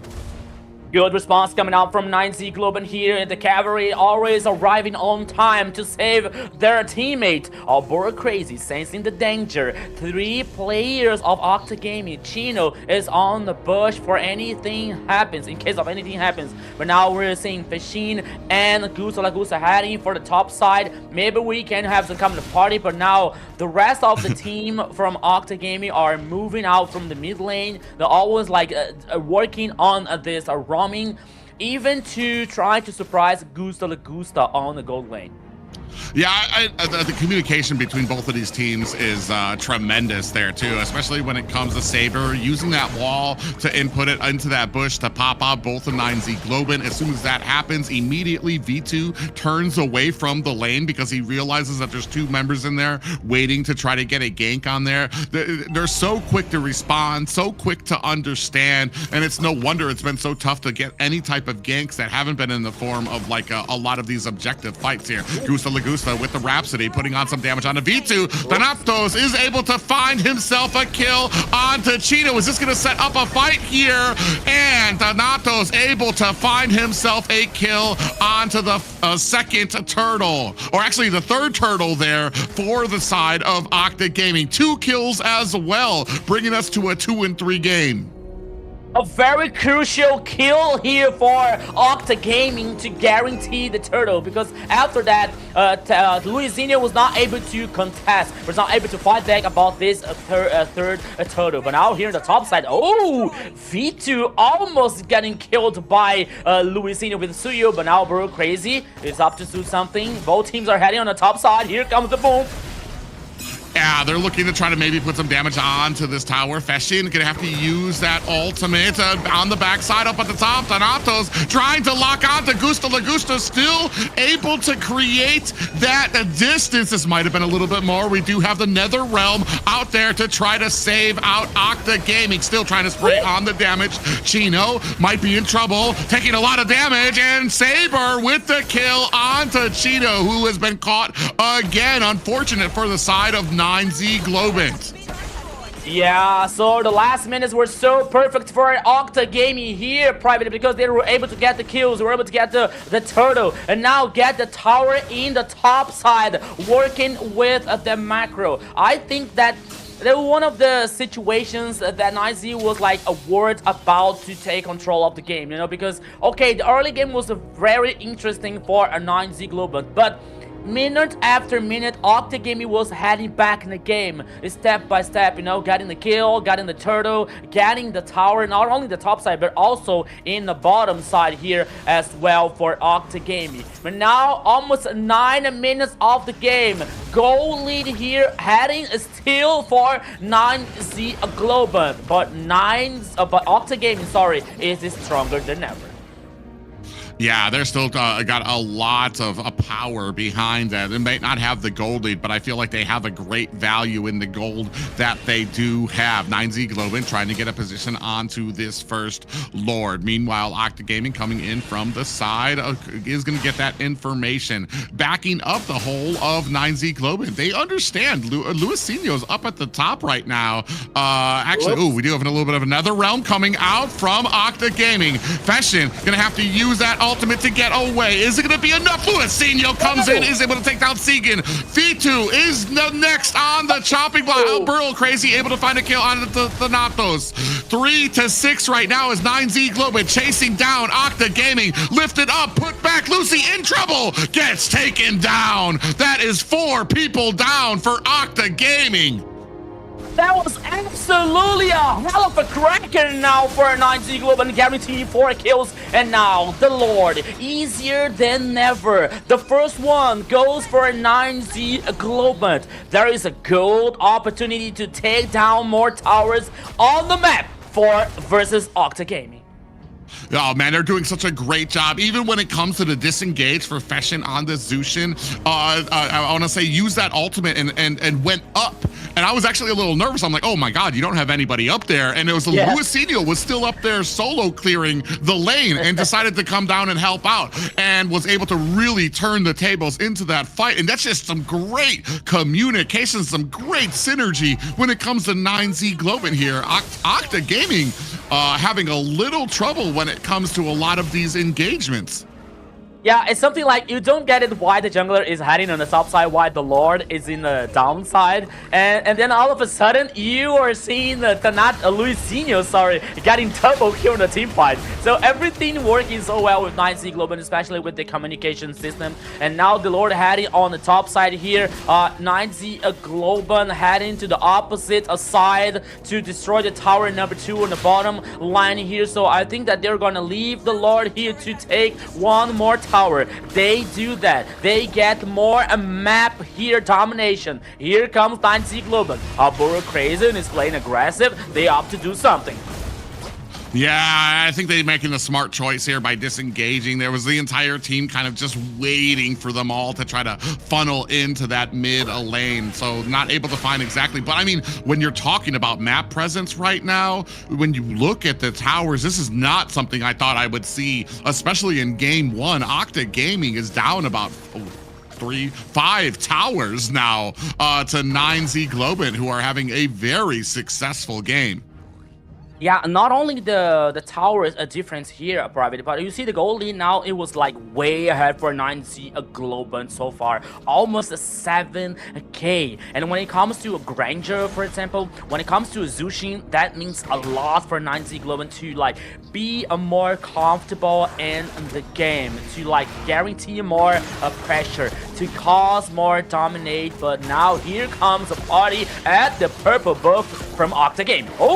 Ooh, penalty zone does land onto 2 members. Immediate ultimate used by Fashion. We have the Nether Realm coming out. V2 able to find Gusta Lagusta. Luisinho able to answer back immediately to take down V2. Luisinho finds a double onto Saber, and down goes Lucy. Again, down. Octa Gaming running on their backs against the wall. Minions now starting to form around the mid lane. Can Octa Gaming clear this out? 9Z Globin, go ahead and start on. Gonna put the damage out there as well. Trying to come in to try to take out these minions to get a firm defense out there. Getting picked up. Down goes Thanatos. Thanatos here lost the life, but he at least took down the minion wave, so they was able to defend the high ground tower here on the mid lane. But they are not able to fight back the next Lord coming out automatically here for 9Z Globant. More pressure, more advantage, and maybe now with this Lord, they are going to the high ground towers from Octa Gaming. Yeah, right now the tip of the spear right now being led by Luisinho, sitting at 8-0-2 on this Suyo pickup. Even when Octa Gaming does find an avenue to be able to get in and find the kill, Luisinho is always right there to clean up as well. It's never an opportunity that is not answered back immediately by 9Z Globant. You could see a great rush here. All the minions pressing onto all the lanes. Lord crashing down at the mid-high ground tower. That is one high ground tower down for the side of Octa Gaming. Now continuing their way on there. You see Luisinho going to clear out the top. The rest of the 9Z Globant at the mid lane looking for an opportunity. Ooh, they do have a wall separating two members of 9Z Globant, but not an answer coming out from Octa just yet. Minions beginning to crash. Top and a bottom high ground tower. You can see the bottom tower destroyed. Only one more high ground tower for Octa Gaming. Yeah, Octa Gaming now in a very complicated situation.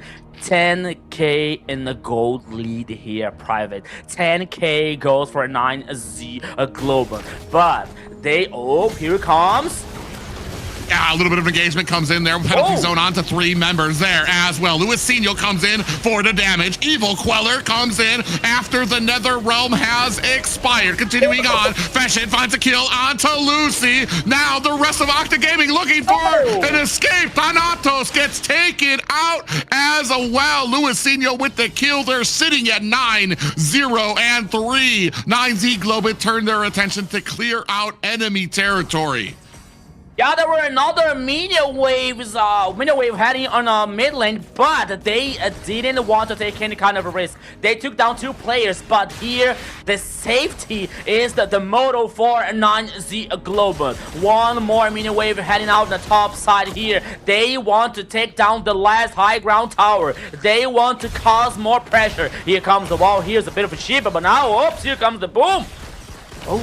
Yeah, a lot of damage coming up there. They're still trying to defend is Octa Gaming. 9Z Globant wisely decide to disengage from that. Don't want to continue, especially when you have a Faramis on the enemy team, when they're so close to their base and can just rotate in and out to heal up. They do wisely disengage here for this game. Look, he talked about almost a 10k gold lead for the side of 9Z Globant. So they're in a great position, even if they don't get to this Lord very quickly. Now, starting to kind of put this macro up on these side lanes so that they can start getting these pushes. Now, Albero Crazy checks into this bush, gets a heap of damage coming out from there. Big pop-up comes out. Albero Crazy gonna use that flicker to get out of harm's way. Nether Realm to try to keep Octa Gaming suppressed up in this fight. Is it going to be enough? Gusta finds a kill onto Saber. Albero Crazy very low. Luisinho finds himself a double kill onto Octa Gaming. Now chasing them into the back line. V2 goes down. Segan on the backside is able to find a kill onto Fashion. That is a complete team wipe. 9Z Globant has come to play. On the second match of the day, 9Z Globant dominate everything and makes a question for Octa Gaming. Octa Gaming, do you bleed? Yes, they bleed. 9Z brought their A game today. They were not kidding when they said, yeah, we gotta bring it. We're gonna bring it tomorrow for sure. And here they are. They started off strong and kept it going. And like, what, Luisinho? He got 9-0-3 by like 15 minutes. And Fashion, no, why would you let Zushin free? See, this is the reason right here why she should be banned. And time again, it's always proven and it still happens. I don't even know. 9Z did wonderful here. Yeah, not just that, but I feel like we will. I feel like switching the glue from the roam position to keep it flexible, switching it from the roam into the XP really took out a lot of usefulness from Segan on this Faramas pickup. I mean, if he would have stayed in the roam, I feel like Segan would have just followed him around everywhere, trying to get the Ghost Bursters onto those split, and really been able to do the job here. I feel like even with the Nether Realm, the damage output coming out from 9Z was so much. Luisinho did such a great job of trying to keep up that gold. You see here, 15K gold. Over, right? I want to say that's 3K over some of his counterparts. Even Gusta Lagusta, who was in the gold lane, was only at 12K, and we saw that because even when they were at the Lord, Luisinho was still up at the top lane, clearing lanes, clearing jungle to make sure that he kept up that farm so that he had all of that damage to help out in a lot of these fights. And I feel like the damage might have been a big issue here for the side of Octa. Yeah, and checking out these stats here coming from the first game, Octa with only 5 kills, and not only for that situation that you talked about, like a Farami situation versus like a glue, possibly in the roaming or an XP lane here. We also have to mention a Boro Crazy with Hilda, because we always talk about like Hilda being very dangerous for like jungler harassment or trying to dominate some places and on the map, for example. But after the Nether Realm, for example, when it comes to Hilda, she is able to cause a damage, you know, not only about like the slowest situation and this like huge sustainability, but she's able to cause damage. Our Crazy got 2 kills here and then only playing forward every time with Hilda, which was one of the pillars to guarantee this victory for 9Z Globen in the first game. Yes. I think Octa Gaming here would kind of like it went into this not really thinking 9Z was going to bring such a force, right? So just that in general might be a factor in them not thinking that way the next game, and they might start to do better. So who knows how it will turn out this next match for sure. Yeah, something I was talking about here. So I feel like 3 of our picks here kind of not exactly tried, true, and tested when it comes to the meta, especially when it comes to the Faramas and the Grok. That I feel like Grok has kind of slipped down a bit. Faramas definitely. I don't think I've seen him there. But Xena, go ahead and take us into the MVP. All right, and this is a well-deserved MVP here for Luisinho. 1107 KDA, 89.8k total damage, and 916 golds per minute. He was unkillable. He was there making all their kills. He was at the right place at the right time. He was doing it all. Yes, the undefeatable, the unkillable here. It comes to Luisinho with the Suyo getting the MVP on the first match. We were talking about like during the game, like on the first Lord situation, he like getting the top side, like pushing the mini waves, and was trying to figure out what was happening. But then all of a sudden he was like on the team fight, joining the team fight, guaranteeing like 2 kills for 9Z Globen, which was really, really important, especially with this damage dealing all the time, you know, this mobility that Suyo has. Yeah, so that is a really, really nice situation for 9Z Globen to get the first victory so far. Yeah, I mean, there was a big focus paid down to Gusta Lagusta and a lot of his picks, but I feel like that was the only thing that was protecting them from Luisinho popping off there. They kind of left him open, ignored him, gave him a very, I want to say, Suyo is just one of those picks that scales so well with a jungler's mechanical abilities. So if your mechanical ability is up here, Suyo just really suits it with his mobility, his abilities to get away, the defense that he has, and the damage output from him is almost unmatched with how fast he can scale and farm throughout the map. And farming is exactly what he was doing. I feel like some of those first few fights, I feel like he wasn't really even a part of. He was just kind of like focusing, and I've seen this a few times, especially even in the Philippines when I see it, where there's a few early engagements that Suyo isn't really a part of because he's just trying to gather as much farm as he can. And once he gets the power and item spikes that he needs, he's gonna come in super heavy-handed. Yeah, and heavy-handed he did. Those swipes were taking chunks off of their lives. Did you see that? At the end, I was like, I don't even want to like try to block him. Just one swipe from him takes away almost like half of your life. You're like, whoa, I'm gonna die. So they just did a wonderful job there. Their team did. They synced well together and they communicated well and made sure that they were not gonna go down without a fight there. Yeah, so we're heading out for the picks and bans once again here. Oh, we're back. Yeah. Okay. I just thought she was really surprised. The energy from that match just kind of took all out of her there. Ladies and gentlemen, we're going to be coming into the second match here of this series here on the blue side. 9Z Globe going to have the first ban. Yeah, so let's see. Oh, 9Z Globe, and if you learn the lesson, Zunshin is gonna be the first ban here at all for that lineup. I heard some people in the chat, especially like Deadpool, were saying that Zunshin was a real problem for Octa Gaming, and she was really a tough challenge for Octa Gaming so far as well. But now here we're seeing Harriet coming out with the first ban here from 9Z Globant, while Octa guaranteed the ban from Freya.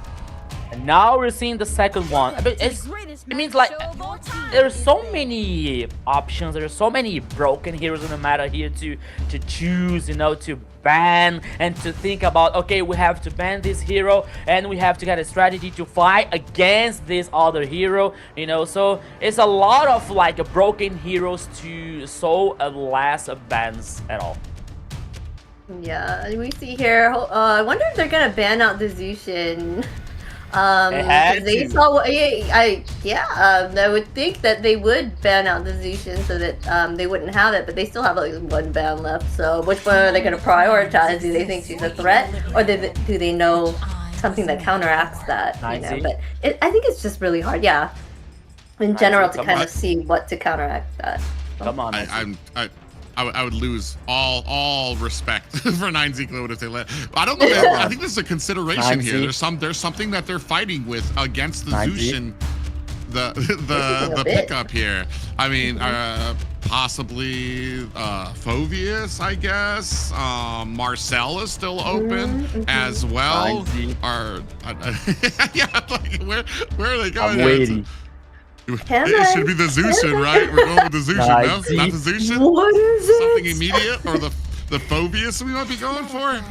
The anticipation Ooh, nice. Come on. Well, after Private was saying like, okay, you got a ban on Zushin, and now Octa come with Marcel, there's comes a very good chance for like a Baxia, for example, has been the first pick for 9Z. Oh, for Vias, as Private was saying. So yeah, banning Zushin and even Marcel comes up an opportunity for Vias here. Yeah, with that too, I was about to say, they don't have to, they could have gone with the Baxia, but they don't have to because it's already off the board for the side of Octa, so they don't need to prioritize it just yet. They can pick it in maybe that second, pick phase here for 9Z Globin here, and especially, do you... I'm trying to sit here and think. I'm like, what do you even have that counteracts a Phoveus as well? He just does so well when it comes to being able to take care of a lot of those squishies during these objective phases. And he only really falls off toward the end of the game when the enemy team has so much defense. And Phoveus is, I want to say, the most you usually get on him is like a Warhammer or something like that. And that's even if you get that. I feel like he scales very well, even with just full defensive items. items. But at the late game, that's where he will start to fall off, still start to edge off here, still waiting for the next picks coming from 9Z Globin. Do we look to secure ourselves our jungler here, or maybe looking for our mid lane? Yeah, I feel like... Oh, sorry. Oh, no. I was just gonna say, would Glue keep him occupied? That's just the question. Like, will Glue be something that will keep Phobius occupied and kind of out of the picture? Yeah, and maybe. And I was like, because I was wondering like this, the response coming out from the 2 and 3 from 9Z. I was waiting from someone in the mid and Khalid, for example, to like get more pressure in this like this trinity coming out from XP, a roaming and a mid lane, for example. But they come with Baxia and Claude, which is very good actually. And now first is like if Octa Gaming is thinking about something in trying to mind gap 9Z here with the glue coming out from ooh, okay, a mid lane here. Because this glue has still the possibility to go for the roaming or for the XP lane. As we move into the second banning phase here, I see they take on Fars, and I'm wondering if we're going to go with maybe a Zeshion ban as well. But do we want to pick up Zeshion?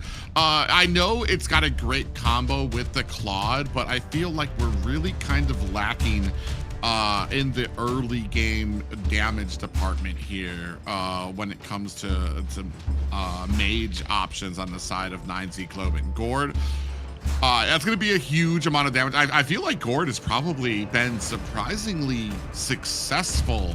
I haven't looked at his win rate just yet, but I'm pretty sure every single time I think about when he's been out, he's actually done so much damage that I feel like it's been surprising for a lot of opponents. Not just that, but he's got an immense amount of control to just spam out. I believe it's his is it his first ability, that the little bouncy ball that comes out there? Like he can do that basically like every 6 seconds, and you're just like dodging them left and right. He can be very annoying for sure. They look like they are trying to ban out a lot of the mages here on the side of Octa, but there are a lot still up there for everyone to choose. There's Lunax, Lilia, ZTN, like you said. They are target banning hard the mid lane. They're like, what mid lane do you got? So they totally banned out the Lilia right there. Yeah, the Lilia was the last ban here, and now 9Z focusing on jungler and also in the mid lane. But now we got the Gord on the mid lane coming out from Octa Gaming here, so maybe one more banning coming out from the jungler.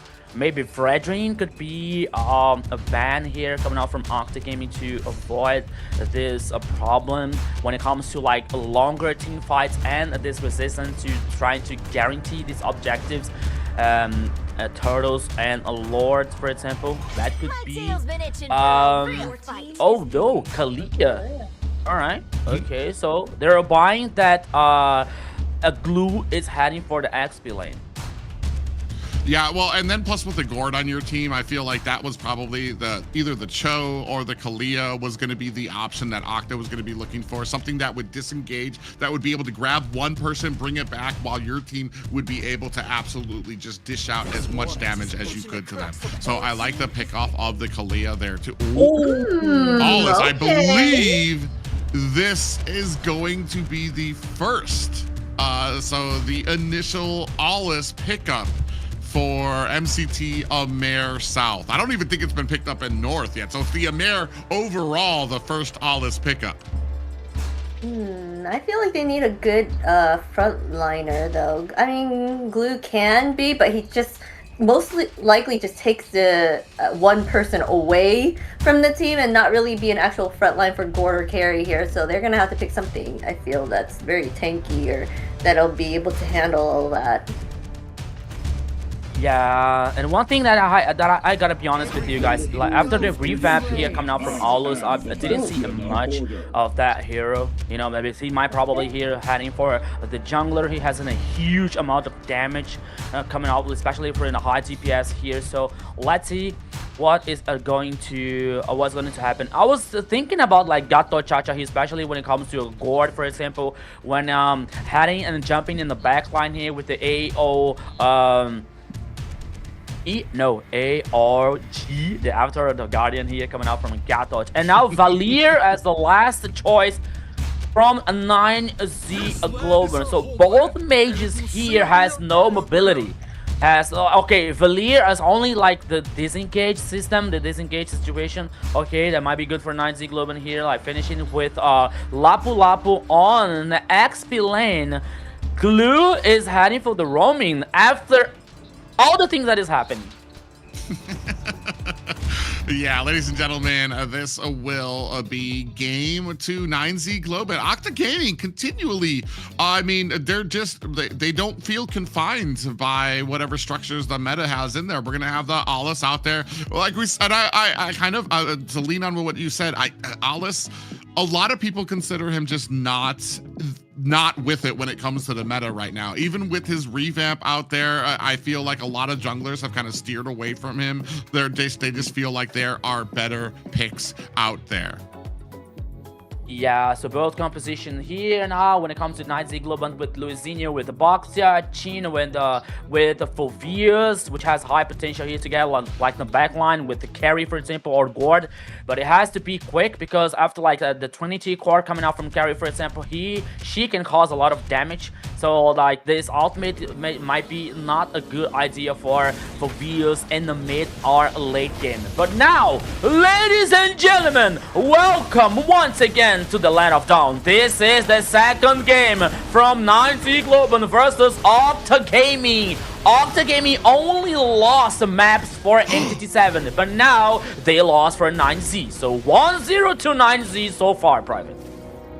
Oh yeah, okay, I was about to say, I thought that they actually got that buff stolen away from them. Straight up here, Thanatos Easy in a little bit of trouble here, looking for an escape from Alburo Crazy. Saber there to provide a little bit of help. Thanatos in trouble on the backside, coming in, Gusta Lagusta finds the kill, but might be paying for that with his life. Is able to use the BMI, but V2 putting the finishing touches to reply. 2-1 in favor of 9Z Globant.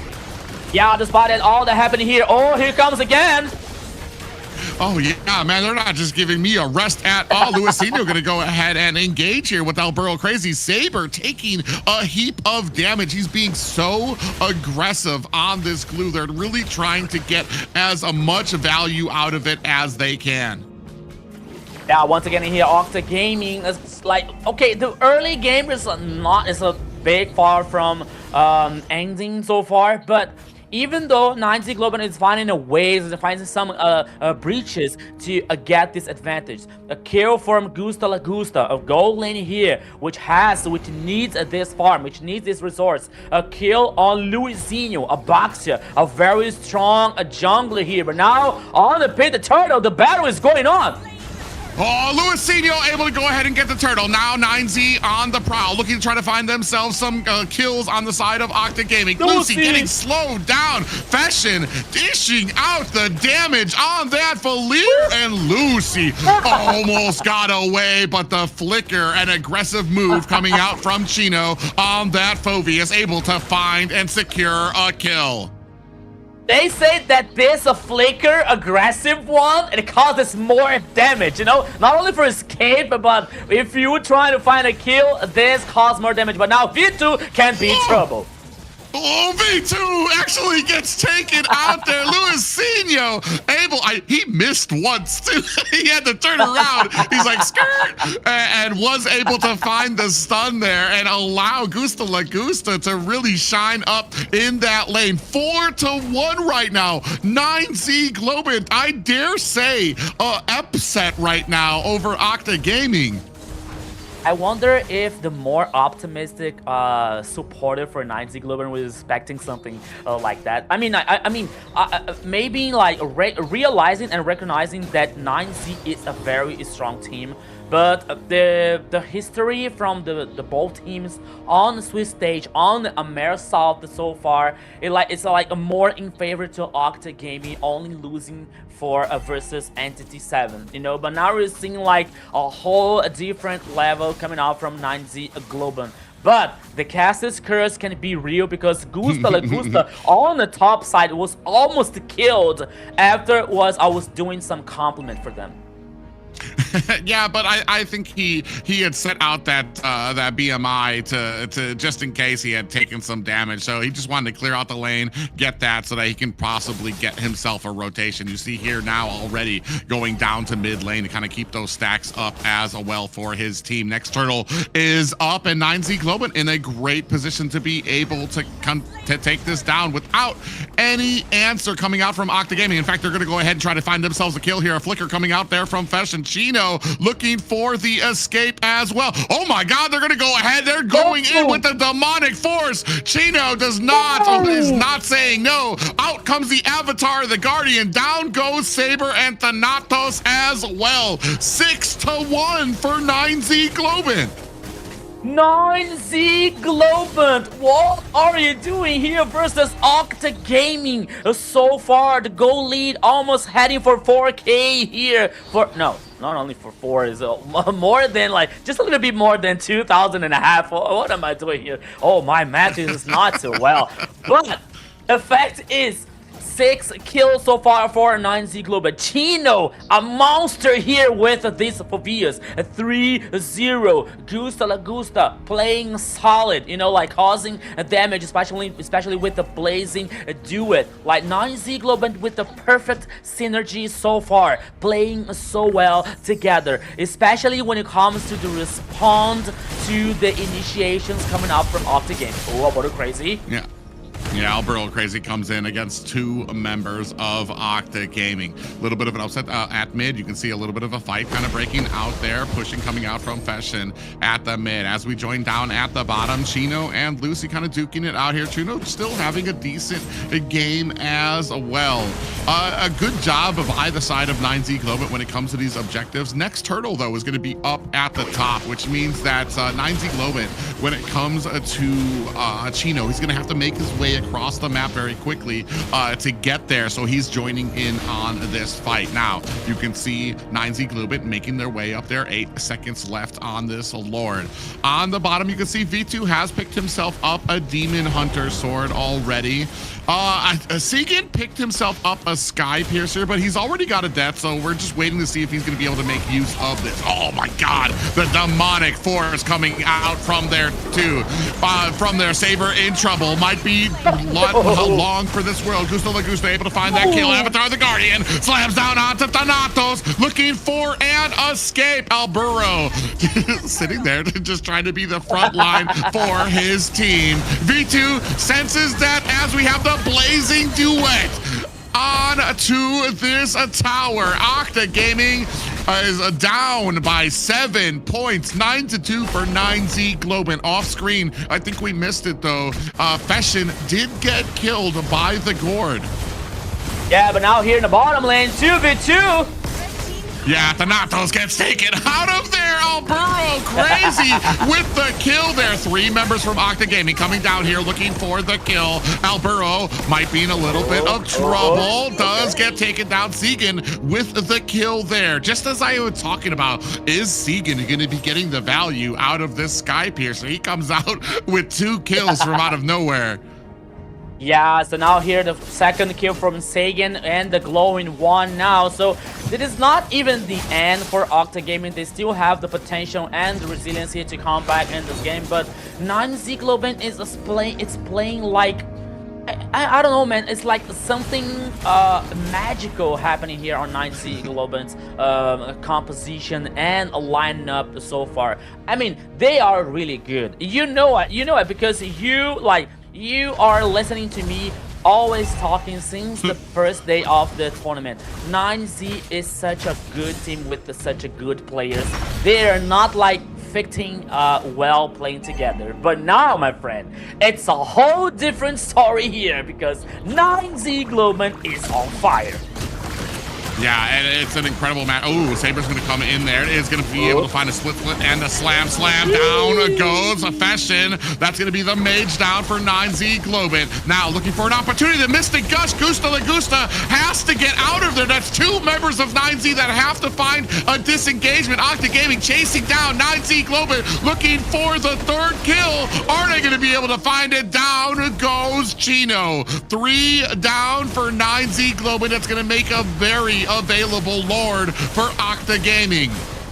This is what we call La Mufa here. Is the caster's curse coming out once again, but now the Lord being guaranteed by Octa Gaming, and Luisinho could be the next victim, but he is able to survive. With a hair of health there. I mean, I think even V2 turned around a little early because he thought that last auto attack was going to be able to finish the job. Unfortunately, just not the case. And just like that, Octa Gaming have swung this around in their favor. Don't quite have the gold lead just yet, but when it comes to the offense here right now, V2 has come on a line and is absolutely shredding 9Z Globin, and it started with a great pickoff onto Fashion. Yeah, they got a goal lead here with almost 5k into 9Z's Globin favor. But now the reality is there is no such a way advantage for any teams. And Octa Gaming is causing the pressure. Border crazy. They're taking a lot of damage, especially coming out from the Gort ultimate here. But now the tower is still standing on the mid lane. Meanwhile, the Lord is heading on the bottom lane. And now with Octa Gaming trying to defend this Lord, here comes the tackle. Yeah, you can see on the other side, Alberto Crazy now looking for some placement into these bushes, maybe finding an angle for this next avatar of the Guardian. But Octa Gaming doing such a great job. Just really needed to wait to get some of those items. The damage output from Octa Gaming right now is pretty much second to none right now.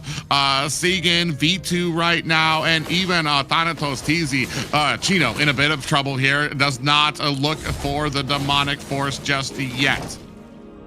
Yeah, but now Lagusta is here trying to do something with, here comes the stun coming from the core once again.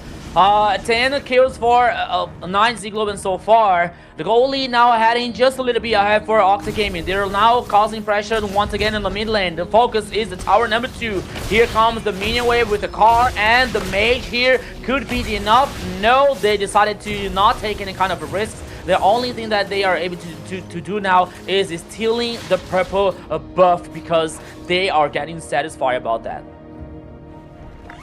Yeah, you can see there in the damage dealt, Segan, V2, and Lucy, top of the damage charts. That's 3 members of Octa Gaming there. Second one coming up, only Fashion, who was shut down. Gusta Lagusta still hasn't been able to get the items. Oh, now, as I say that, he does have the 3 items that he needs. And unfortunately, I want to say an 800 gold lead there, looking for V2. So I think he's looking for the Malefic gun to start getting himself some of that range, which is going to be a huge problem for 9Z Globin coming up. Blazing duet into the back line. Chino able to find a kill onto Segan. Is this going to be enough to turn the tables for 9Z Globin? Demonic Force slamming down onto Saber. Immortality has been proc. Fashion able to find a kill onto Lucy. Thanatos looking for an escape. A flicker out. Coming out from Saber, and 9Z Globin do not look to try to keep and continue on with that engagement. Instead, turning their attention to the mid lane to push that out, and now gonna set their sights onto this Lord. Yeah, the Lord here is immediately started by... Oh, Gustav! Oh my goodness, the Thanatos is taking a lot of damage, but now here comes again! Oh yeah, Blazing Duet comes out there and trying to put the damage onto Gusta Lagusta. Segan able to find the jungler of 9Z Globin. They don't have a retreat, but Gusta Lagusta doesn't need a retreat. Able to find the kill onto the Lord, while the rest of 9Z Globin look for a disengagement. Yeah, what? Also, Why do you need the retribution when you have Gusta Lagusta in your composition here with Claude to guarantee the Lord when they lose the Luizinho, when they lose the jungler, when they lose the retribution? But even though Octa Gaming take this opportunity to take down the tower number 2 and the mid lane, they now are like delaying the Lord. 9Z Global is trying to defend, but this Lord is already taken down. But now might be the response coming out from 9Z Global. Here we go. Yeah, looking for an angle in here. I don't think Luizinho wants this fight just yet, as the rest of his team trying to push onto these lane right now. At the top, oh, they lose a tower. Octa Gaming, unfortunately, lose a tower up at top. V2 tried to get back there quick enough, but just was a second or a hair short to be able to stop it. And right now, 9Z Global reclaiming. It's such an even game right now between these two. It's just going to take on who goes down first. Are they going to be able to find Fashion? Are they going to be able to take down Gusta Lagusta? And those are the real questions. Segan, on the other hand, on the side of Octa Gaming, I'm looking to see who he's able to find that stun and then secondary Mystic Gush coming out from him. Yeah, I mean, like the last minute was in favor to 9Z Global, but still they still haven't taken down the first tower in the mid lane. So Octa Gaming still have this comfortable situation about a map, a domination, all of the high grounds for a 9Z Global so far. Gusta Lagusta is causing a lot of damage now after like getting 4 kills probably after the Trinity core, and now he is trying to split push on the side here when it comes to the bottom lane, but he plays safe. That is Gusta Lagusta. He doesn't take any risks unnecessary here, but now Thanatos, here comes the flank. Yeah, but he decides against it. I was actually kind of curious, like, what are you going to do there once you get the engagement there? We're just going to try to duke it out with the entire team. Yeah, and it does allow Octa Gaming to go ahead, try to find those minions up at the bottom lane for the split push there. And Gusta Lagusta, yeah, you said, doing a great job of trying to be a nuisance around, trying to keep the pressure in all of the map. Now he's back up at top already, clearing out that lane. At some point, Octa Gaming is going to have to answer it. You see them going out there here now as Gusta Lagusta going to go ahead and find himself a recall home. Yeah, recall home, but now here in the jungler, that might be a party coming up from the 2 teams. V2, okay, V2. Oh, how are you doing that, my friend? He plays so aggressive with his carry so far, but now he's not in trouble anymore. But here comes 9Z Global trying to do something because the next Lord is on the upper side of the river. Yeah, and you can already see turning tail, Gusta Lagusta trying to come in so he can join them. Chino does go ahead, activate that demonic force. Is it going to be enough? Coming down onto Lucy's head. Do they have the damage to be able to take him down? Chino with the kill onto Lucy. Segan finds a kill to reply to Chino. And now we saw the Avatar, the Guardian, used to get Alburo crazy out of harm's way, and a tower taken down again for Octa Gaming. And now trying to get force their will here at this next Lord in the front line. Luizinho trying to be on the front there. Ooh, actually going to use that Winter Crown. Blazing Duet into the back lines. Is that going to be enough? See, Saber still has that immortality, uses it so that he doesn't die to that Blazing Duet. Saber going to have to use that flicker to get away. Now Luizinho still trying to get a good look at this Lord as it is reset by Octa Gaming. Now you can see the macro beginning to push onto the side of 9Z Global, and unfortunately the Claude has to answer. Luizinho looking for a way in. He's able to find the Lord and dies with it. Only heroes get to go to Valhalla, and that is where Luizinho is going after capturing that Lord for his team. What in the world here? Luizinho saving the day once again. A very worthy sacrifice, I would say, for 9Z Global. They get the Lord, they lose Luizinho in the process, but it's a price that you have to pay so far. You see the items, both the gold laners here with the full build, Winter Crown coming out from Gusta, Malefic Gun, and the Corrosion side. Carry here with the Wings of Nature and the Malefic Gun. Both of the carries here are somehow getting some kind of immune to the next team fight. And at some point of the game, they're going to sell the boots and getting another item in to cause more damage. But Private, the fact is, the Lord is heading on the top side. Luizinho is on the game again. And the focus is the tower number 1 and the mid lane. Yeah, you can see right now, big split coming up here. Gusta Lagusta focusing onto the bottom lane. Now, finally breaking through that mid lane. Wow. The Guardian lands up into the back lines. Is this the fight that they want? Gusta Lagusta able to find a tower at the mid lane. Saber taking a heap of damage. Down coming the... Oh, waiting for the demonic force. He doesn't. He actually just slips a Saber back a bit, but does not. Oh, a stun with the Mystic Gush. Chino still being kept up by El Burro. Crazy. Thanatos on the back end looking for an engagement here.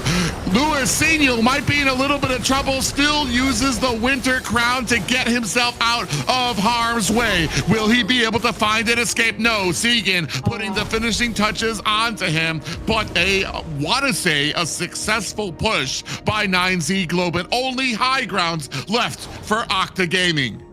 All I can say here, and my heart can't stand it. What a match here. And we're talking about the second one so far. Only high ground towers for both teams are here. 40 seconds left for the next Lord, while Luizinho has still 25 seconds here to go back in the game again. Both teams are like trying to find the flanks. We're trying to cause this damage. Oh, Thanatos TZ! Yeah, it takes a heap of damage there from them as well. You're going to see the BMI to use for Gusta Lagusta to get out of harm's way. Octa Gaming, they're eyeing this purple buff. I think they wanted it for a second, but decided against the fight that it would cause for them. Oh, big little, I want to see some hiding going on up at the top of bushes. You see Octa Gaming trying to wait in position there for it. I think they want to be able to kind of latch on when they go for this purple buff, hoping that maybe one of the squishies will go for it. They decide they don't even want it. They're going to go ahead, head right for this evolved Lord and start it immediately. Pulling it out, Lucy getting vision, getting that information for his team. On the backside, Thanatos TZ looking for a way here, a way in on the backside. Ooh, Luis does find he has the Tortoise Pusins out as well. Lord very low and dragged out by 9Z Globin to try to continue out this fight. Yeah, so here the Lord getting full reset once again, and the Saber with a very low HP, but now here comes Luizinho. Oh! Yeah, a big slam onto V2. Is that damage going to be enough? Gusta Lagusta finds the mage. Down goes Segan. Demonic force slamming down. Immortalities have been procced. Saber gets taken out by Gusta Lagusta. Lucy is not long for this world. 3 members slamming down against him. But at the base of 9Z Globin, they have to find a defense there as Thanatos was looking for the back door into it. Luckily, Chino was right there alongside El Burro. Crazy, ladies and gentlemen, game 2 going to 9Z Globin. 9Z Globin on the second game here. What a match once again. And now the reality is 2 9Z Globin, 0 for Octa Gaming.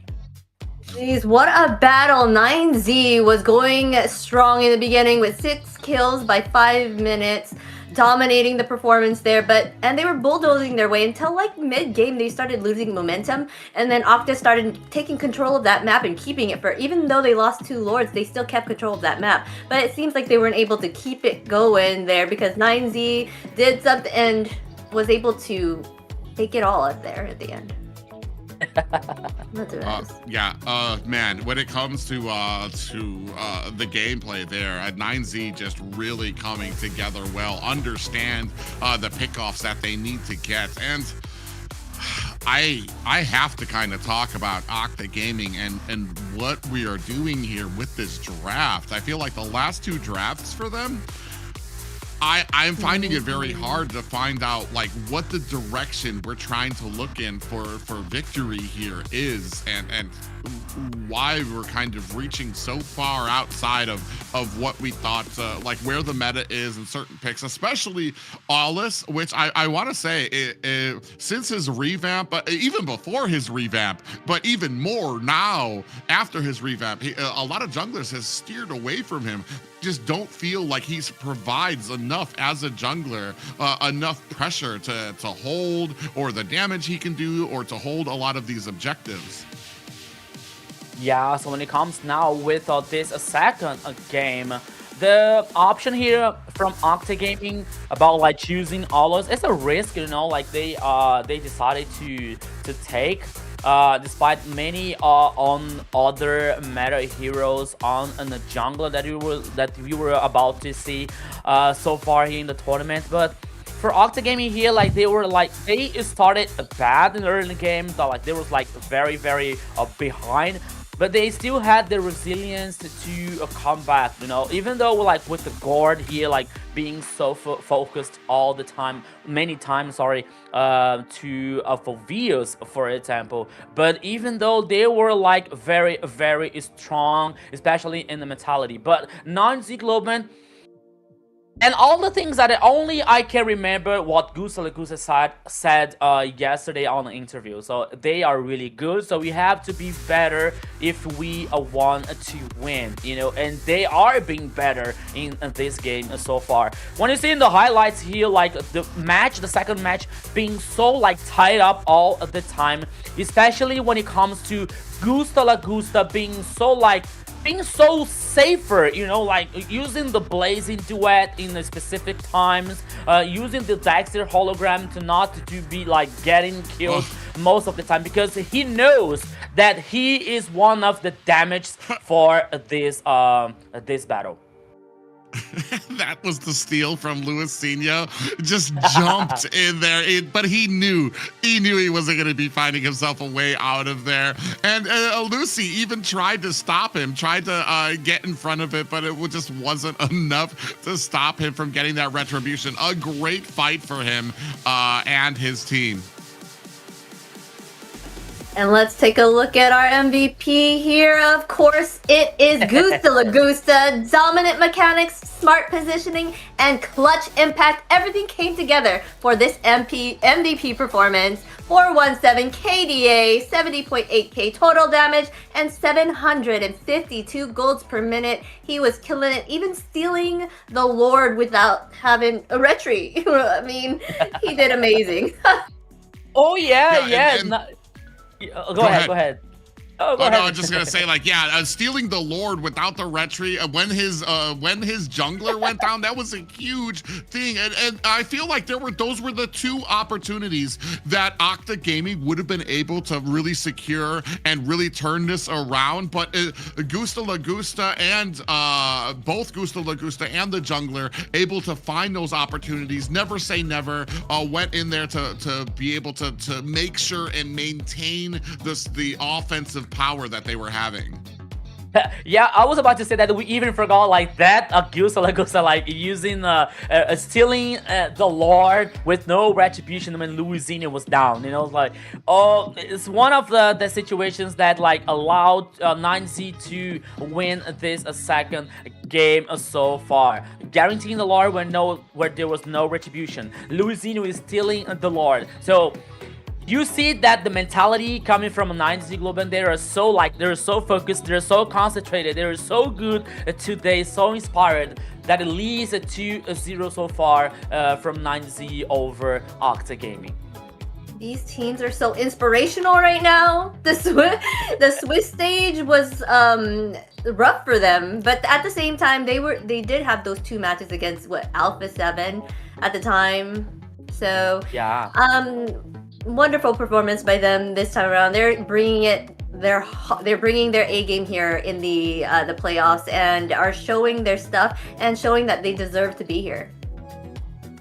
I feel like Rico, you called it way back when we first saw 9Z Globant, and you talked about that these were great players on 9Z Globant, but they were kind of mismatched in how they go, how their personalities are. I think you said when it comes to are they super aggressive? Do they like to hang back? A lot of the team members had different ways that they like to deal with a match. Slowly through the Swiss stage, they learned, they played more with each other, they started getting that understanding, and I feel like right now they're just all in sync with each other. Not only are they good players, but now they understand each other. They understand how each other plays and how to be supportive of each other's plays and picks as well. And that it has come out to a team that is absolutely surprising, especially to Octa Gaming, who have, I mean, I definitely, I dare say that there was a part of me that thought this would be going the opposite,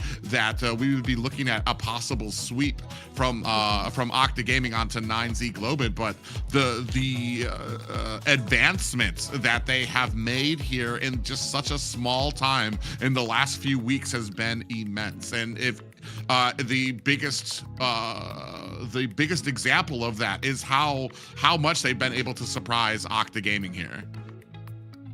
Yeah, and some people were saying like, okay, maybe 9Z Globant wasn't so lucky on Swiss stage because they faced Alpha 7 twice and they lost to them.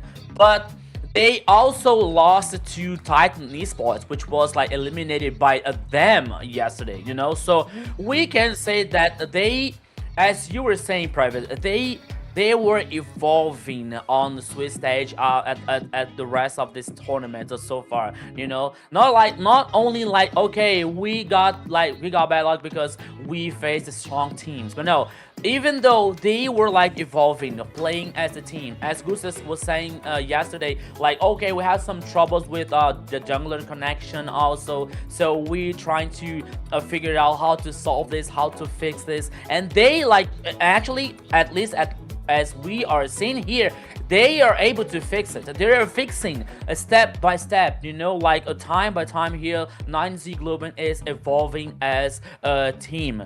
This time enough that we always used to say here when it comes to Mobile Legends, when you don't have enough time to like get this synergy to work as a team as well. But 9Z Globant here, it's a special case because they are evolving during the tournament. Yeah, I was about to say that, yeah, 9Z did have that issue where they weren't able to speak with their jungle, and the Private did say communication is key, and it's proven here that just that little bit of that they weren't able to even talk with their jungle to see what he planned to do can make a big difference in their team synergy. And here it's living proof that now that they have that, they are able to, this could be a possible sweep against Octa. They went ahead and started banning Harley here and the Freya. I want to say too, where were the bans going on the side of Octa? It was mostly the marksman for game one too, because they were trying to, like I said, they were paying respect to Gusta Lagusta. The second banning, the second game, I felt like there was a lot of those mid bans that came out from the side of Octa Gaming, which is curious to me because you're focusing, when you're drafting, your focus is on a particular person, a particular player and their hero pool, rather than the composition that you're able, like, how are we going to enable our composition? And that's not, you don't do that by just like trying to nail down Gusta Lagusta's hero pool, or you don't do that by trying to nail down Fashions hero pool. You open up other picks that might counter what they have or what they're going to be picking. And here, for some reason, it feels like we have like a different strategy or mindset when it comes to some of these drafts. I've been waiting. I'm a little curious though. Zushin and Phoveus are open here. Are we going to give those to them both at the same time? Because now you only have one ban left on 9Z's side, and you're not going to be able to pick either of those heroes. I'm waiting, 9Z. I'm waiting. Come on. I'm thinking it would probably be Zushin that's banned. You know what happened? Oh, never mind. I lied. They think Okay. Phobius is more of a threat, so here we go. They're gonna be able to pick up that Zushin starting out. Okay. So now, Harriet is the third ban here, but after like we were talking to Gusa Lagusa about Zushin's situation yesterday, and he was talking like, okay, we know that Zushin is really strong, and now we are like finding ways to solve this problem. You know how to play against Zushin. You know, so maybe they have a plan. Maybe they have some strategy here for Zushin so far. Ivy is the first pick here coming out from 9Z Global. Yeah. That's. Go ahead. No. That's exactly what they were talking about yesterday, is that they have been working on ways to deal with Zushin. Me personally, I've said it over and over again, if you're going to let it through, you need to have something that's going to be able to get to that back line to shut her down. You can't just allow her to exist. Of any of the heroes, she is the most dangerous when it comes to just being this offensive power against your team. Ooh, and I feel like Octa, they're very secure. They understand that they have Zushin without the ability for 9Z Globin to pick it up. So they're going to be very patient before they even snatch that up. Here, they have the Sora out there. They pick up the Sora because Eve is out there. So they know the Valentina isn't going to show up unless they put the Valentina into the XP lane. I feel like that just leaves it open for 9Z to ban it out now. They won't be able to pick up that Zushin, but at the same time, right, you said Valentina's out there, so they might want to pick her up instead for the fact that she is Sora's counter. But then they wouldn't even choose it here as well, because they already have Eve, so... Okay, Grok and Guinevere here, so roaming and a jungler, possibly jungler here on 9Z Globant composition so far. So a very interesting combo coming up like from the Tectonic Charge and the Jump and the Requiem Violet here on that execution from a 9Z Globant. Even though you still have the real world manipulation as a support for that kind of situation here from a 9Z Globant. I'm curious now to see if Octa is gonna choose Zushin now, or like they have another plan for not breaking Zushin, and maybe 9Z Global banning on the next phase. I'm curious about that. Yeah, I mean, okay, so I guess they just didn't want to use it. Or they're trying to dare. Maybe it's just some plan that they might see something that we don't when it comes to enabling and allowing Zushin out here, to the point that it's like, yeah, they're not gonna fall. We're not gonna fall into that that plan there, especially when you've got a good amount of control coming out from 9Z Globant here. The real world manipulation coming from the Eve, and then you've got the Tectonic Charge coming from Grok, Guinevere with her pop-up and the Violet Requiem. I mean, it's a good ability to kind of wombo combo onto each other. The last time we saw Grok, though, I felt like when Octa had him, I felt like we were lacking in the damage department. I'm actually trying to remember how much Guinevere kind of scales. I feel like she's a pretty good early game hero when it comes to the damage that she's able to dish out, but it's kind of a one person or whoever she catches with that jump or with that knockup is who we're looking for. With Grok, I believe when you hit the T charge, or even when you swing, when you do your ability that swings, if you hit them into a wall, they pop up. Do they pop up, or do they just stun? Just pop up. Oh, so I'm not sure. Oh, just a pop up. Yeah, I'm not sure, but I think I'm almost sure that it's just pop up. It seems like a pop up. Not getting stunned. Yeah. Oh, well, that's even better then. Even if it's not a stun, it's a pop-up, which helps Guinevere to be able to run in there and get a Violet Requiem.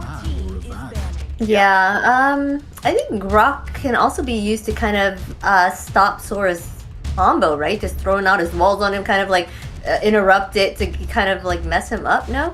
Like, I heard that usually heroes that interrupt Sora's combo is a factor in stopping him from doing what he does best. So I'm not.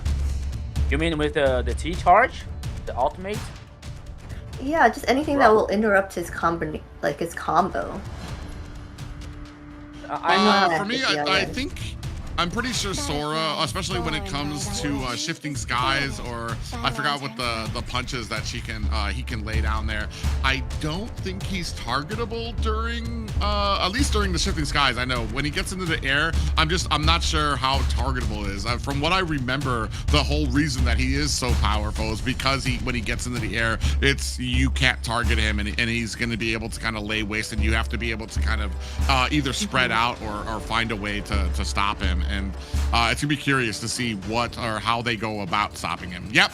Now they're just gonna go ahead and ban out the Zeus, and they're like, "You don't want it? Fine, we'll take it back." Yeah. So now, I was curious about like if they were about to use Zushin, but now I'm curious. Okay, Valentina. All right. So I'm not curious, and I'm not curious anymore. They already choose Valentina here. From mid lane. It's gonna be very interesting here, especially with this backup ability to copy the enemy's ultimate. So it's gonna be very interesting, especially on the mid lane here for Sagan. Yeah, I think that Valentina's a good pick because she could still use ultimate, so it kind of gives them that additional CC, right? As far as options for Gusta Lagusta, I mean, you're looking at a Bruno, hopefully not, I don't want to call out a Wan if he's feeling super comfortable for no reason. But Bruno, I think it has that burst damage that they could possibly use here. Ooh, Alice coming out. And, Obsidia. Haven't seen Obsidia in a very long time here either. Yeah, she's be able to latch on to people. I'm not but that sure. could be bad for her. Okay. It is good for 9Z Globant. Maybe on the next game. Like two games later, Obsidia is getting strong to impact in a good way for 9Z Globant's composition. He's gonna need like 8 or 9 items here to like cause a damage on this game. 8 or 9, just a few though. Granger could be chosen. Yeah, I was expecting that. Not 1-1, by the way, because it has to be some condition to pick 1-1. But Obsidia, they're like buying a lot. Oh my god, you were saying not 1-1. There she goes. There she is. That's it. Bye everybody. Bye. I'm leaving. Bye. My goodness. Okay. Okay, so 1-1. Here's the last choice for Octa Gaming, especially with the ultimate here to get invulnerable. Yeah, I mean, might be good for avoiding like Violet Requiem and the Tectonic Charge from Grok, for example, you know. And let's see. Yeah, I mean, because I trying to figure out like this composition coming up from Octa Gaming, especially when it comes to the execution. Use the Way of the Dragon, or the Phantom Scene here to cause damage with the players isolated to get specific pickoffs here. Okay, and when it comes to Sora's ultimate, especially the tanky ones with the controlling thing, okay, but despite that, I have to see. I want to see what is going to happen here. Yeah, usually when you have a Cho pickup on your team, you're looking for that burst after the Way of the Dragon to immediately shut down that target. But ladies and gentlemen, with their backs against the wall, Octa Gaming looking for a victory to continue their path here in the upper bracket. 9Z Globant, to the surprise of many, sitting at game point. Yeah, so everybody here, welcome to the Land of Dawn, to the third game. This might be the last one here. 9Z Globant versus Octa Gaming. The winner here today is gonna face Alpha 7 on probably the next weekend. So let's go, Private. Yeah, both of these things, When it comes to seeing the Wanwan out there, I'm kind of wondering, is there something here that shines for the Wanwan, or is this more like a mind game from V2 to Gusta Lagusta to be like, oh, your favorite hero is Wanwan? Let me show you how to do this this Wanwan boogie here. So it's gonna be, oh man, I'm so interested. I'm so invested. I want to see how this. I wouldn't mind if we just stayed at the gold lane. I just want to see how these two dish it out. Both teams kind of being very respectful here. Not too many invades that we're seeing either coming out from both of them. They're just kind of moving around, getting their jungle, waiting for this first turtle. Yeah, I agree with you, and I'm curious about like that situation, 1-1 versus Gusta Lagusta here, because on one hand you have the situation, you might have the situation that V2 say, okay, I can show you how you play with in the mid lane here.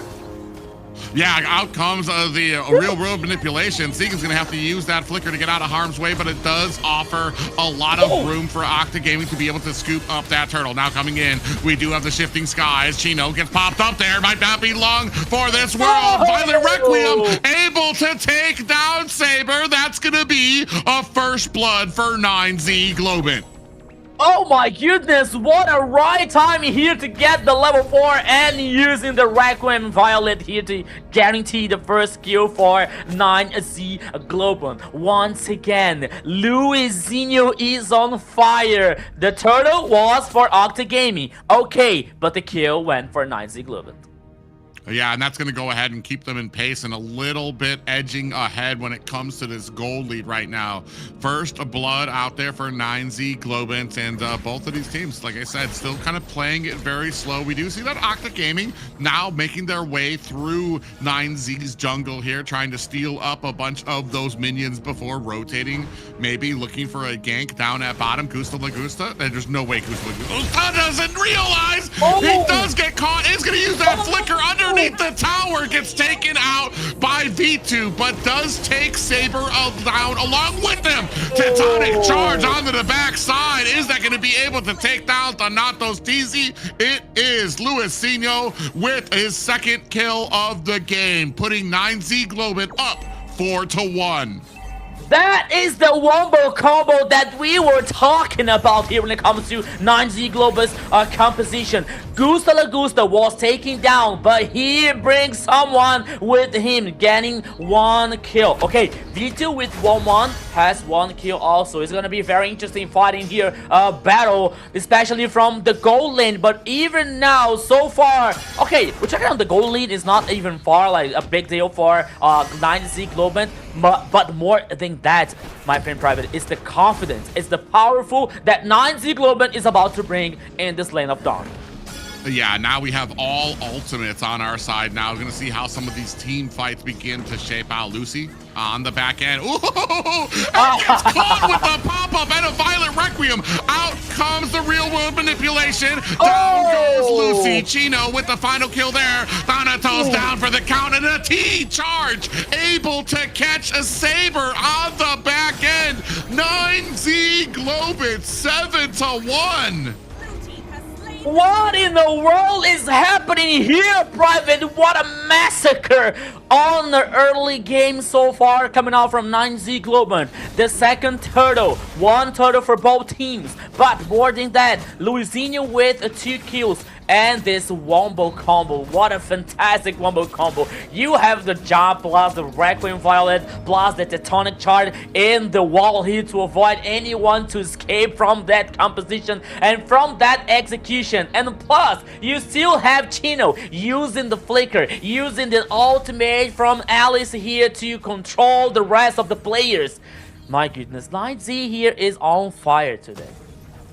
Yeah, and the fact that you can just use that jump to check the... Ooh, a T-charge does miss. Segan might be in a little bit of trouble. Gets popped up there. Fashion finding the kill for them. Even with the shifting skies to move them in underneath the tower, 9Z Globins get away like thieves in the night. They find the kill and they disappear into the jungle. Meanwhile, it does look like Lucy gonna go ahead, put some damage onto the top, trying to find themselves a tower, and they do find find themselves a top tower. A tower at the bottom as well. So while they're getting kills, they are losing out on macro, but V2 gets taken out by Luisinho and a mid tower going over to 9Z Globin. This might be the fight that they're looking for. Thanatos is going to be able to find a kill onto Luisinho. Tower, or wall does separate him, but he is able to leap over it. 9-2 right now in favor of 9Z Globin. But when it comes to macro,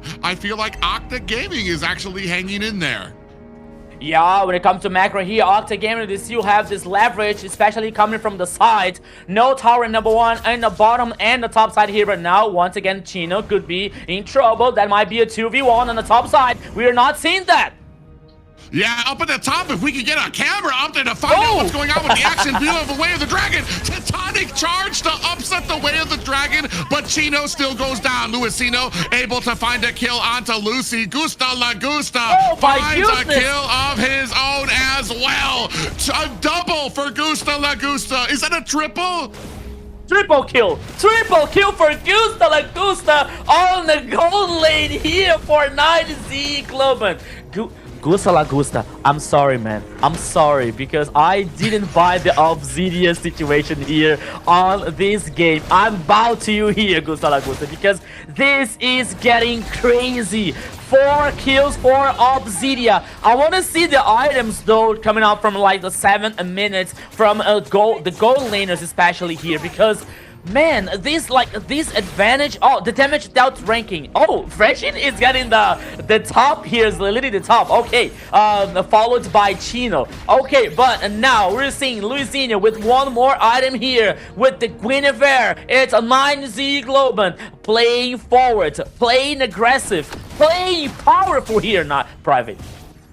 Yeah, 13-3 right now for 9Z Globin. Way of the Dragon, latch on to the Albero Crazy. Can use that flicker and the shifting skies to try to lure him in. He is going to have to use that T-charge to get himself out of harm's way. So he's not going to have a flicker or a T-charge for the next fight for 9Z Globin. That's going to have to be something that is on their mind as they continue to tick away at Octa Gaming. Minion's going to be able to make use of this bottom tower, taking it down. That's all the tier 1 tower for Octa Gaming side. And right now, Albero Crazy just standing in front of there, about a 5K gold lead for 9Z Globin. And this team, what they have gone through, and to be able to come back like this, the synergy that these guys has is amazing.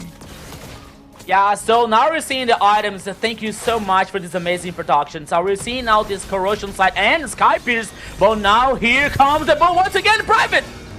Oh, into the back line. They do find a thrown a rune on the 2 members. They do have Eve down, laying down that damage with that ultimate coming out. Crossbow tank is not able to finish the job as Chino able to find himself and escape. The rest of Octa Gaming gonna have to disengage from this fight. Unfortunate for them. Even with, I feel like they had themselves a great combo to come in there. They just didn't have the damage yet to be able to take down 9Z Globin, who are about 6K gold ahead of them right now.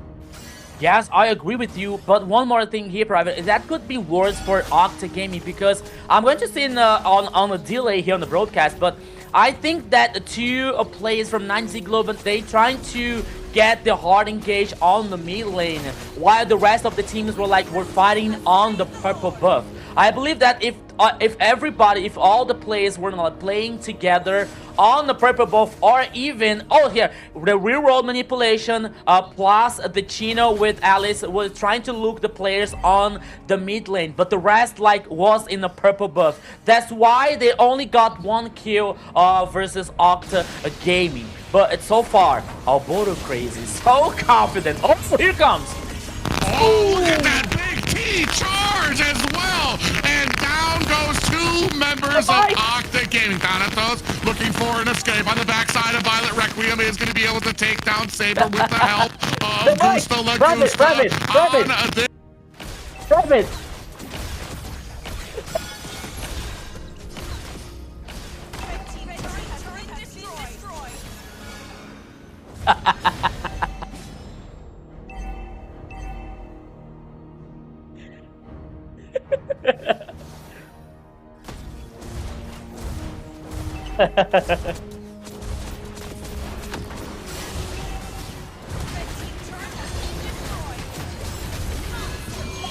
Once again! Oh wow, that is amazing. We're getting all robotic because we're having so much fun here.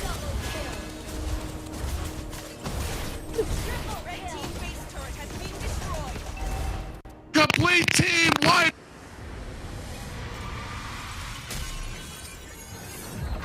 Take my energy, take my money, take my everything here. 9Z Globant 3-0 fast clean versus Octa Gaming.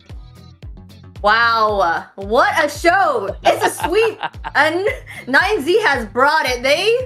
They're at this point, it's a whole nother team. The way that they're doing things and acting, 13-3 and killed by 7 minutes, and then they just dominated the map. Even though they were losing that macro at the start, they regained it. It didn't matter. they were just unstoppable. They put that pressure onto Octa and that aggression, and Octa just didn't know how to answer to it. I feel like the combination the combination of the Tectonic Charge and the Violet Requiem, a huge deal for them to have to try to deal with.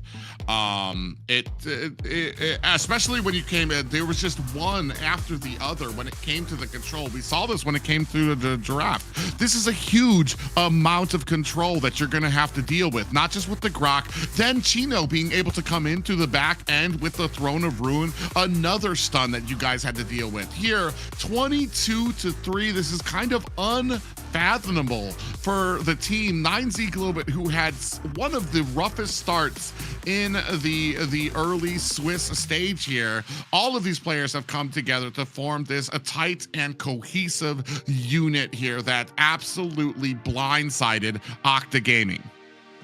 Yeah, so I agree with Private when it comes to like Luisinho and Fishing, especially with Arboro Craze with the Tectonic Chart and the Jump and the Violet Requiem here. But we have to talk about Chino also, because he was really crucial with this Alice. Not only to like get in the flank or in the back line here in this team fights, but now to get this sustainability that 9Z Globant needed when sometimes some things that went wrong in that execution. And also Chino was there to get things under control, to secure that advantage for 9Z Globant so far. You see Chino like always playing forward, always like playing aggressive to take down this control also with Alice, to cause this damage, to secure that 9Z Globant's actions are gonna be a successful even way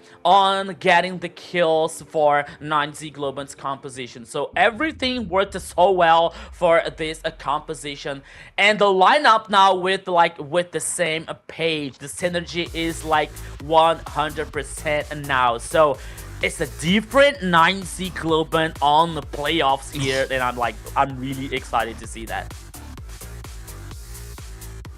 Amazing job there for sure. Like Chino, Fashion, and Arboro Crazy, they did an amazing job being there mostly for that team fight participation. They were there like most of the time to be able to let Gusta Lagusta do his thing and get those kills. Like, I really do not know who will be MVP here. The fact that they all brought it and did their part like to a T. They were amazing.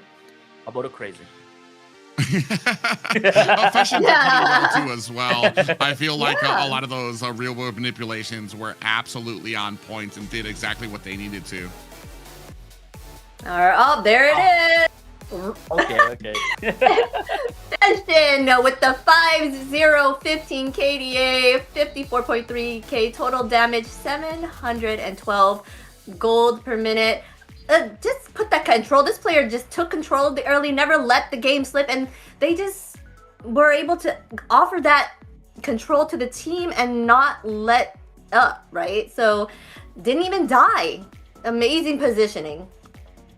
Yeah, it's an invincible mid lane here, especially when it comes to the using the reroll manipulation so well, so fun in most time of the game here to not only guarantee like this advantage when it comes to the damage, for example, but also when it comes to this follow-up coming from the rest of the team. So it is Plus and very good player here, very good gold lane in 9Z's global lineup here to help this lineup to reach the top.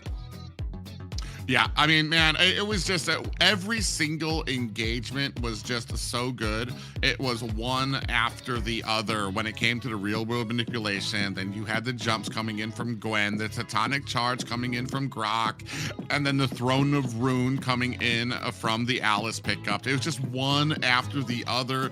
It was like there was just no time to react. Even if you were able to purify, even if you were able to flicker, it's just like, okay, there's 3 more controls that they're going to be dumping onto me, and it just was not a good day for Octa Gaming here. 9Z Global, I cannot talk enough about how well they have improved here. To be able to get a 3-0 over Octa Gaming is huge. For real. But let us talk with the team right now. The winners of this match, 9Z Globant. So here he comes. Hello again, Gusta La Gusta. Hello guys, hello guys. Hello. Hello again.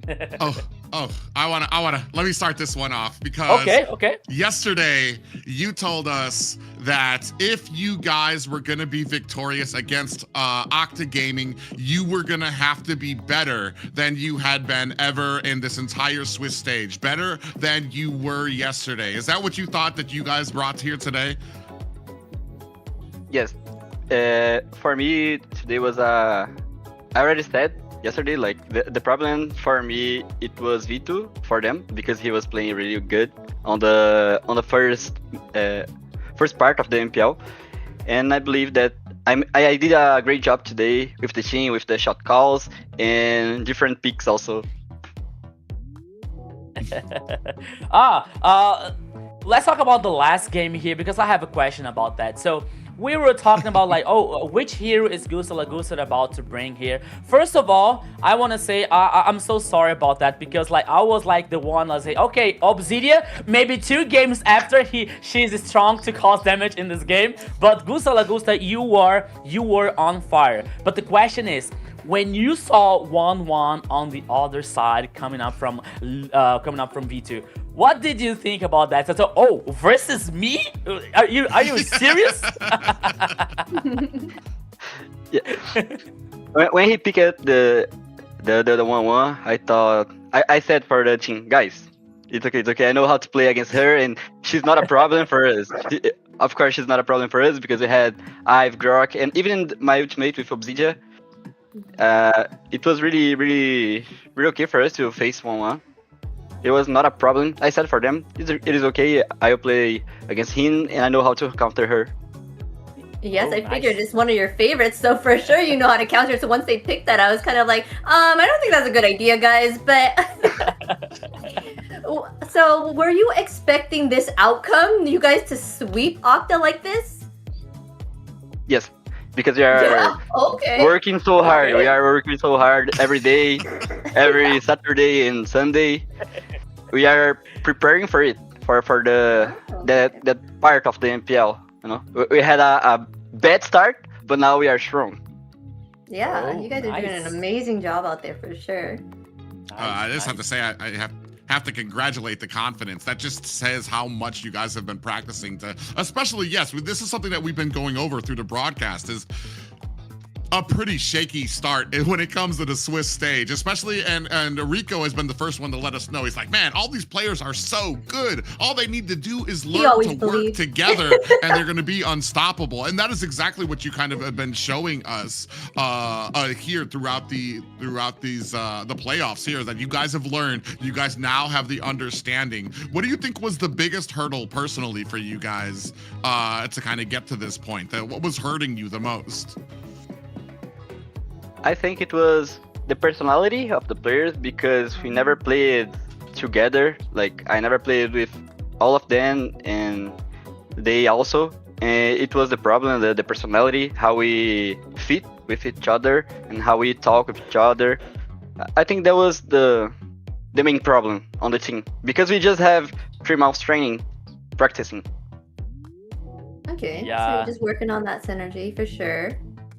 Yeah, and Gustav, after this big victory against Octa Gaming, where is gonna be the celebration? For today, I believe nothing because it is Sunday night. I'll go probably sleep. I go to sleep. That's your celebration. It's like I get a rest now. my rest, that's my rest. Fair enough, fair enough.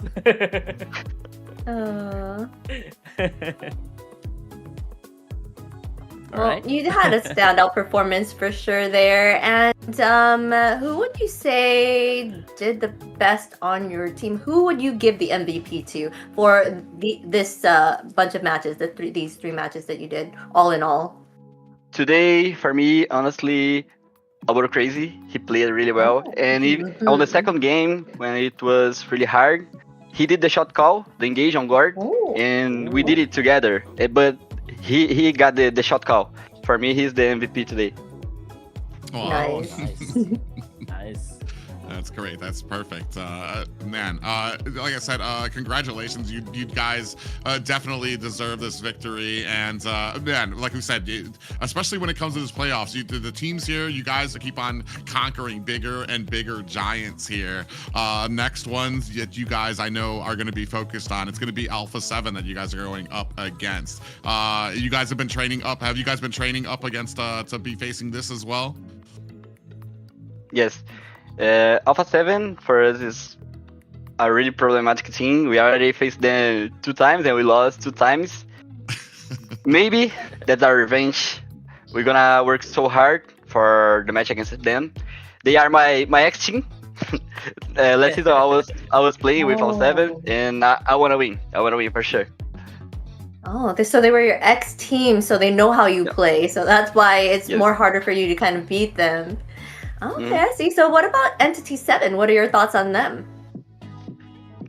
They're probably the strongest team here on MCT right now. But I really want to face Alpha 7. You get that revenge match, right? Yeah. I want to play against them next week, and I hope we can improve more for the next week because they are really strong. They have incredible players, and even the MVP of last year, Paquito, I want to face them and beat them. All right. So Gustav, you have anything to say to your fans, to your family after this big victory versus Octa Gaming today? Yes. I would like to say I love you for my mom because today is her day. I love you, Mom. Thank you for your support. I'm doing everything that I can do. Oh, Nice. So, happy Mother's Day. yes, you see? Yeah. A great player and a great son. I know. You can also give out your socials as well so people can follow you. Have any social media so people can see and find you and kind of learn from you? Yes, I have my IG and my YouTube channel. I do live streams. Probably tomorrow I'm gonna do live stream because it's my day off. And my YouTube channel, guys, is G Gusta La Gusta. I do every day I can do live streams. I do a lot of hours and I talk with a lot of people. And then I hope you guys watch me there. Thank you. Oh. Well, so you guys, let's see what other questions do we have for our player here, Gusta La Gusta?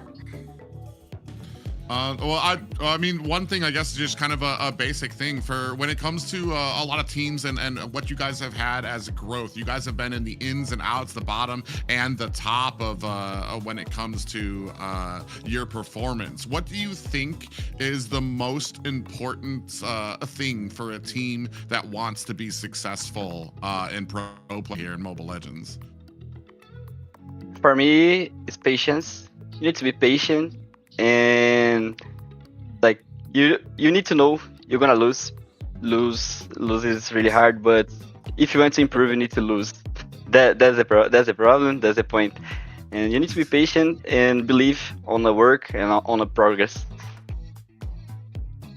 Yeah. Okay, so out of these matches, what do you think, like learning from your matches today, what do you think is something that you can improve on yourself? Like have you seen anything that you've done wrong in these matches?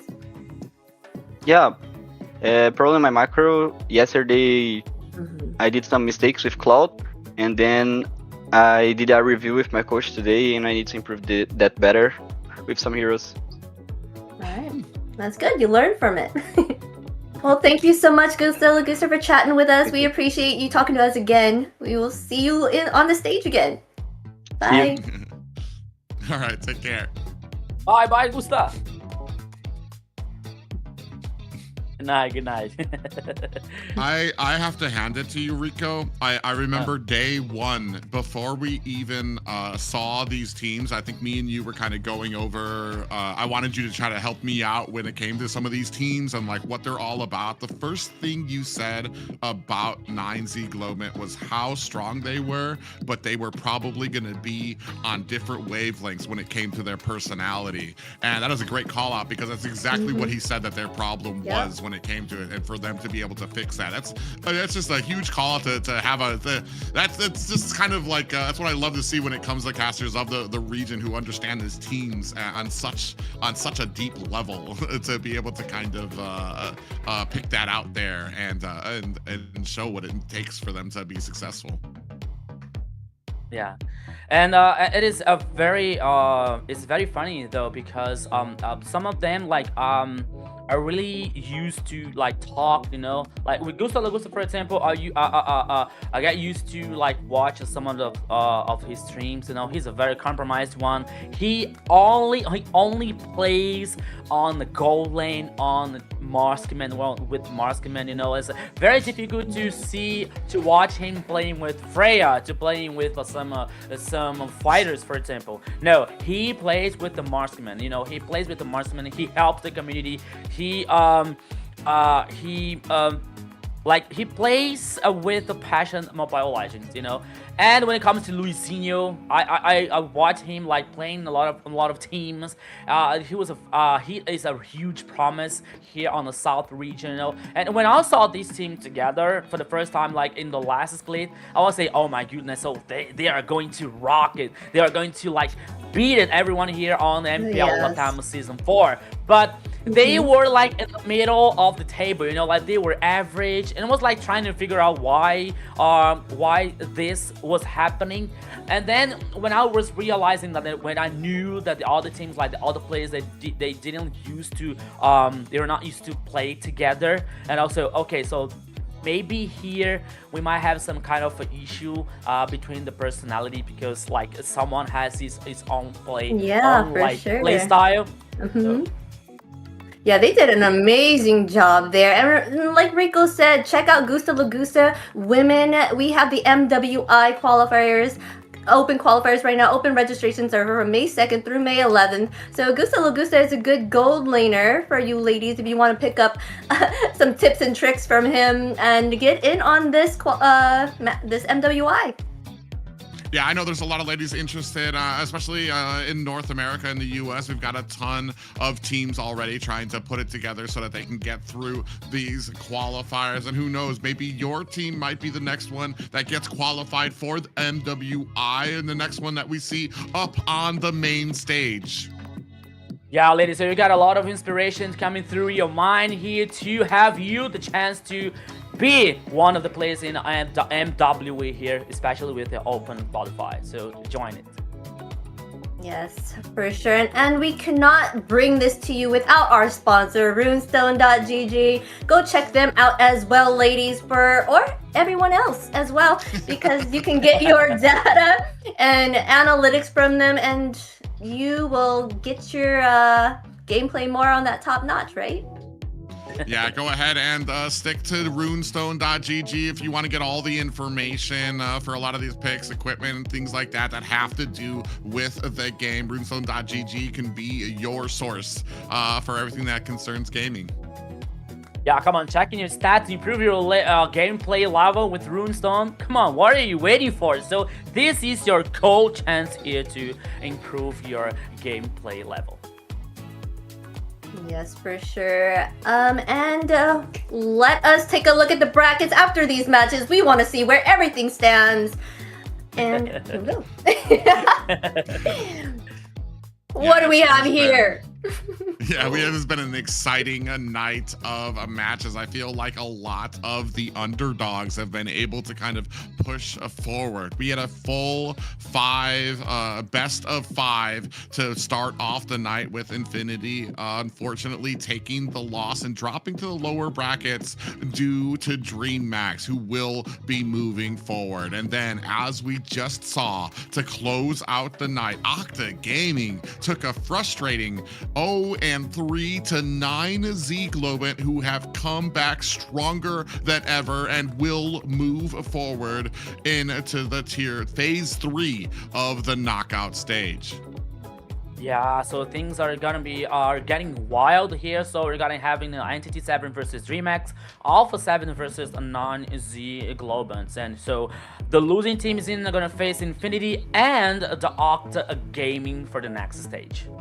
Yeah, it looks like they're gonna have that rematch that they've been wanting against Alpha 7 here. They seem like they got it together this time around. So, but like Gusta Lagusta was saying, they know how he plays, so maybe they know what to do to keep him on that lower end. But if the other parts of the team pulls up and brings their A game as well, this might be a hard time for Alpha 7. Yeah, but let's go ahead and take a look at what we're going to have for next week as well. Yeah, what do we have next week, guys? Starting on Thursday? Yes, here we go for the north side here. We're going to have the north side of Alpha 7 going against Stamina Esports, and then Night Horde against Vendetta.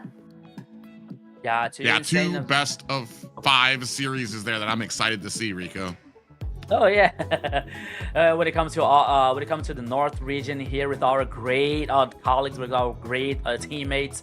So Alpha 7 North is gonna face the Stamina Esports, and the Night Horde from Canada facing a Vendetta from our friend Ashley's also. So things are gonna be very, very wild. By the time they were like stepping forward through the playoff stage.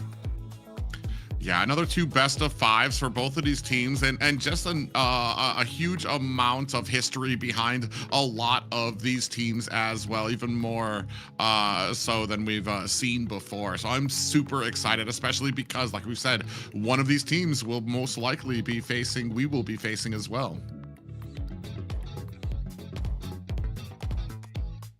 Yes, a lot of people are excited about these matches. For the north side, Alpha 7 is a big... it's just like Entity 7 on this side, right? Doing an amazing job clearing the board. But as you can see, from the Swiss stage, all these lower ones that weren't doing so hot there are bringing it this time around. So you never know what's going to happen in the playoffs.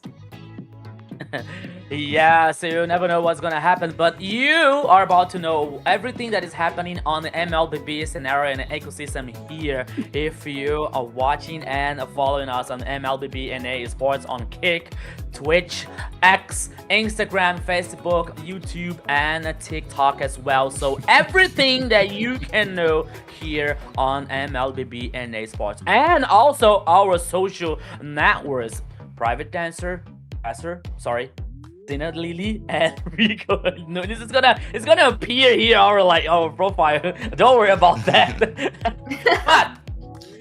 But it's time for us, my friends, sadly, to say goodbye for today. Any last words, Private, before we go? Oh, I was gonna say, man, it's been an absolute honor to cast for all of these teams. I feel like I've been growing up with a lot of teams as well, to learn more and more about them, the history of them, and then watching their growth here through the South as well, to go from teams that we thought maybe might not have a chance to being like, oh my God, we might have a new top 3 here in the South that might be going up against Entity 7, or might be going up against the North as well. So it has been an absolute honor here to cast alongside you two, Xena and Rico. Yes, it's been amazing, and I'm looking forward to more. And that's going to wrap things up for today here at MCT AMER South. What an incredible day of action as our playoff journey officially begins. We've seen huge plays, intense battles, and teams giving everything they've got. Until then, thank you all for watching, and we will see you next week. You guys have a wonderful week. Don't forget to drink water, okay? Let's go. Goodbye. Hydrate.